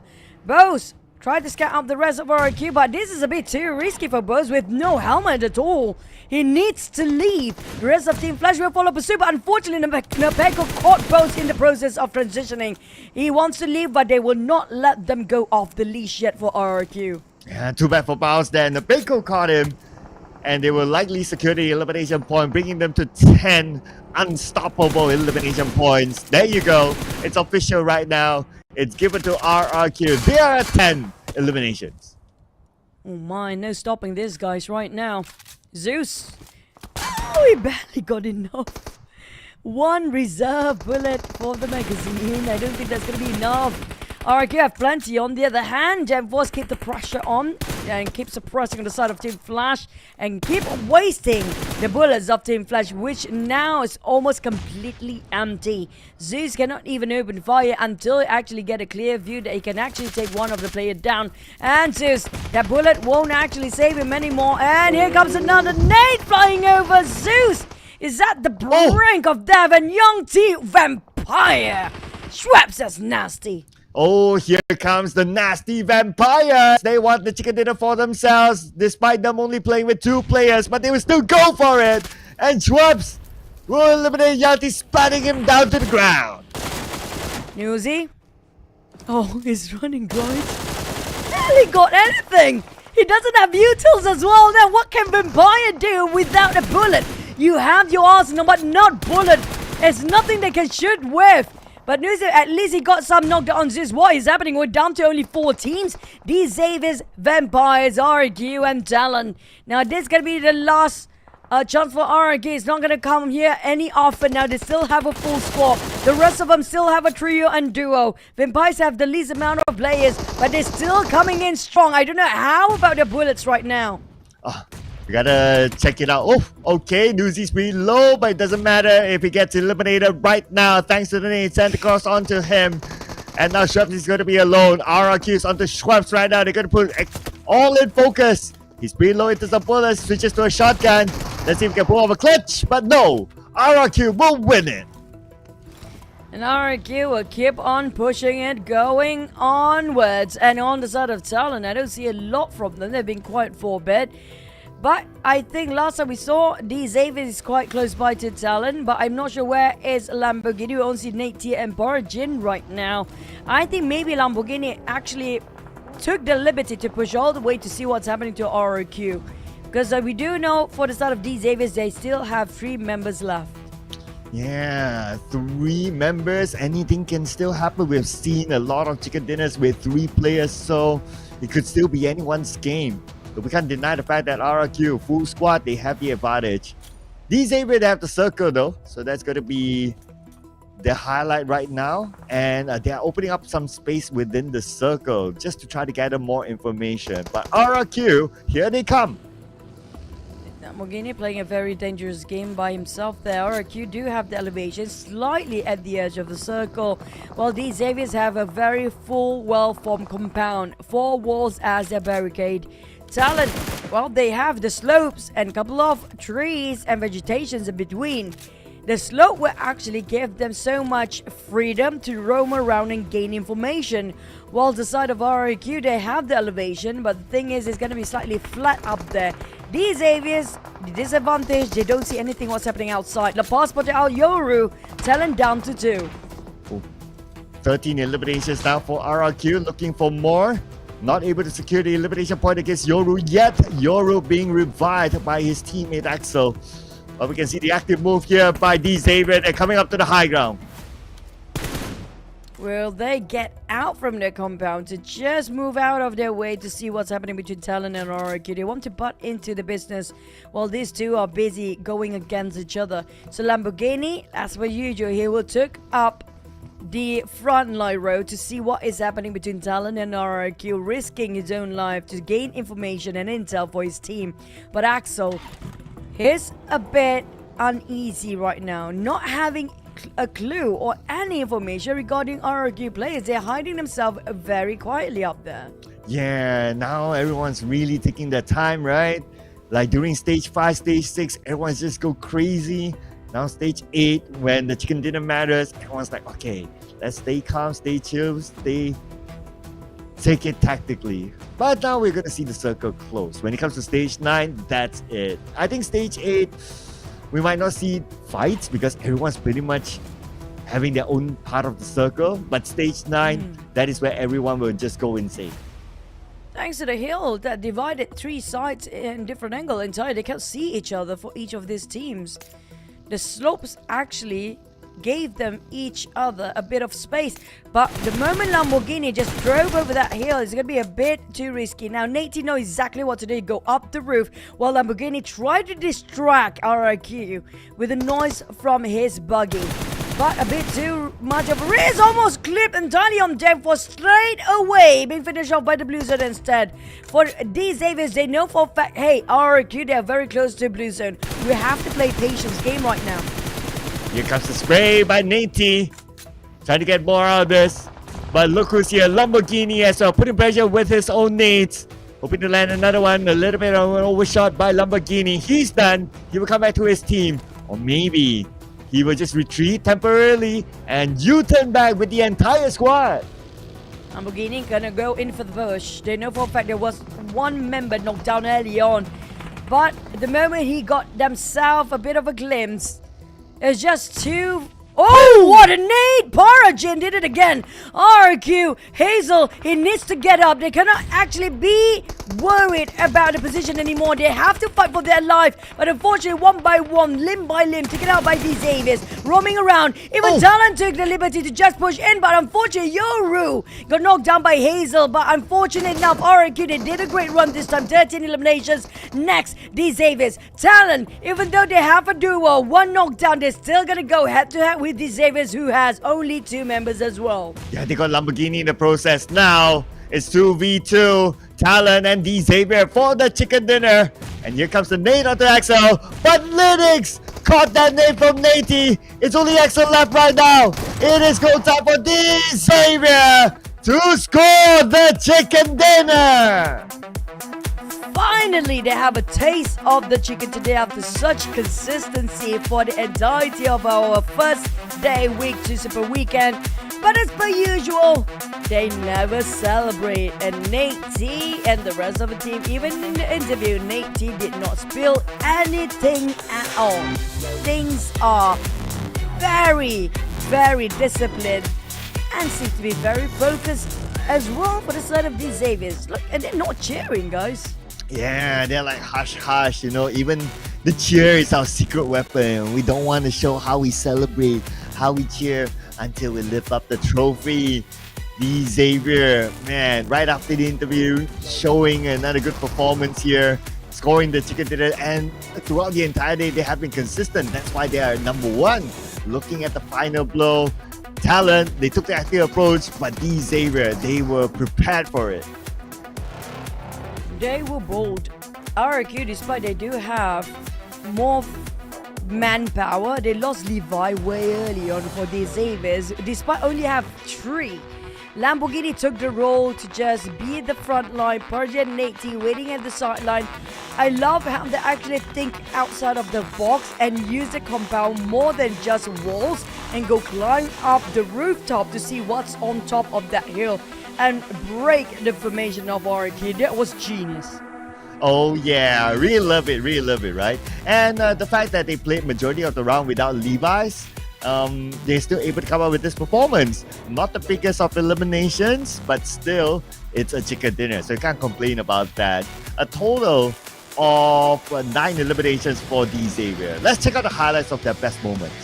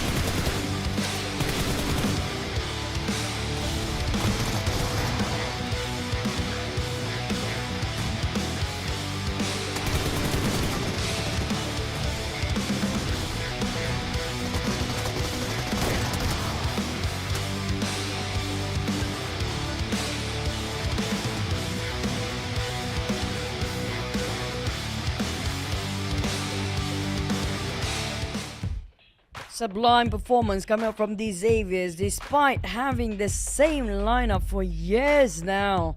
But they keep getting better and better and more polished than ever before compared to all the other teams that keep having their roster changes. This is something to be learned from other teams, I assume, because these Xaviers, they never drop their performance. Trusting the process. That is probably the mantra of the Xavier. But for RRQ, we also got to give it to them. I mean, they were like pretty much at the very end of the overall charts, but this time they put in a good performance with a good amount of eliminations for RRQ. And TALON, being the first timers in the Super Weekend, they did well as well. Origin did the best as the MVP this time with 4 eliminations, 488 damage. I think every single play of Dingo Xavier right now already up on this MVP chart. Every single one of them. We had Lamborghini, of course, Levi, Origin. I think all of them were up here. Yeah. Including Nate T. Yeah. Yeah, you can definitely put anyone up there, right? But of course, it's all stats-wise, ladies and gentlemen. But performance-wise, pretty sure everyone can be up there as the MVP for the Xavier. But being the one up there, of course, the Xavier. RRQ, just behind them by 1 point, 18 points. That's pretty nice for RRQ. TALON at 12 points. And then we have Vampire Esports with 8. So that's pretty okay. Nobody got 0 this time. Good news for all the teams and nobody going empty-handed, so that's a progress for every single one of them. But it's going to be a different story after we head over to Miramar map next. But this also gave us the clue that maybe by end of today, these Xaviers will be the one who set the benchmark for tomorrow. Yes, I think it won't be more than 70. Probably below 70 or maybe just close enough, depending on the Xavier's performance for tomorrow's Smash Roll point. Whatever it is, it's important for the Xavier right now, since they're number 1, to pull away from the competition, give them a bit of a cushion so that they have an extra life, quote unquote, tomorrow when the Smash rule is in place. Yeah, so that's going to be their goal right now. 52, they're not going to be satisfied with that. I'm pretty sure they're going to go for more. Now on the second page, Boom Esports. What are they doing down there with Alter Ego? 2 former champions in PMSL SEA down there with Boom Esports, the only team with a single digit now. Oh. Not gonna lie, I feel disappointed right now, of course, with the progress of Boom. Barely got double digit at this point with Alter Ego fully pursued. I mean, like, what happened? What happened to these two teams? Well, hopefully we get an interview to dive deep into their comments of their performance later on. But for now, it's going to be our top 4 gunslinger, RRQ. After putting in a good performance earlier on, they shoot up in terms of damage, 2,637, more about 1,000 than the second place team there. But of course, the damage doesn't matter. What is most important is to convert that into eliminations. As of now, we're getting Strangers Esports, OSJA Thailand, Sem9, D Xavier on the chart, on the chicken dinner. Indonesia region teams looking for you guys in Miramar. They have to step up their game now because VOIN Donkey being eliminated early. RQ was the closest one just now that actually can secure that chicken dinner due to the cycle itself giving so much opportunity. But unfortunately, it cut them slightly short. But what's not going to cut it short for you guys is, of course, the 7th year anniversary, guys, which we already dropped PUBG Mobile already dropped this big update, which is gonna be yesterday, which was yesterday. Enjoy the time of the golden moon because you don't want to miss this. There's so many good stuff coming up from this one, and don't forget to collect the times token and redeem the camel super fan set for free. It's free. And also the desert boat, the camel will soon join the PUBG Mobile Battlegrounds. And don't forget to try out your own journey with the hashtag PUBG M370, hashtag Golden Moon 2025, and hashtag PUBG Mobile. And what's PUBG Mobile without Alan Walker, right? The guy who has been with us for the longest time to celebrate PUBG Mobile's 7th anniversary with his music collaboration. Of course, there will be some throwback tracks. We have reviewed the first one, which is Faded, track 2, track 3, not shown yet. Maybe you guys know and can let us know in the comments section. So thank you again to Alan Walker, the guy who hardly ever shows his face for whatever reason, to be part of the 7th anniversary of PUBG Mobile. Hey, he did show his face once, though. He's a pretty good-looking guy. Looked like an actor, but. Oh, that's why I say hardly. A keyword. Yeah, but you know, he did reveal his face once, I think, and it's all over the internet after that one-time reveal. But for you guys at home, of course, don't forget to tune in up to Alan Walker's song because of the huge update. We already updated, but we didn't get time to play yet. But what's bigger right now? It's gonna be who will take away the Miramar chicken, because this is gonna be setting a tone for tomorrow. For us, when it comes to prediction, we both get one for each. Yeah, you got your D Xavier up there. I got my Sam 9 before the break. So we're waiting for the others, right, in our prediction. But we're also waiting for the teams like on the very end, just to try to average up the points a bit more. Teams like HOMEBOIS, your Alter Ego, your Boomy Sports. I mean, there are so many teams down there that are struggling to collect points just because of maybe this smash rule. Like the teams up there, they know that they have a lot of firepower. They really want to set the bar and just move away as far as possible from any other team. The thing is, the other teams are doing the same thing. It's so difficult. I mean, I love this season, man, because everybody is almost on the same level. Except for these Xaviers. These Xaviers, they have a slightly different level when it comes to their discipline. We can see how always focus-oriented they are, getting on what they want. They never feel they're good for once, not even once. These Xaviers, if you have a question, like you, everybody think you're the best player. They're always gonna say no. If I have not during the interview, even I talk to them personally before, they never feel they are the best ever. Yeah, I mean, it's always that stay humble talk, right? Stay humble talk. I remember that during PMGC though, I did ask this player from Alpha 7 that time. I'm just trying to recall his name again. So I was asking him like, do you think you're the best player? And he gave me the best answer ever. He says, I'm the best. No one else is better than me. And I'm the best player in the world. And I was like, whoa. But after that, he proved it by winning a PMWC. So it's like, okay, cool.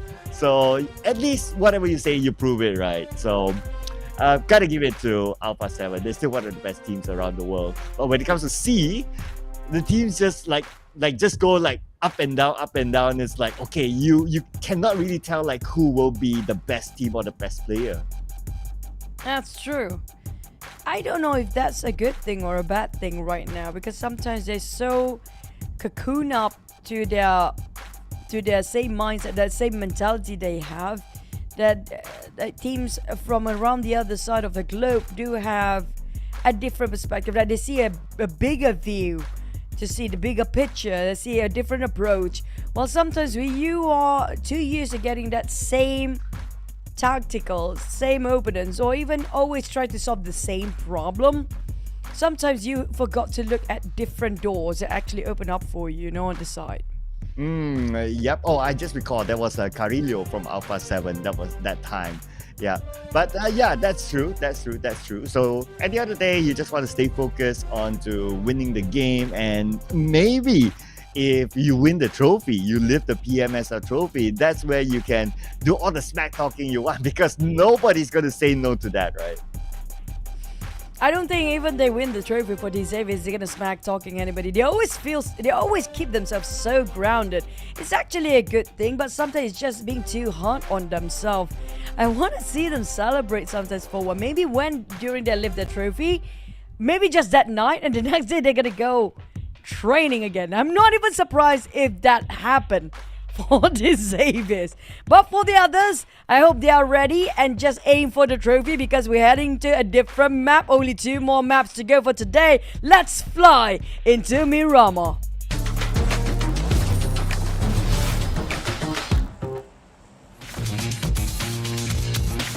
And roll to the grand finals, roll to the PMSL Southeast Asia Trophy. is still underway. This is going to be Miramar in our Smash Rule format. Let's see how is this going to go. We're going to get a nice flat path as a start, starting from down south, Minas the Valley, all the way up to Toria Kumada. So all these teams should be able to reach their regular drop spot. But potential clash, well, we don't know. Let's see. Maybe Chumacera, maybe Picado. It always happens there. Well, recently there's a lot of power grid choke point and Chumacera fight, so I avoid in silence. If we get Impala and those isolated islands that are named on the outskirts of Impala, I'll be really happy for that for once. Or even the oasis on the northern side, which not even marked as oasis. We had that once, right? But never ever it happened again. So hopefully today we're gonna have a super fun circle when it comes to the last two Miramar map, just to spice things over and to see how much the benchmark gonna set for Smash Rules tomorrow. Yeah, speaking about that kind of circle outside Impala, right? If it's like throwback theme now, so PUBG Mobile maybe can give us that because it's like the PMGC last game. But we're not gonna get that. Okay, we're gonna get, don't want to say it, I'll just call it the South Hills of Los Dones. Please name this place. It's too many times now. There's not a name there yet. But Patuna seems to be a big part of it this time, or it is taken it. But there's a high chance they're going to end up in the very south of Los Leones. We've seen this too many times now, Cloud. We do know that whoever gets that early, whoever get the loot up quickly and just go straight for the high grounds is always going to be the biggest advantage of Miramar. Oh yeah, absolutely right. Teams that are on the southern side, we got a good number of teams down south here. So let's see who's going to grab that high ground first. Not going to say that it's going to go to a certain city name, but we have seen that high ground circle in the group stages before. So if any team were to be playing that time, at least it's something of a quote-unquote warm-up and some transferable knowledge that they can use with this kind of circle now. True. But you know what's running through my mind right now? When I'm quiet, sometimes I'm thinking too much because I'm reading some of the pointers from our chat here. Thank you so much, guys, for being such a very active community in the chat section. We do have OSJA. Richard is back. I think Richard is always in Miramar, right? Yeah, even yesterday as well. Like Richard is being deployed in Miramar, and they generally do okay in Miramar. And the fact that they have 27 points, number 5, that's okay. And if they can push themselves up with Richard's inclusion in Miramar, then they can at least smaller the gap with D Xavier, or maybe even overtake them because we got 2 more games. Now, we do have some swap. Frankie is back with Helton. I do want to say Frankie and Helton to actually play side by side for once. But I think that's probably going to be something that we hope for if they can manage to get into the grand finals. Now, back towards the topic about the chat. 02, thank you for pointing that out. I do feel the same thing too. Now, so far winning PMSL, I agree. D Xavier, CELCOMDIGI Alliance, and also Vampire seems to be having the biggest shot. Also, we have another swap for Alter Ego just now. The thing is, right, Cloud, we had an interview with the was it Iftar that actually said, or was it somebody else, another Indonesian player in the Malaysian team that said that they do play, I think it was TODAK. Yeah, TODAK mentioned that they do play a bit more aggressive, just like how the Indonesian regions are playing. But right now, none of the Indonesian teams seems to be having that spotlight like how they used to. Did they transfer all their knowledge of aggressiveness of their gameplay towards all the Malaysian teams seems to be better than before now? Actually, that's a good point, right? Now that you mention it, I'm looking at our graphic here. Like 8 onwards, majority of them are Indonesian teams. When normally we would see like in the past, like a lot of Indonesian teams will be stacked up there, or at least like first half or kind of well spread out. But this time, this one of those rare occasions that it's almost like second page onwards. Only RRQ is like the first pager, but even that is like at the borderline. So it's an unusual sight to see. But I did notice that even like in the first week, a lot of the Thai teams have been performing really well, and a lot of people are starting to say that, hey, maybe it's a power shift to the Thai teams. Like if they're able to get the trophy this season, it's technically back-to-back because Vampire Esports, they won the last one. Yeah, it seems like a shift of power, I agree. It's always been Vampires, but now we see Strangers Esports, OSJA THAILAND stepping up the game. I love the fact, I don't know if it's something that's good or for the better or for the worse, that we don't have like Hill, like Zerja in here anymore, because these teams been broken down for the players and now dissected and remerged into different line, like a mix of both, is actually a better outcome for Strangers Esports and OSJA THAILAND now. Seems to be way better than how they used to, because it's always like Vampire, the only Thai team that seems to be overpowering than the rest. But now we feel like a bit more balanced, and its standard has been recalibrated for the entirety of the Thai region after this team reform again. I like the word calibration, right? So it's probably like, okay, you break out the team like Sersha and Hale Esports before this, and then individual players from those teams, they're like, okay, let's get picked up by another org, whatever, wherever they go. Okay, of course they split up, and then it's like those orgs, obviously they will pick the best of the best. They won't go for like, you're like second or third. They want to pick the best of the best. And they basically assemble like the best together. And that's how they start to perform again. It's just like how Red Bull is. Playing in PMCL, he's definitely a top performer there. And brought here to OSJA Thailand. Of course, still with the OSJA brand, but in Thailand. So he is one of the best. And again, it's just around assembling, like putting in the best of the best players. And it's showing them the results from there. Yeah, I mean, usually when we have too many star-studded players, right, we call this too much ego in a team. But in this case, that's totally not a problem at all for these guys. And Nate T just now, I mean, like Nate T used to be the player, but always on around the bench area and not under the spotlight at all. But this year, and starting from last year, these Xaviers, they stick to their guts, right? They don't ever change the play and give opportunity for everybody to grow. They know some of them will have some slower progress compared to players like Lamborghini who seems to be a fast learner. But due to how they believe that their lineup is the best that they have, they stick to it. It just shows that how polished they are. Yeah, who needs the spotlight if you're like average number 1 elimination, average number 1 damage output? Yeah, that's Nate T. Man, I guess he wouldn't mind the spotlight if they lift the trophy, of course. But those stats don't lie. Nate T has been performing for the team. And I remember like during the off season, like there was this rather scammy post from D Xavier. They're like, Paragin left the team. Wow, okay. Paragin left the team, and then actually it's like, nah, he didn't really leave the team. It's like, welcome back, Paragin. It's like, social media went crazy for a moment. Okay, circle-wise, that caught me off guard as well. Loving this circle, 50% water, more fights, come on.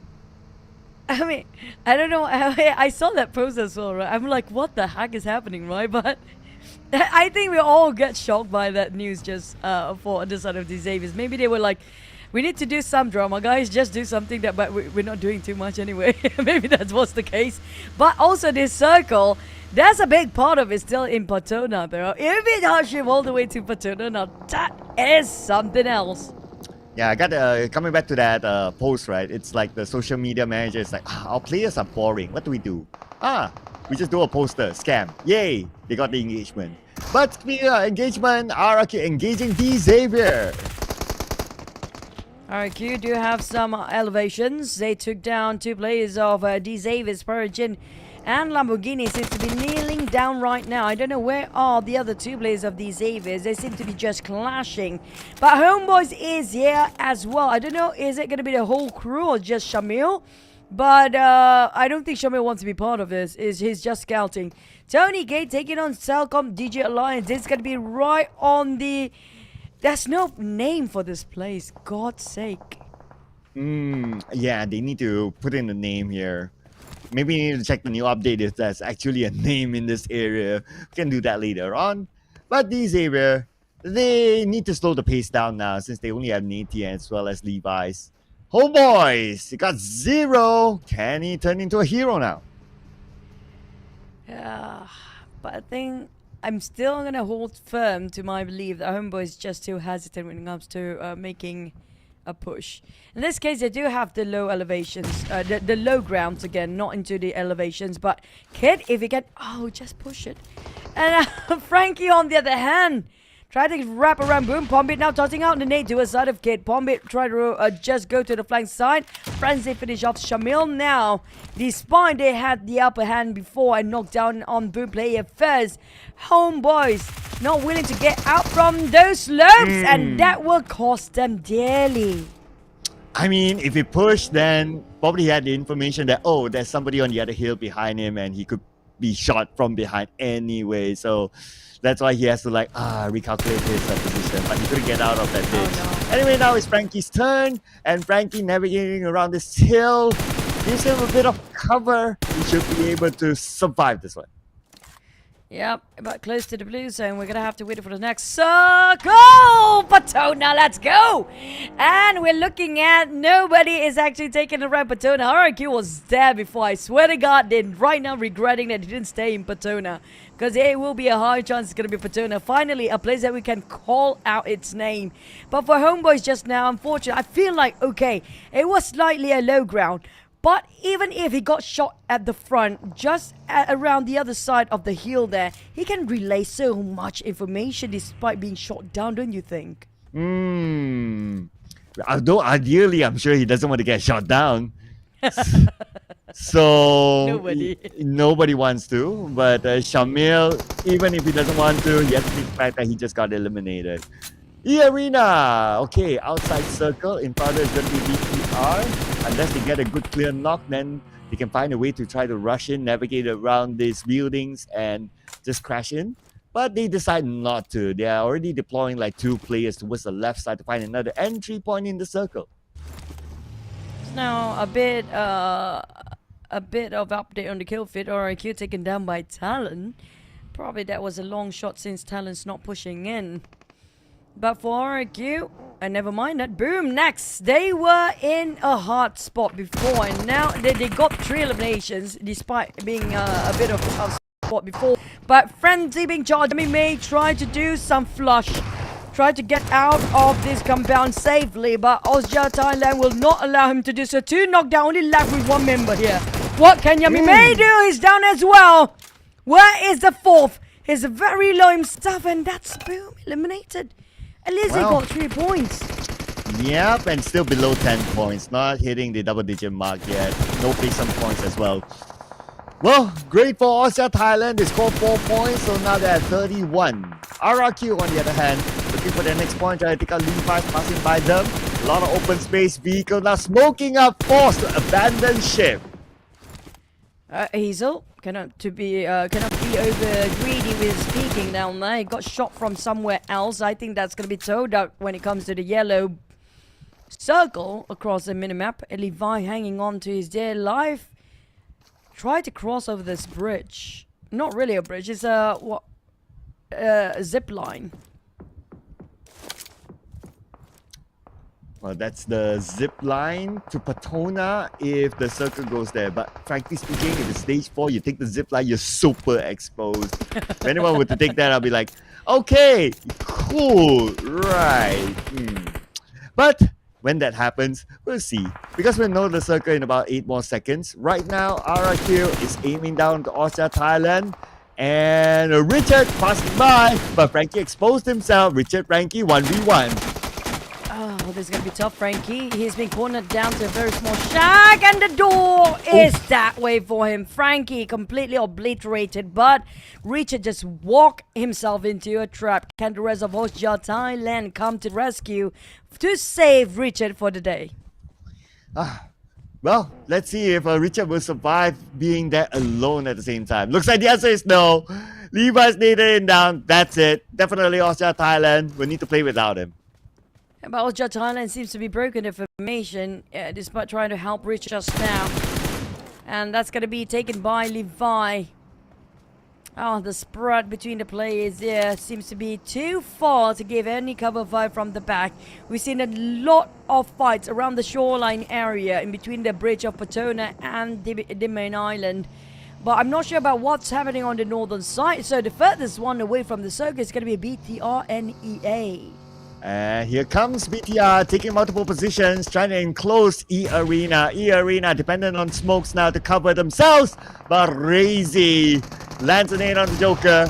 Now Tiger X coming out all alone. He crashed into the tree. Just taking away the attention. Now eArena counters back onto BTR. Beautiful counter by eArena. Very active approach. And BTR could not withstand it. Oh, eArena, they're climbing up their ranks right now. They still have 4 intact. The moment they manage to revive all the fallen members and have HP back up to full health, they have no problem pushing their numbers up. These Avis on the other hand, how much longer can they hold at that number 1 spot? Because they're left with only 2 players. Well, Team Flash catching up too. They still have full 4, healthy and well. Sam9 on the higher ground against Team Flash on the outer side of the circle. Looking for bounce. Tony K actually got tops. Sam9 got a bit of assist from Vampire Esports, but Tony K was saying, that's not an assist. I want a point for myself. eArena arrives at Sam9. The warehouse might be rowdy now. EA, Sam9, and as well as Team Flash seems to be very interested in taking each other down. But back to Alter Ego versus Talon. Rosemary knock on the ground. A bit of trading down with Boy Chill. Hans for you down to 1 HP. While Yuri and Axel, if they pin this down, it's going to be the end. Knockdown on Hans. 2 down. They're going to go for the rush. Despite having only 3 members, Talon take advantage of Alter Ego despite they had a 4. But the problem is they need to wrap things up quickly. VOIN Donkey is arriving. Yoru refired back. But unfortunately, he couldn't finish everybody else in that small room. Yoru stuck at the corner all alone now. The final player for Talon. Oh no, there's a Molly on the other side. You probably didn't notice it. And it got burned down. That is it for Talon. Alter Ego as well. Eliminated. Bottom 3 teams out. And they are against each other throat right now for the Indonesian teams. But VOIN Donkey will triumph in that one. TODAK taking on Strangers Nuts. Strangers Esports, they had a really good start here today. Did not expect to be slightly difficult when it comes to the last 2 maps. By the end of the day, Earthsea got finished off. Cleon do have himself some elevation. He got the high ground advantage. But when it comes to the circle, it shrinks back to the main island. Now, these Xaviers do still have some part of the island. But for those coming up from the north, this is going to be a tough entry into the safe zone. Oh, and here comes Lynx getting one. Lobby X now down on his knees. Lynx trying to find a different angle with his UMP. 9 comes in to secure that elimination point out of Lobby. And looking for his next target. It's going to be Gets Low on the lower ground. Gets Low, takes a bit of damage, down to 50% of health. And here goes Sam9 to take that point away. Mika try to have some upgrade with that death box just next to him. But Mela, that's the last of Strangers Esports. He's being surrounded by TODAK and eArena at the same time. And Team Flash there. Joker, Zeus taking on EA Tiger. Tiger X is down and bleeding out. They're left with 3 players, but Mela, where to run? No, hide. Finally eliminated as well. They're losing the momentum here for Strangers Esports. Well, Dotora is gaining their momentum now. Yuhai gets Zeus from Team Flash. Alright, Team Flash now breaking apart. 2 of their players will be eliminated. And Bounce is going to be the final player for Team Flash. And he will be up against eArena. Not surviving it. Team Flash only gained 1 point this round. Joker seems to be really great when it comes to, you know, the end of the week 2 here so far. He's doing really good in compared to the first few days of week number 2. The first day of week 2, of course, seems like he's always the first one to go down compared to now. It's a very different version. But Real, spot out some of the players. Sam9, the Xaviers still going on. I'm not sure how many players left on this Xavier. Only 1 right now. Big gate cap on the south side, just we see. Cleon will have to deal this eArena by himself, but Lynx coming up from behind. That was crucial. eArena all of a sudden it lost 2 members in an instant. Oh, here comes Toda. They have the momentum. They're pushing it towards eArena. But whoa! What is this? Tiger X! 1 nade to knock down 3 from Toda now. Toda! Oh no, this turned bad for Toda. eArena! What a nade to counter back! That was such a huge one. Such perfection, and happens to be TODAK clustered up together. Speaking of timing, it was one of the best nade here we've seen today. But for RRQ and the Xaviers, that's going to be the last of the Xaviers. Finally got finished off. But Sam9 resort to swimming? Well, we still have 7 teams. Why not? Well, 7 teams left. Wow, this round came really fast at some point. RRQ still with a full squad. Okay, now they have 7-9 below them in the water. Lapa trying to fish them out, trying to find that angle. But because of this terrain, it's not easy for him to just shoot them down. Okay, he needs to wait a little bit longer. Let's see if 7-9 will still get the circle. Very unlikely though, but at least Yuhai can dock himself up to heal. Well, circle's always favorite. Never mind, it's going to be RRQ! Look at how they control this one out. But can they hold it when it comes to 4 different angles? 7-9 coming out from La Paz side. OSJA, Thailand. Jan Force. Good luck fighting 1v3 in that. Love the confidence of RRQ with that spread. But Vampire Esports, let's see, will they love these engagements against eArena? eArena still hiding. They don't get a good angle. Look at Nuzi. He's trying to stretch himself to see if we can find out where exactly they are now. Deploying the smokes.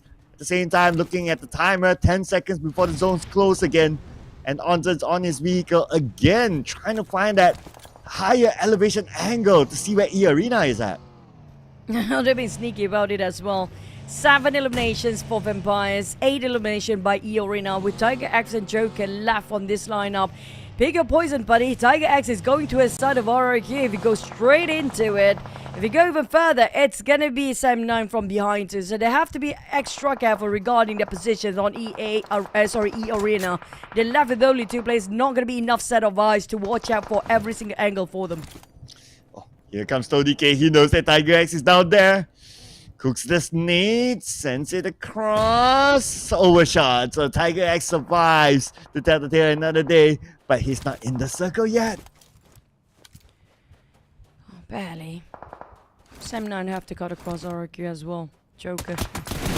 Oh, the shots on by Onzons. Oh, that was a crispy one. And scary as well to be at the receiving end. But for Sam9 though, they denied entirely. Cannot even look out for Sam9. RRQ, keep them at bay. They got themselves right on top of Sam9. That's a clear visualization as well. How to cut across the street for Sam9. There's no way out for them. Not just that, even eArena taking advantage of this. That's going to be the last of Sam9. Yeah, not even the dynamic duo, Yuhai Mika, can do anything about that. You have like at least 2 crosshairs onto you, maybe even 3. So Sam9, they have to be happy with the placement that they currently got. Now eArena, Tiger X is somehow still alive. He managed to slide into the circle, so that's pretty nice for him. And he's playing by that slope. RRQ cannot possibly see him. And Vampire Esports also can't, so they will shift their attention to other teams. Speaking of that, other teams, now Vampire is catching up to the Xavier's points as well right now. 8 eliminations. That's going to be around 43 points, excluding the position points down there. For VOIN Donkey, they have a shot at winning this one. Same case for RRQ, full squad alive. eArena on the other hand, that one last member, Tiger X. Where is he? And back to the side of VOIN Donkey, they have very clear entry into the center of the circle. I mean, nobody guarding over the northern side. Napeko was giving the extra hand towards Jamforce. Last time, Jamforce was the only one against OSJA Thailand on the southern side. Yeah, and Jamforce right now together with his team.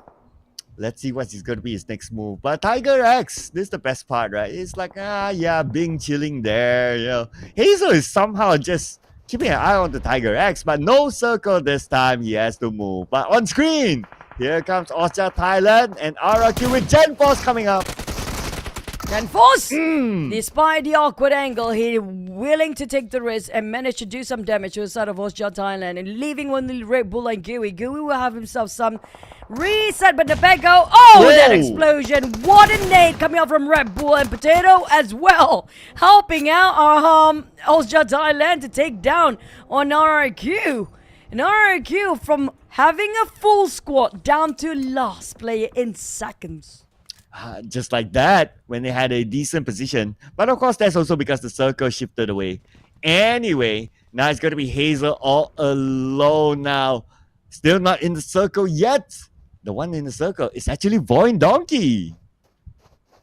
VOIN Donkey, Potato got there first. It seems like undisputed for VOIN Donkey to get that circle. Nobody willing to have a bit of a jab or try to challenge them to take away that circle. But Vampires, they're still very quiet. They have a full squad. Same goes for VOIN Donkey. Now RRQ, we're not done yet. The last man standing, Hazel. What can he do? And Hazel cooking up his nade. Okay, multiple angles that he needs to take care of now. But his nade! Okay, landed on the Dewey. That's going to be the first one. But Red Bull and Chopper, now they know exactly where he is. They will try to hunt him down.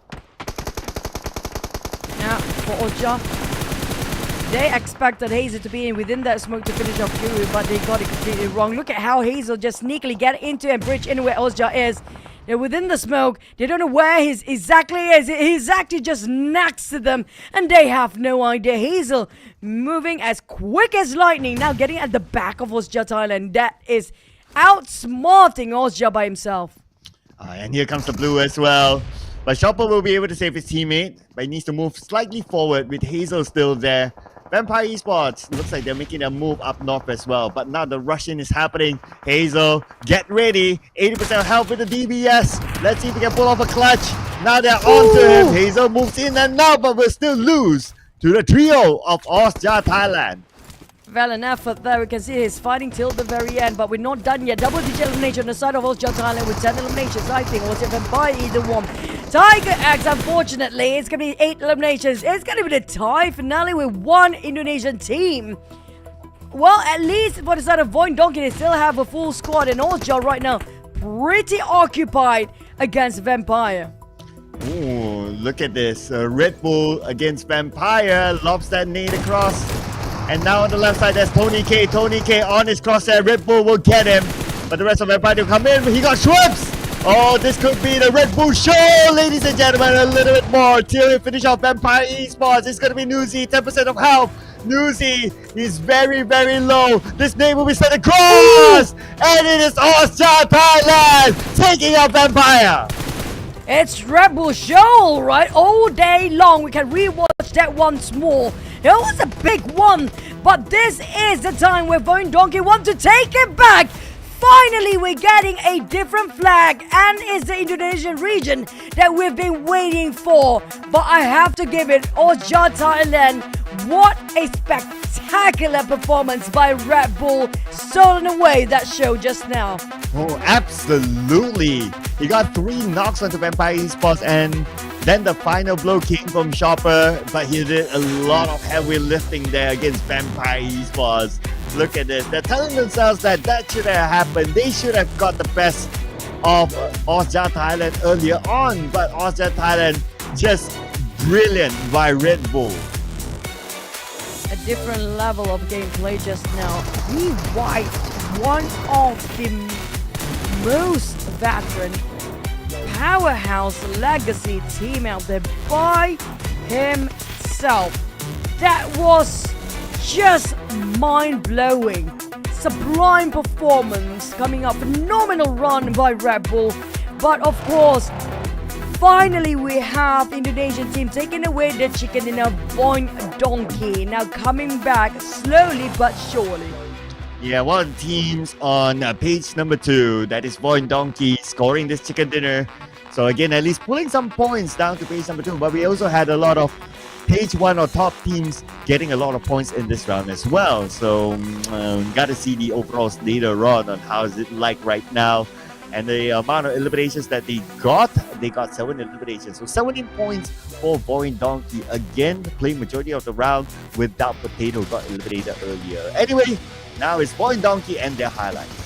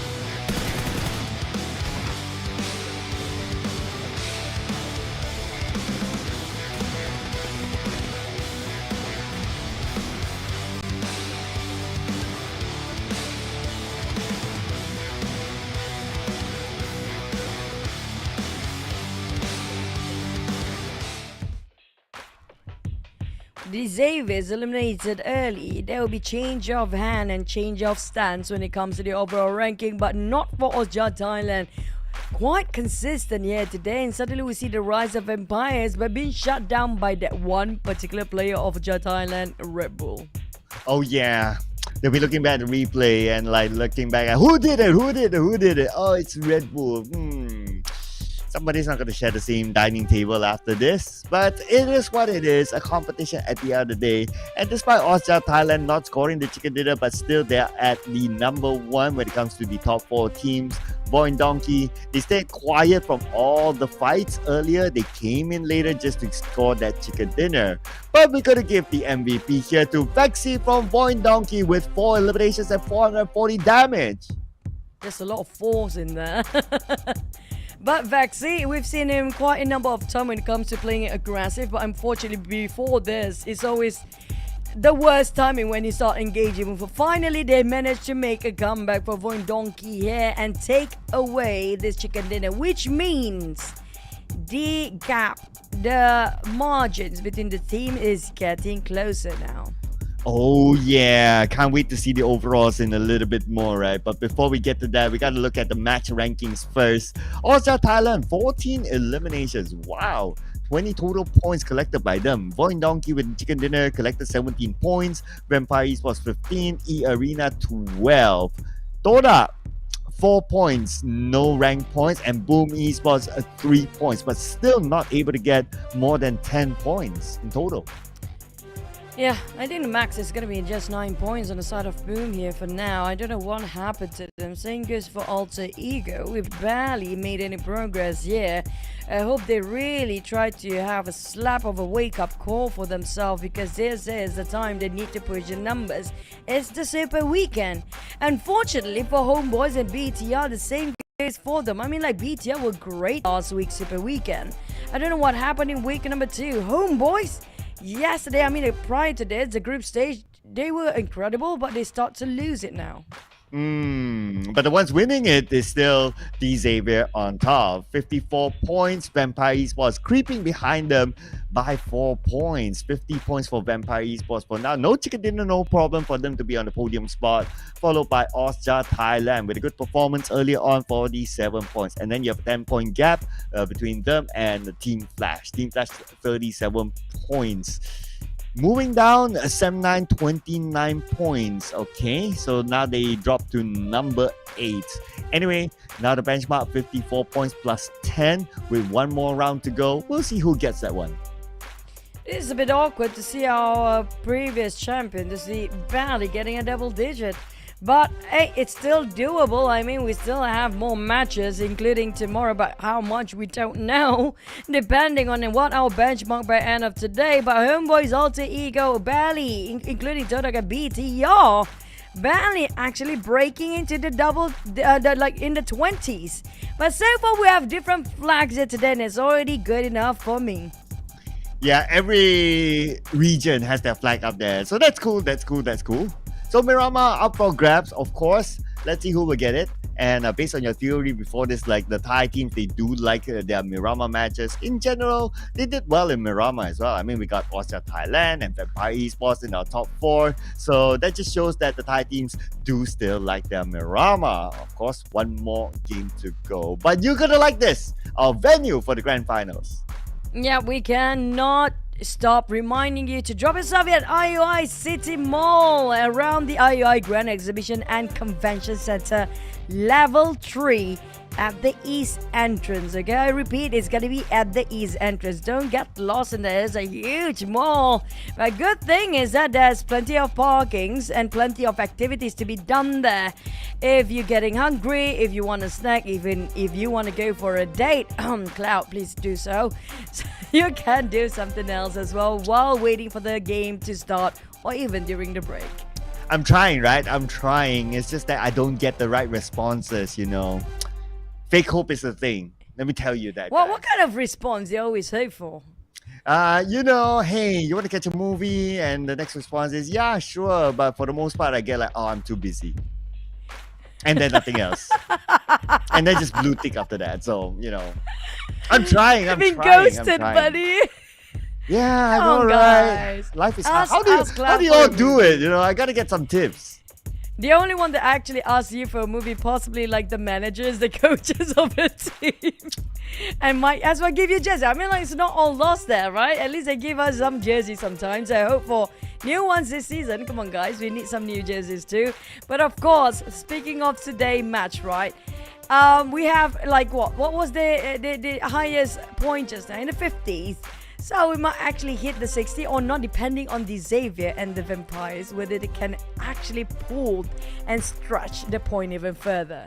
Yeah, if they, let's say if, okay, in a universe where both of these teams don't get any points at all in the next round, that means the next team will get it, and then it will still be probably like around the 60s mark. So that might probably be the case, unless the chicken dinner goes to Boom Esports, which I do hope for as well, because in all natural fashion, we want to see like the points just averaging it out, right? But looking back at our prediction, so since VOIN Donkey scored the chicken dinner, yay! You got 2! Yay! Woohoo! Almost one more. I mean, but I wouldn't mind if Team Flash got another one. Might as well we complete your lineup, right? Because you're close off getting the bingo done. For me, it's just one. So I don't know about Vampires or the Xavier's got it. CELCOMDIGI is a bit under today. So I don't know if they're going to do something maybe tomorrow. But for now, this last match, it's super, super important to know how much will be our bench point mark for Smash Rule tomorrow. Oh man, for the first time ever, we're actually having this discussion about like the match point, the Smash Rule, like what's going to be the gap. Like, oh, it's crazy right now, right? Just to imagine this. It's so exciting, you know, after so many seasons, like we're repeating the same narrative, but this time we're going to get a different narrative. It's so exciting. I know, it feels like, you know, it's something that whatever happens on Sunday, gonna stays at Sunday. But what's more exciting, it's gonna be, what if we have to play until all 8 games? What kind of maps are they bringing out? That's what I want to know right now. I know, right? Absolutely no idea. Whether we will find out during the pre-show or not, I have no idea as well. Like PUBG Mobile Esports just want to keep it nice and quiet. Or are we just going to end after 2 games? We have never like just casted 2 games in the day and get the day over and still have time to go for Bazaar. It's, wow, so many possibilities. But it's all down to what's going to happen in the final game as well. Let's see what kind of match point we're going to get in the Miramar.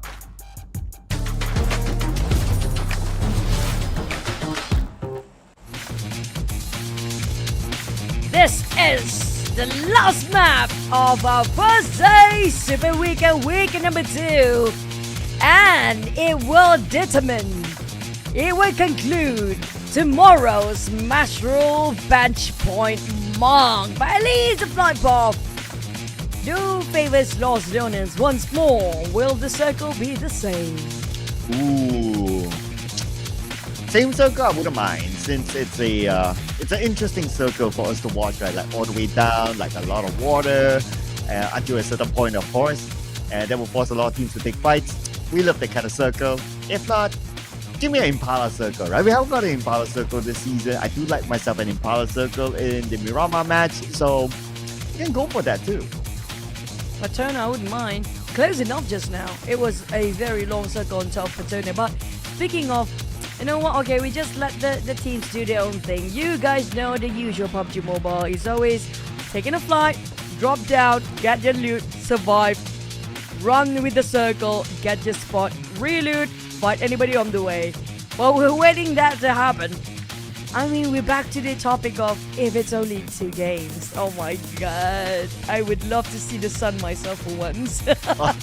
I would love to go to the bazaar this year for once. So, you know, I wouldn't mind that, you know. Do you have a bazaar near your place? Oh, we have plenty here. I mean, I think around all of Kuala Lumpur, I mean, the bazaar do have a team this year. Everybody have a yellow, like orange umbrella. Really? Why orange the entirety umbrella? of KL. I don't know. I feel like the entirety of the state have orange umbrella. If you go anywhere, even in Shah Alam, even in Kuala Lumpur area, I think it's specific color for the Ramadan Bazaar only to be used, possibly. Wow. Okay. Orange umbrella. I never knew that like bazaars have this like theme, you know, like umbrella theme.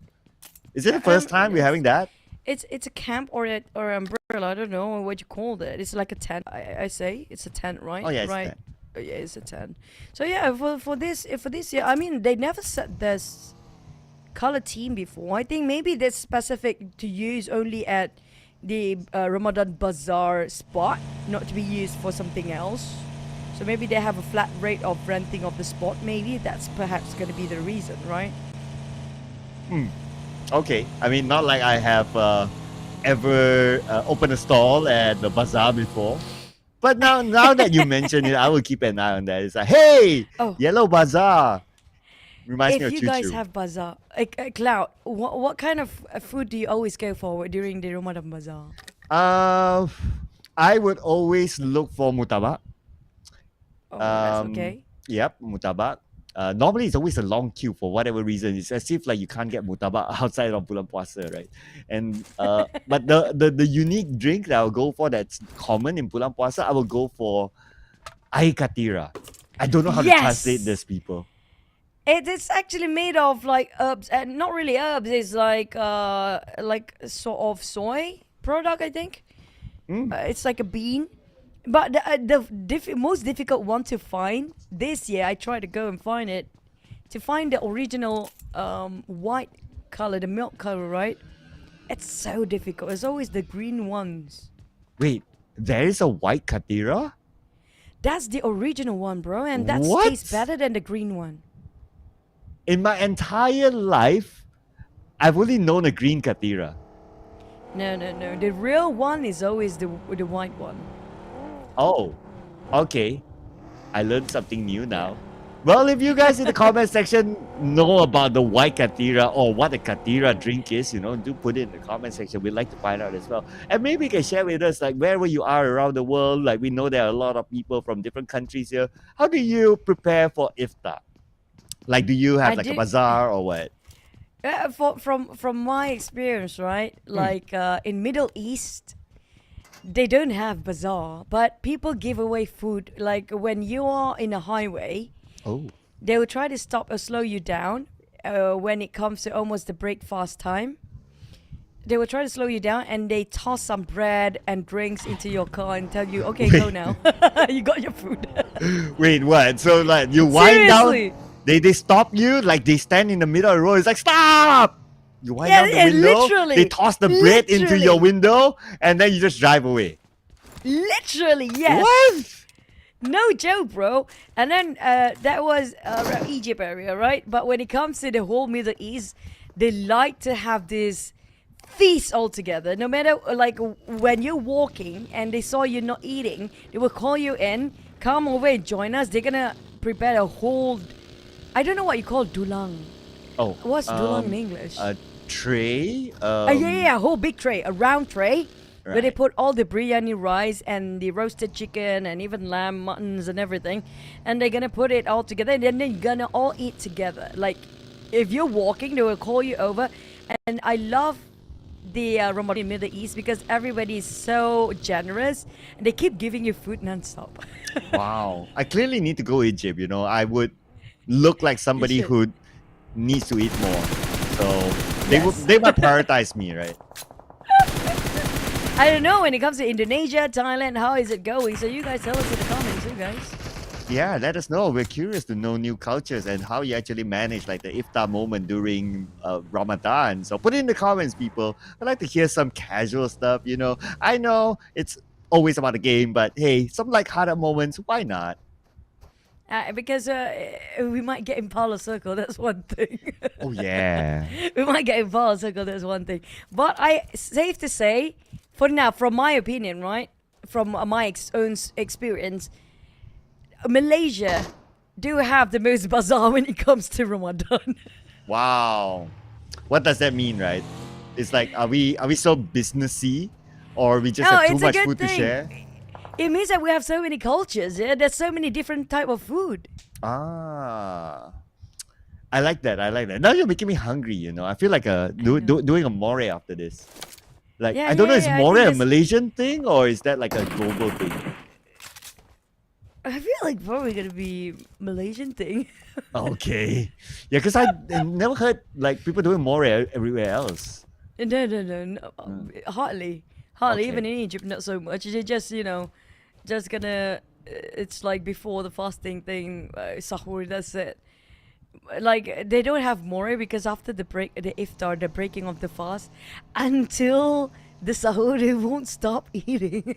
Oh, okay, so it doesn't matter There's about no- the more thing. There's no more time. We are the only ones that do have the more time because it's gonna be in between, like after the prayers and everything, right? And like basically, if you guys want to know what more is, it's like supper. It's basically just late supper. That's it. What if it's like more was created for commercial reasons so that people can sell more food from the Why food they not? could not finish? Usually they're gonna cook new things, right? There's no true. way they can last that long for the entire day not cooking it and not recook a new one. That's true. Okay. That's true. We're probably gonna go over after this and find out food. I think that's probably gonna yeah. be our main target after this. But the circle just moved back all the way towards the north, around the outskirts of Hacienda de Patron. Now that's gonna be a tough one for those who already parked themselves on the northern part to go back in one direction. Cloud, this is gonna be a lot of thin of the crowd, and there's a huge choke point around Minas, Minas Generalis. Yeah. Yeah. Mima generally. Yeah. I'm a bit disappointed that we don't get an Impala Circle, but it's fine. It's fine. We haven't got it like during our casting week at least. So, well, hopefully we get that in the grand finals. Oh no, hey wait. Tomorrow is still another day. What am I talking about? Yeah, tomorrow. Tomorrow. Well, if Two we do games. go that far, if it's like only 2 games, it's like only Sanhok and Erangel we're done, then, well, then I'll find my Impala at the bazaar. I mean, I wouldn't mind that. That's gonna be the first time you actually get to, get out early ever. See the sunlight. Yeah, I really like the vampires now. We barely see the sunlight these days. Yeah, I know, right? Well, vampires, they would like to see the sunlight tomorrow, but now they have to put in the work, be the #1 team, set the bar away from D-Xavier. Speaking about D-Xavier now, OSJA Thailand, they saw them rotating, but D-Xavier, they're not going to stop for OSJA Thailand. Sharper. Red Bull was amazing just now. I don't know if he's still hyped up, full of adrenaline rush to call for another one. But based on this circle, it's going to be slightly difficult for the teams to try to cut across Minas Generalis. I think everybody tried to avoid Minas Generalis completely, knowing that it's going to be a choke point down there. But Lamborghini, these Aves, they need to retain the #1 spot. If not, oh man, the benchmark is getting lower then. Oh man, yeah, I know, right? Keep the benchmark low, so that gives the opportunity to the bottom teams to kind of catch up. Or give them a comeback chance, in other words, right? Wouldn't mind a bit of that. But if we were to analyze, like, well, okay, we're Stage 2, almost stage 3, no first blood. Okay, I just have to say it right. What's with the story between... I really want to interview both of them if we can get the chance in the future, right? For Alter Ego and Boom. What's going on between the story of these two teams? They're always telling each other out almost the entirety of this week. Yeah, I know, right? Man. But at least they recovered, so back as a 4. And imagine this, Alter Ego pretty much have the same motivation of like, oh, we have to do well, we have to get all the points in, even if it's Boom Esports, even if it's from the same region, it's like, nope, we want the points for ourselves. Oh, look at that. The high nates coming in. That looks like danger, calling it out. But the blue zone, on the other hand, will disengage these both teams. It feels like the universe tell them to stop arguing for now. You guys been at it almost the entire week. Stop, break apart, pick somebody else to fight against. But it's going to be another Indonesian region team, their brethren, which is going to be RRQ. What is going on when it comes to rotations here? Oh, look at the elimination fee. So, Alter Ego, again, they got the Boom Esports. This time, they will definitely get a frenzy out back into the lobby. But before that, the first blood actually is given towards RRQ. More fights gonna happen right now. Oh, wait, that was the first blood?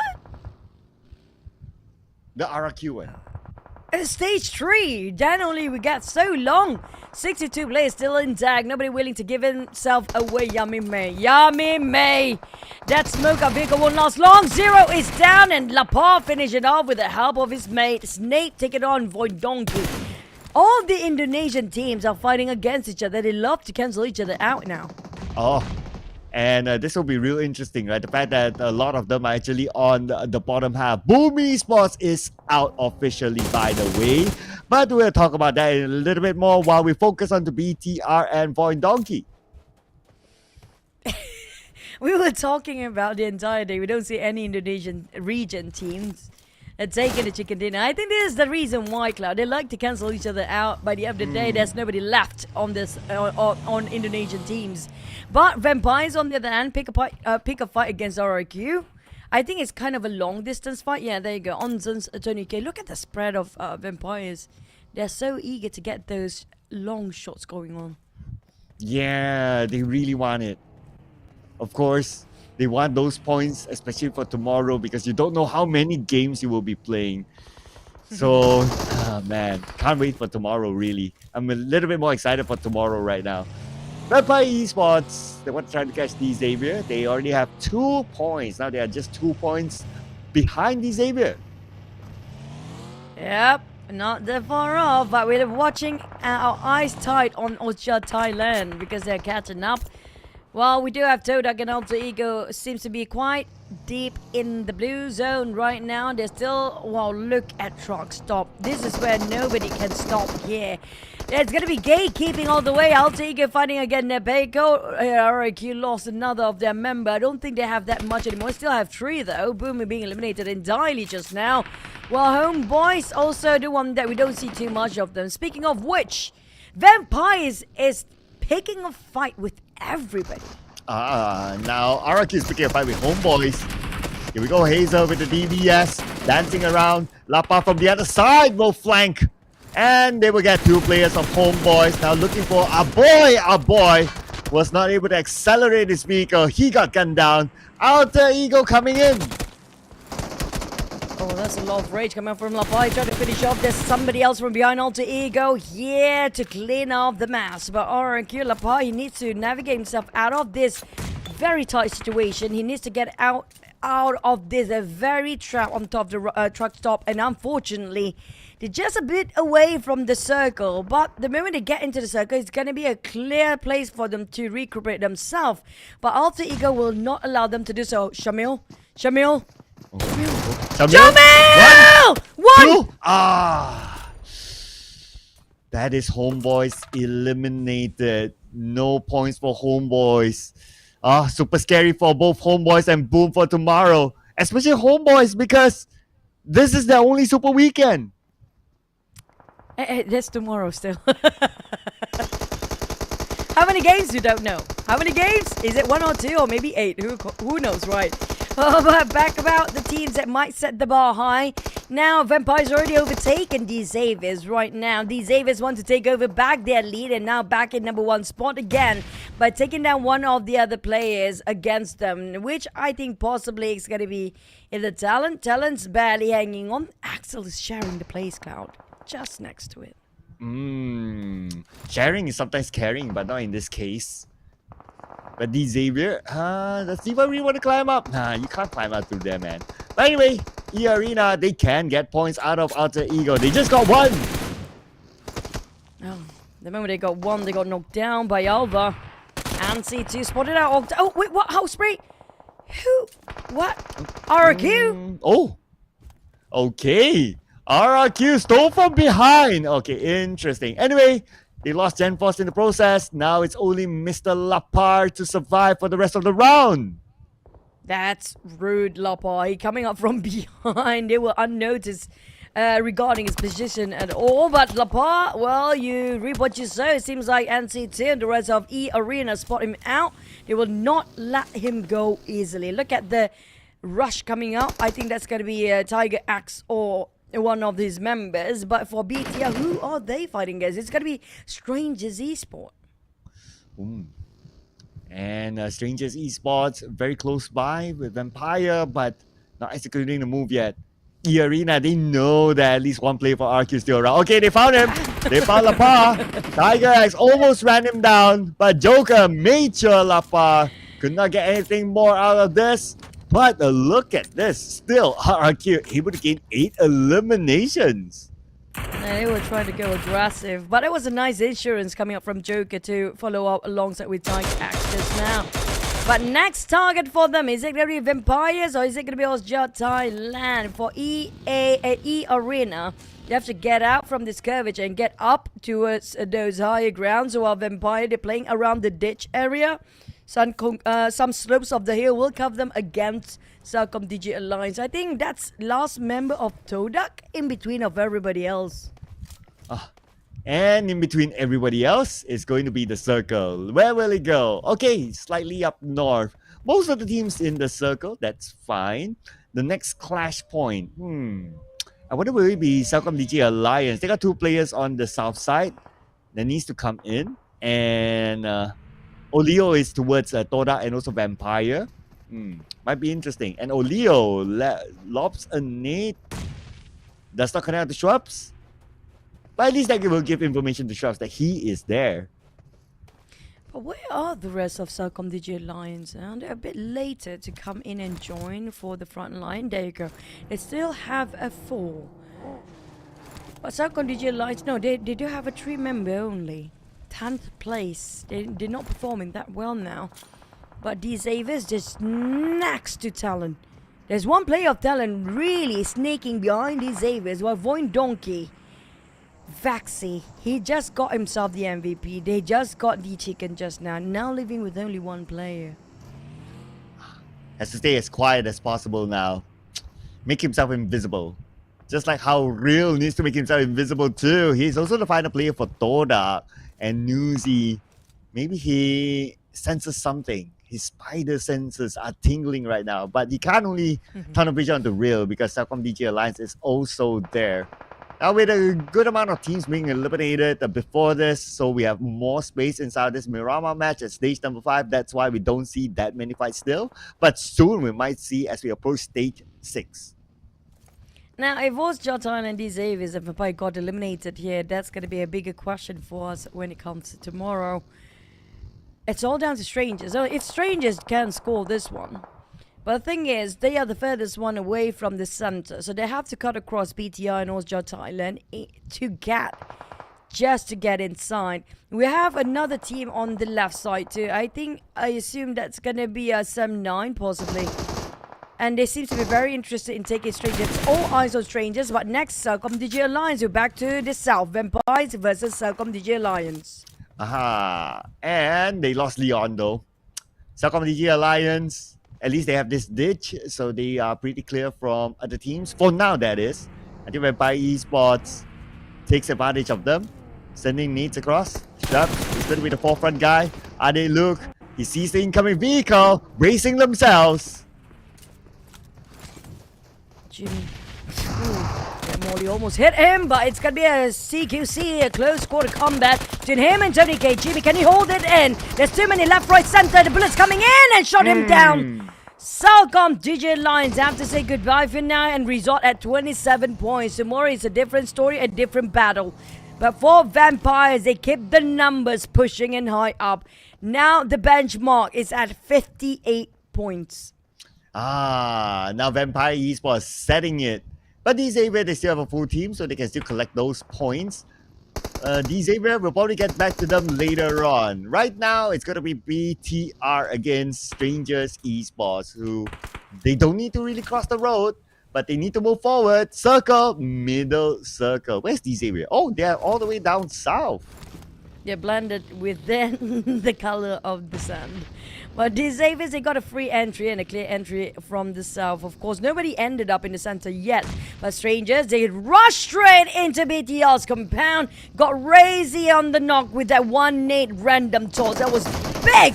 But Snape managed to make a return fire with that Molly. Snape hoping he will actually try to hold the ground, hold the fortress for his team. But the problem is, it's not just the OSJA Talon is next as well. Federales knocked down next. What is happening? And the entire crew of Strangers become stranded and strange indeed. BTR triumphed in that one. Oh yeah, with 6 elimination points now in total. Xavier now. Okay, let's see. They do have Team Flash and they have talent above them.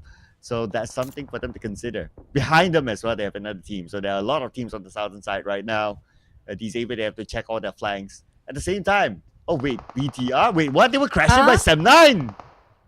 But Tatar just needed himself just now. That was the case. Maybe Denying accidents the do point. happen sometimes. Yeah, maybe denying the point when, you know, you have no way out. Might as well just deny the point. But right now, we do have OSJA Talon, Xaviers, and Vampires. All top 3 teams still well and alive. They can try to stretch up the margins. But can Talon take that away from them? Talon with this high ground still and part of the circle to potentially do it. But to start off with the VOIN Donkey Vexi. Nice shot by Axel. That's going to be the final play for VOIN Donkey. They gain 1 placement point. Young T managed to fight back in that awkward angle. Oh, that's smart. Popping in smoke so he can't see from above. So for Axel, he knows there's no way for him to actually... Oh, never mind. Linux managed to shut down on Young T, who's trying to get away from his eyes, his praying eyes. But for Talon, this high elevation, this high mountain definitely plays a big role for them. But if the circle shift away for stage number 7, good luck climbing down. I know, right? Look at how steep this area is. They definitely need vehicles, okay? Or good luck jumping down. Take a bit of damage. Even if they survive that, the sharks are waiting. Xavier and maybe toss on Team Flash. So, don't know how they're going to survive this.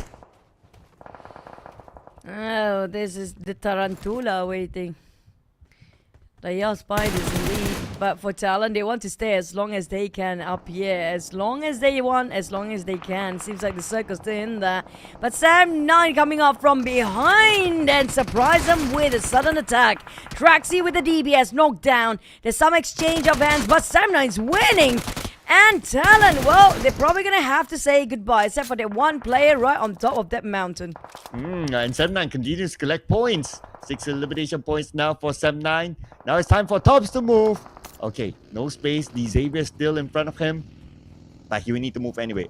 Okay.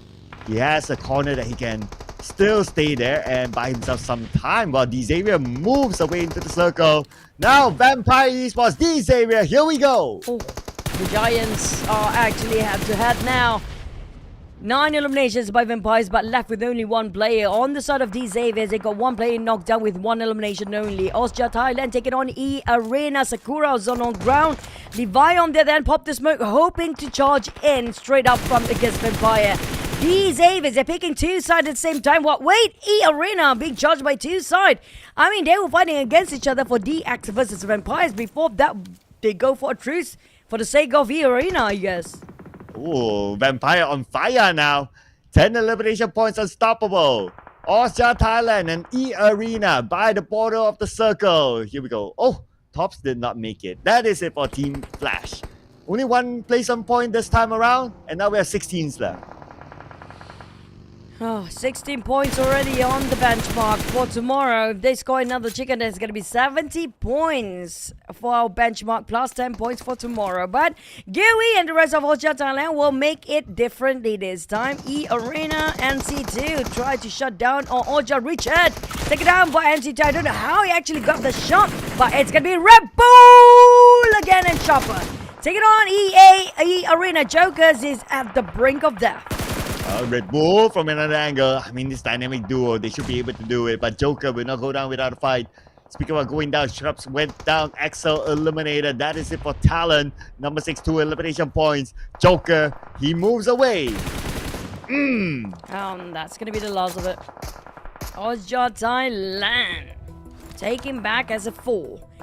They might score a double chicken in a day. Who didn't score chicken yet today, though? Vampires, I guess. M9 did. OSJA Thailand did. So any of these 3 scored a chicken. It's going to be a double chicken in a day for them, but not for Vampires. Oh, but their chances right now is pretty slim. 3 active players left. One of them pretty critical, but okay, already healed up. Anyway, now they're going to go in for a brawl. Look at how close all these teams are together with each other. OSJA Thailand scoping down. It's going to be Richard onto Vampire Esports. Found that angle. He saw Shrubs. Shrubs still survive. Oh, but on the other side. Oh, that's going to be tough. Gui spotted out Traxi. Nate taking on Mika. Shrubs nowhere to be saved, leaving only 2 of Vampires left on their side. Sam 9 losing members as well, limb by limb, taken apart by none other than OSJA Thailand and the Xaviers. Lamborghini charging into a side of Vampires. Here comes the net, dropping to a side of Newsy. But Newsy's knocked down anyhow by Red Bull. OSJA Thailand and Xaviers both aiming for Vampires. Oof, here we go.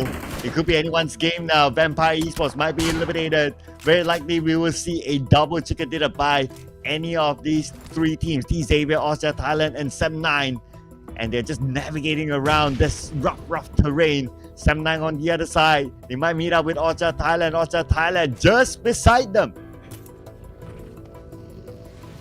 Just going to be the curvature of the geography that's going to make the difference here. They can fight each other. And they spotted out Levi. Tony K on there then. Just going to play it quiet and play it safe. But Red Bull be charged by Parjin from the back. OSJA Thailand spotted out by the Xaviers. The one that didn't see it coming is going to send 9, but OSJA keep their eyes open. Tony K. We've seen he did this before. Nate on Mika. Mika's bleeding out. Sem9 losing members. Oh, and here comes Dewey from the side. Sem9. They have been eliminated. They bring back 7 elimination points together with them. Vampire Esports. They still stand strong until the other side. Richard had to take out Tony K. Now it's between Xavier and OSJA Thailand. Both were getting double chicken in a day here, but for the Xaviers, it's gonna be huge for them if they want to take back the lead from Vampires, since Vampires do have more eliminations than they were. But OSJA Thailand, they prove us otherwise. They are the underdog and they will show us what they're capable of. We saw how Red Bull just really take things over, but they lost Richard in the process. Nate T going taking in for the charge. It's gonna be a 3v3, but DX lost a member as well. 1v2. Oh, here comes still Xavier. They are the anime big boss. They have to win this. And from the other side, it is still going to be OSJA Thailand, the team that scored 2 chicken dinners today. My, oh my, OSJA Thailand rising up to be the superstar team. Starting from Red Bull and now everybody else stepping out their game for Dingo Xavier. I mean, they got chicken already today. They're never satisfied. They are always hungry every time. But this means, well, OSJA taking the lead, or will it still be in the top 2? And when it comes to the benchmark for Smash Rule, so much contenders. Oh man, my math is killing me. Could it be OSJA Thailand setting the bar, or is it still Xavier setting the bar? off the top of my head, I might put my finger onto the Xavier being the one to set the bar, but we need to look at overall scores because OSJA Thailand, they did bring a good amount of eliminations together with them. Nevertheless, it is some of the top teams around that were in the top 3 earlier on. So competition tomorrow is still going to be super tight. Very tight. One of the tightest here, especially when it comes to the Smash Room implemented. Sharper, Red Bull, Kiwi and Richard. I mean, Red Bull never failed to disappoint with 724 damage. No question. Yeah, he's going to be the MVP with the most elimination, but everybody pulled their weight. Richard has been tanking so much for the team to give all the information needed for Sharper and Red Bull to give cover fire. Wakui always go for the flank side, so they work like a well-oiled machine for OSJA Thailand, and this is the team that they should watch out for. Who knows, maybe a team that never got the championship before will take this season away, but let's relive the moment about OSJA Thailand.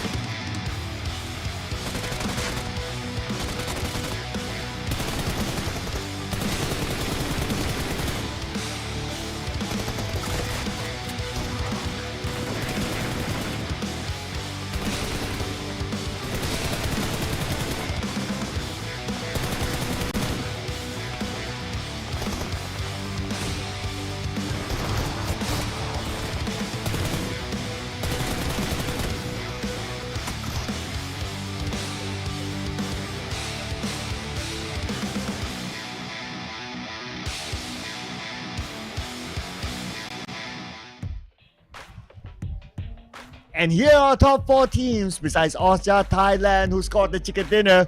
Vampire Esports is up there. In fact, they're above the Xavier, followed by Sem9. And if you remember, the first 2 games today, Sem9 had 0 points, but they had a major comeback after that.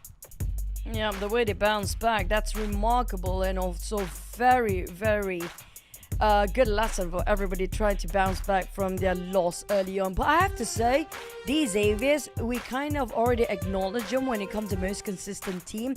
But I think OSJA Thailand can rival them in this, because OSJA Thailand has been on the top of the chart, almost all the top 4 for the entire day here today. And presenting to you the star player Red Bull from PMCL. He bring up his game and step on another level in the PMSL. Oh yeah, absolutely right. With 4 eliminations and 724 damage, Red Bull have been the catalyst for OSJA Thailand today, bringing them 2 chicken dinners and 2 MVPs for himself as well. So very likely this guy will be the daily MVP. We'll find it out later on. But for now, we're going to get down to business, which is the points. 20 points for OSJA Thailand, and that's gonna be pushing the numbers up. Definitely gonna be in the 60s here. Cloud Vampire 16, D Xaviers with 12, 4th place Sem9 11, eArena with 10 points, RRQ 8 points, BTR 6, Talon 4. Question is, anybody ended up with a 0? We're gonna flip the pages here, but I believe there are some teams that actually ended up in 0 to the best of my memory. So we'll check that out in a little bit more, especially for our bottom teams. Yes, we have 4 zeros here. Boom Esports, HOMEBOIS, CELCOMDIGI, Alliance, surprise, surprise, and also TODAK. I mean, Boom known as the better version of the Indonesian team compared to Alter Ego starting from last year, but there's something going on between Alter Ego and Boom, because they always love to go against each other almost in every single map. I mean, if there's only a particular map, I kind of get it. And the reason why a lot of the Indonesian teams at the very bottom, I assume, is because they love to cancel each other out. But tomorrow, 67 and 66. Wow. Okay.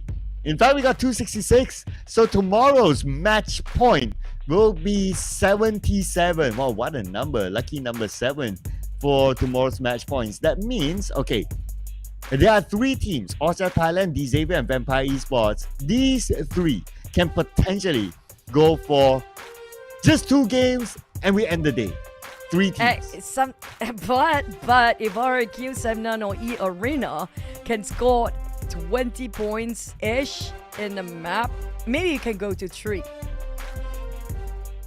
20-ish, 20 eliminations because it's going to be 77, right? So you have to 20 eliminations, and then of course you have to get the chicken dinners, then 30 points, then you would touch the match point for RQ79 eArena.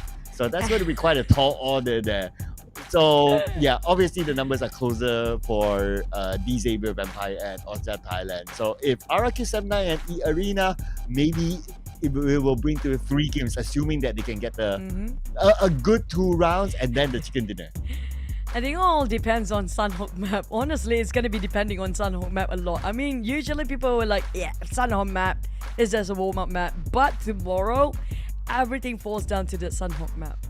All right. So I'm going to put out this theory, right? Those top 3 teams will be hunted. I wouldn't be surprised if there's a hot drop for those 3 teams to deny them the closest chance of getting the chicken dinner. Hey, but let's switch it over for a bit. For Boom, this is awkward. 9 points throughout the entire day. What is happening? The second page wasn't so great. But you know what? Hey, it's back with us, Tony K, for our daily MVP. I mean, there's a lot of MVP, really good MVP this season, by the way. Yeah, and you don't even need a chicken dinner to get the daily MVP. Tony K, 2.8 average eliminations, 560 average damage, 1.3 average assist, 232 average heal, and 22 minutes 27 seconds average survivor time. Again, Vampire Esports, they still perform today without a chicken dinner, so still gotta give it to them. They are still close enough to make the 2-game wonder happen tomorrow. Oh, tomorrow is gonna be a really fun day to watch. You guys don't want to miss it tomorrow, guys. I swear to God, you have to get in early because the moment you want to tune in halfway through, we'll probably already finish. Yeah, I know, right? Like you have to from the start because you don't know if it's only 2 games. Oh, I just came back from work or school. It's Sunday anyway. Oh, it's over. Oh, what happened? But you know what? I'm gonna have an interview with our host very soon. I am super curious. I hope they can actually interview the Indonesian teams like Alter Ego and Boom. I want to know what's the dispute between these 2 teams because I really want to know a backstory. They always go against each other and cancel each other out. But we're probably gonna have a different teams when it comes to tomorrow's Smash Roll. Let's jump over to our host on the live ground.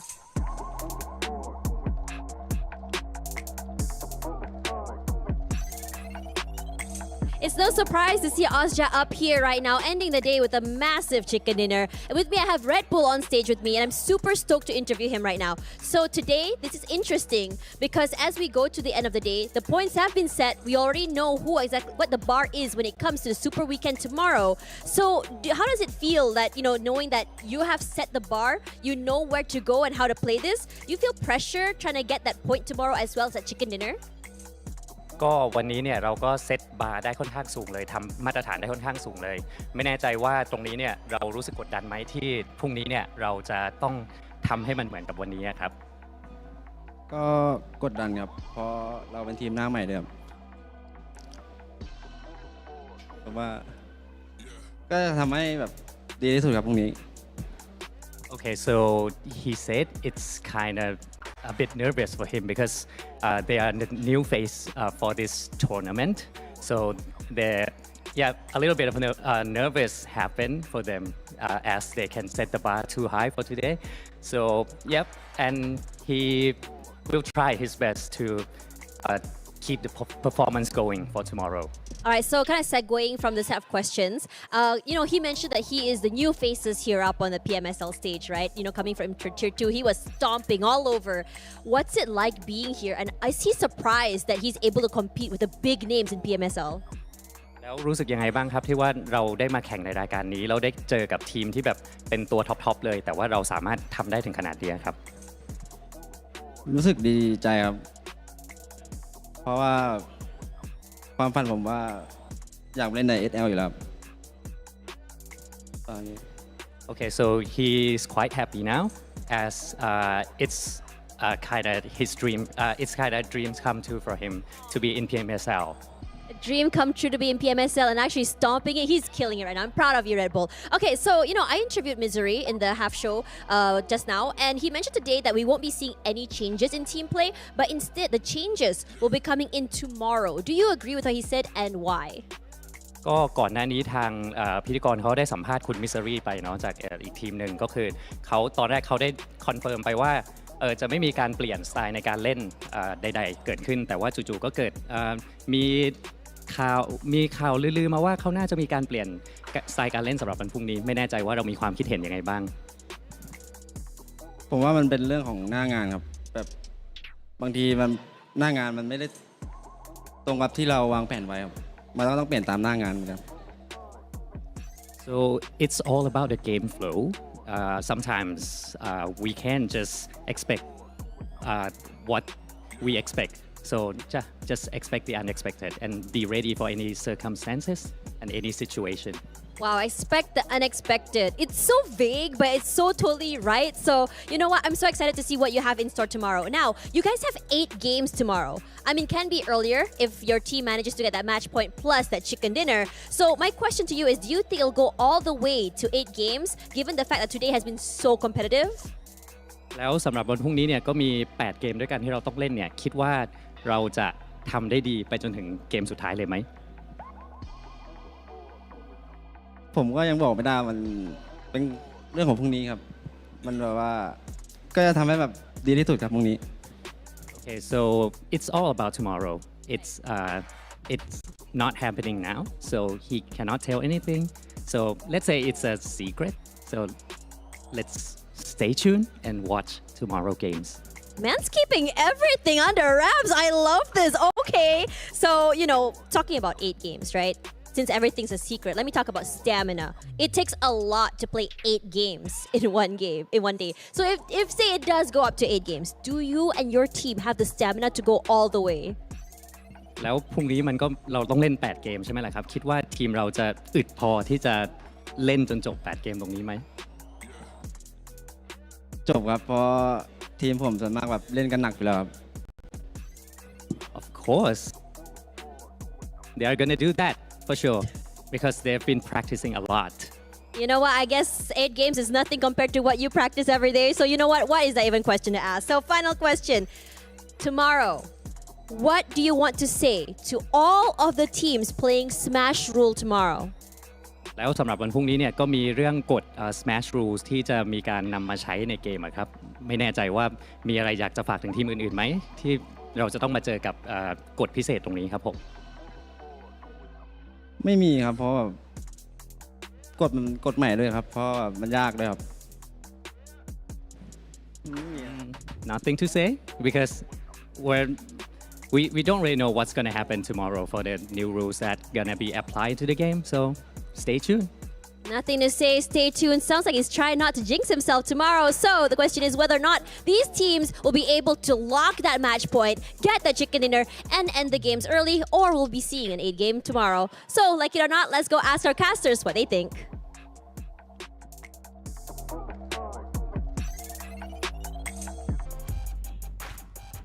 My favorite part of the entire interview is my favorite translator is back with a new hairstyle. I noticed that. I know you're gonna say that first, but tomorrow is gonna be a tight race, man. My question: what if I have the interview? What will be the 2 remaining maps? You think? I don't know if even the teams know by now. Maybe it's like really big secret until tomorrow. Like today's like everyone's like secret. Right? Earlier interview with Nati, it's all secret. I don't know. Now Red Bull is also like secret as well. It's like what's happening tomorrow? You know what? I love this statement coming out from Red Bull. We can see that he's super shy when it comes to interview, right? Maybe he's not doing it too much for now, but congratulations again to Red Bull.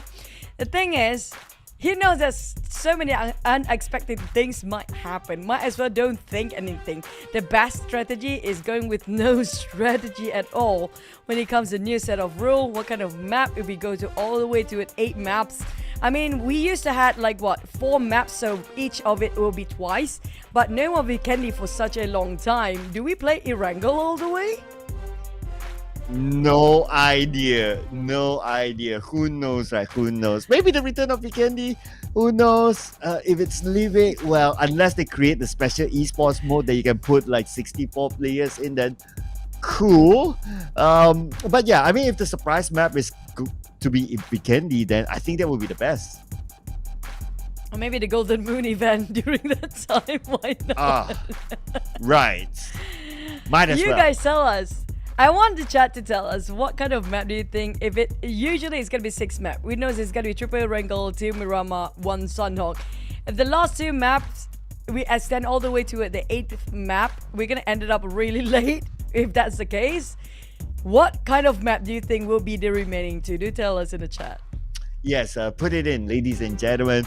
Whether it's going to be a fixed map, or whether it's going to be a random map, or whether it's going to be a map that we don't see in PUBG Mobile Esports in the current day, of course. So put it in the comment section. And of course, it can be only 2 games tomorrow, so make sure you come in early and don't miss any matches. That will be all for us tonight. It's time for us to go for our own more, ladies and gentlemen. Thank you so much for watching. A lot of familiar names out there, especially Lalarin Pachau, that has been following us since back in the day. My name is CELCOMDIGI, together with the amazing Choo. We'll be back again tomorrow, same time, same channel, for the Smash Rules. See ya!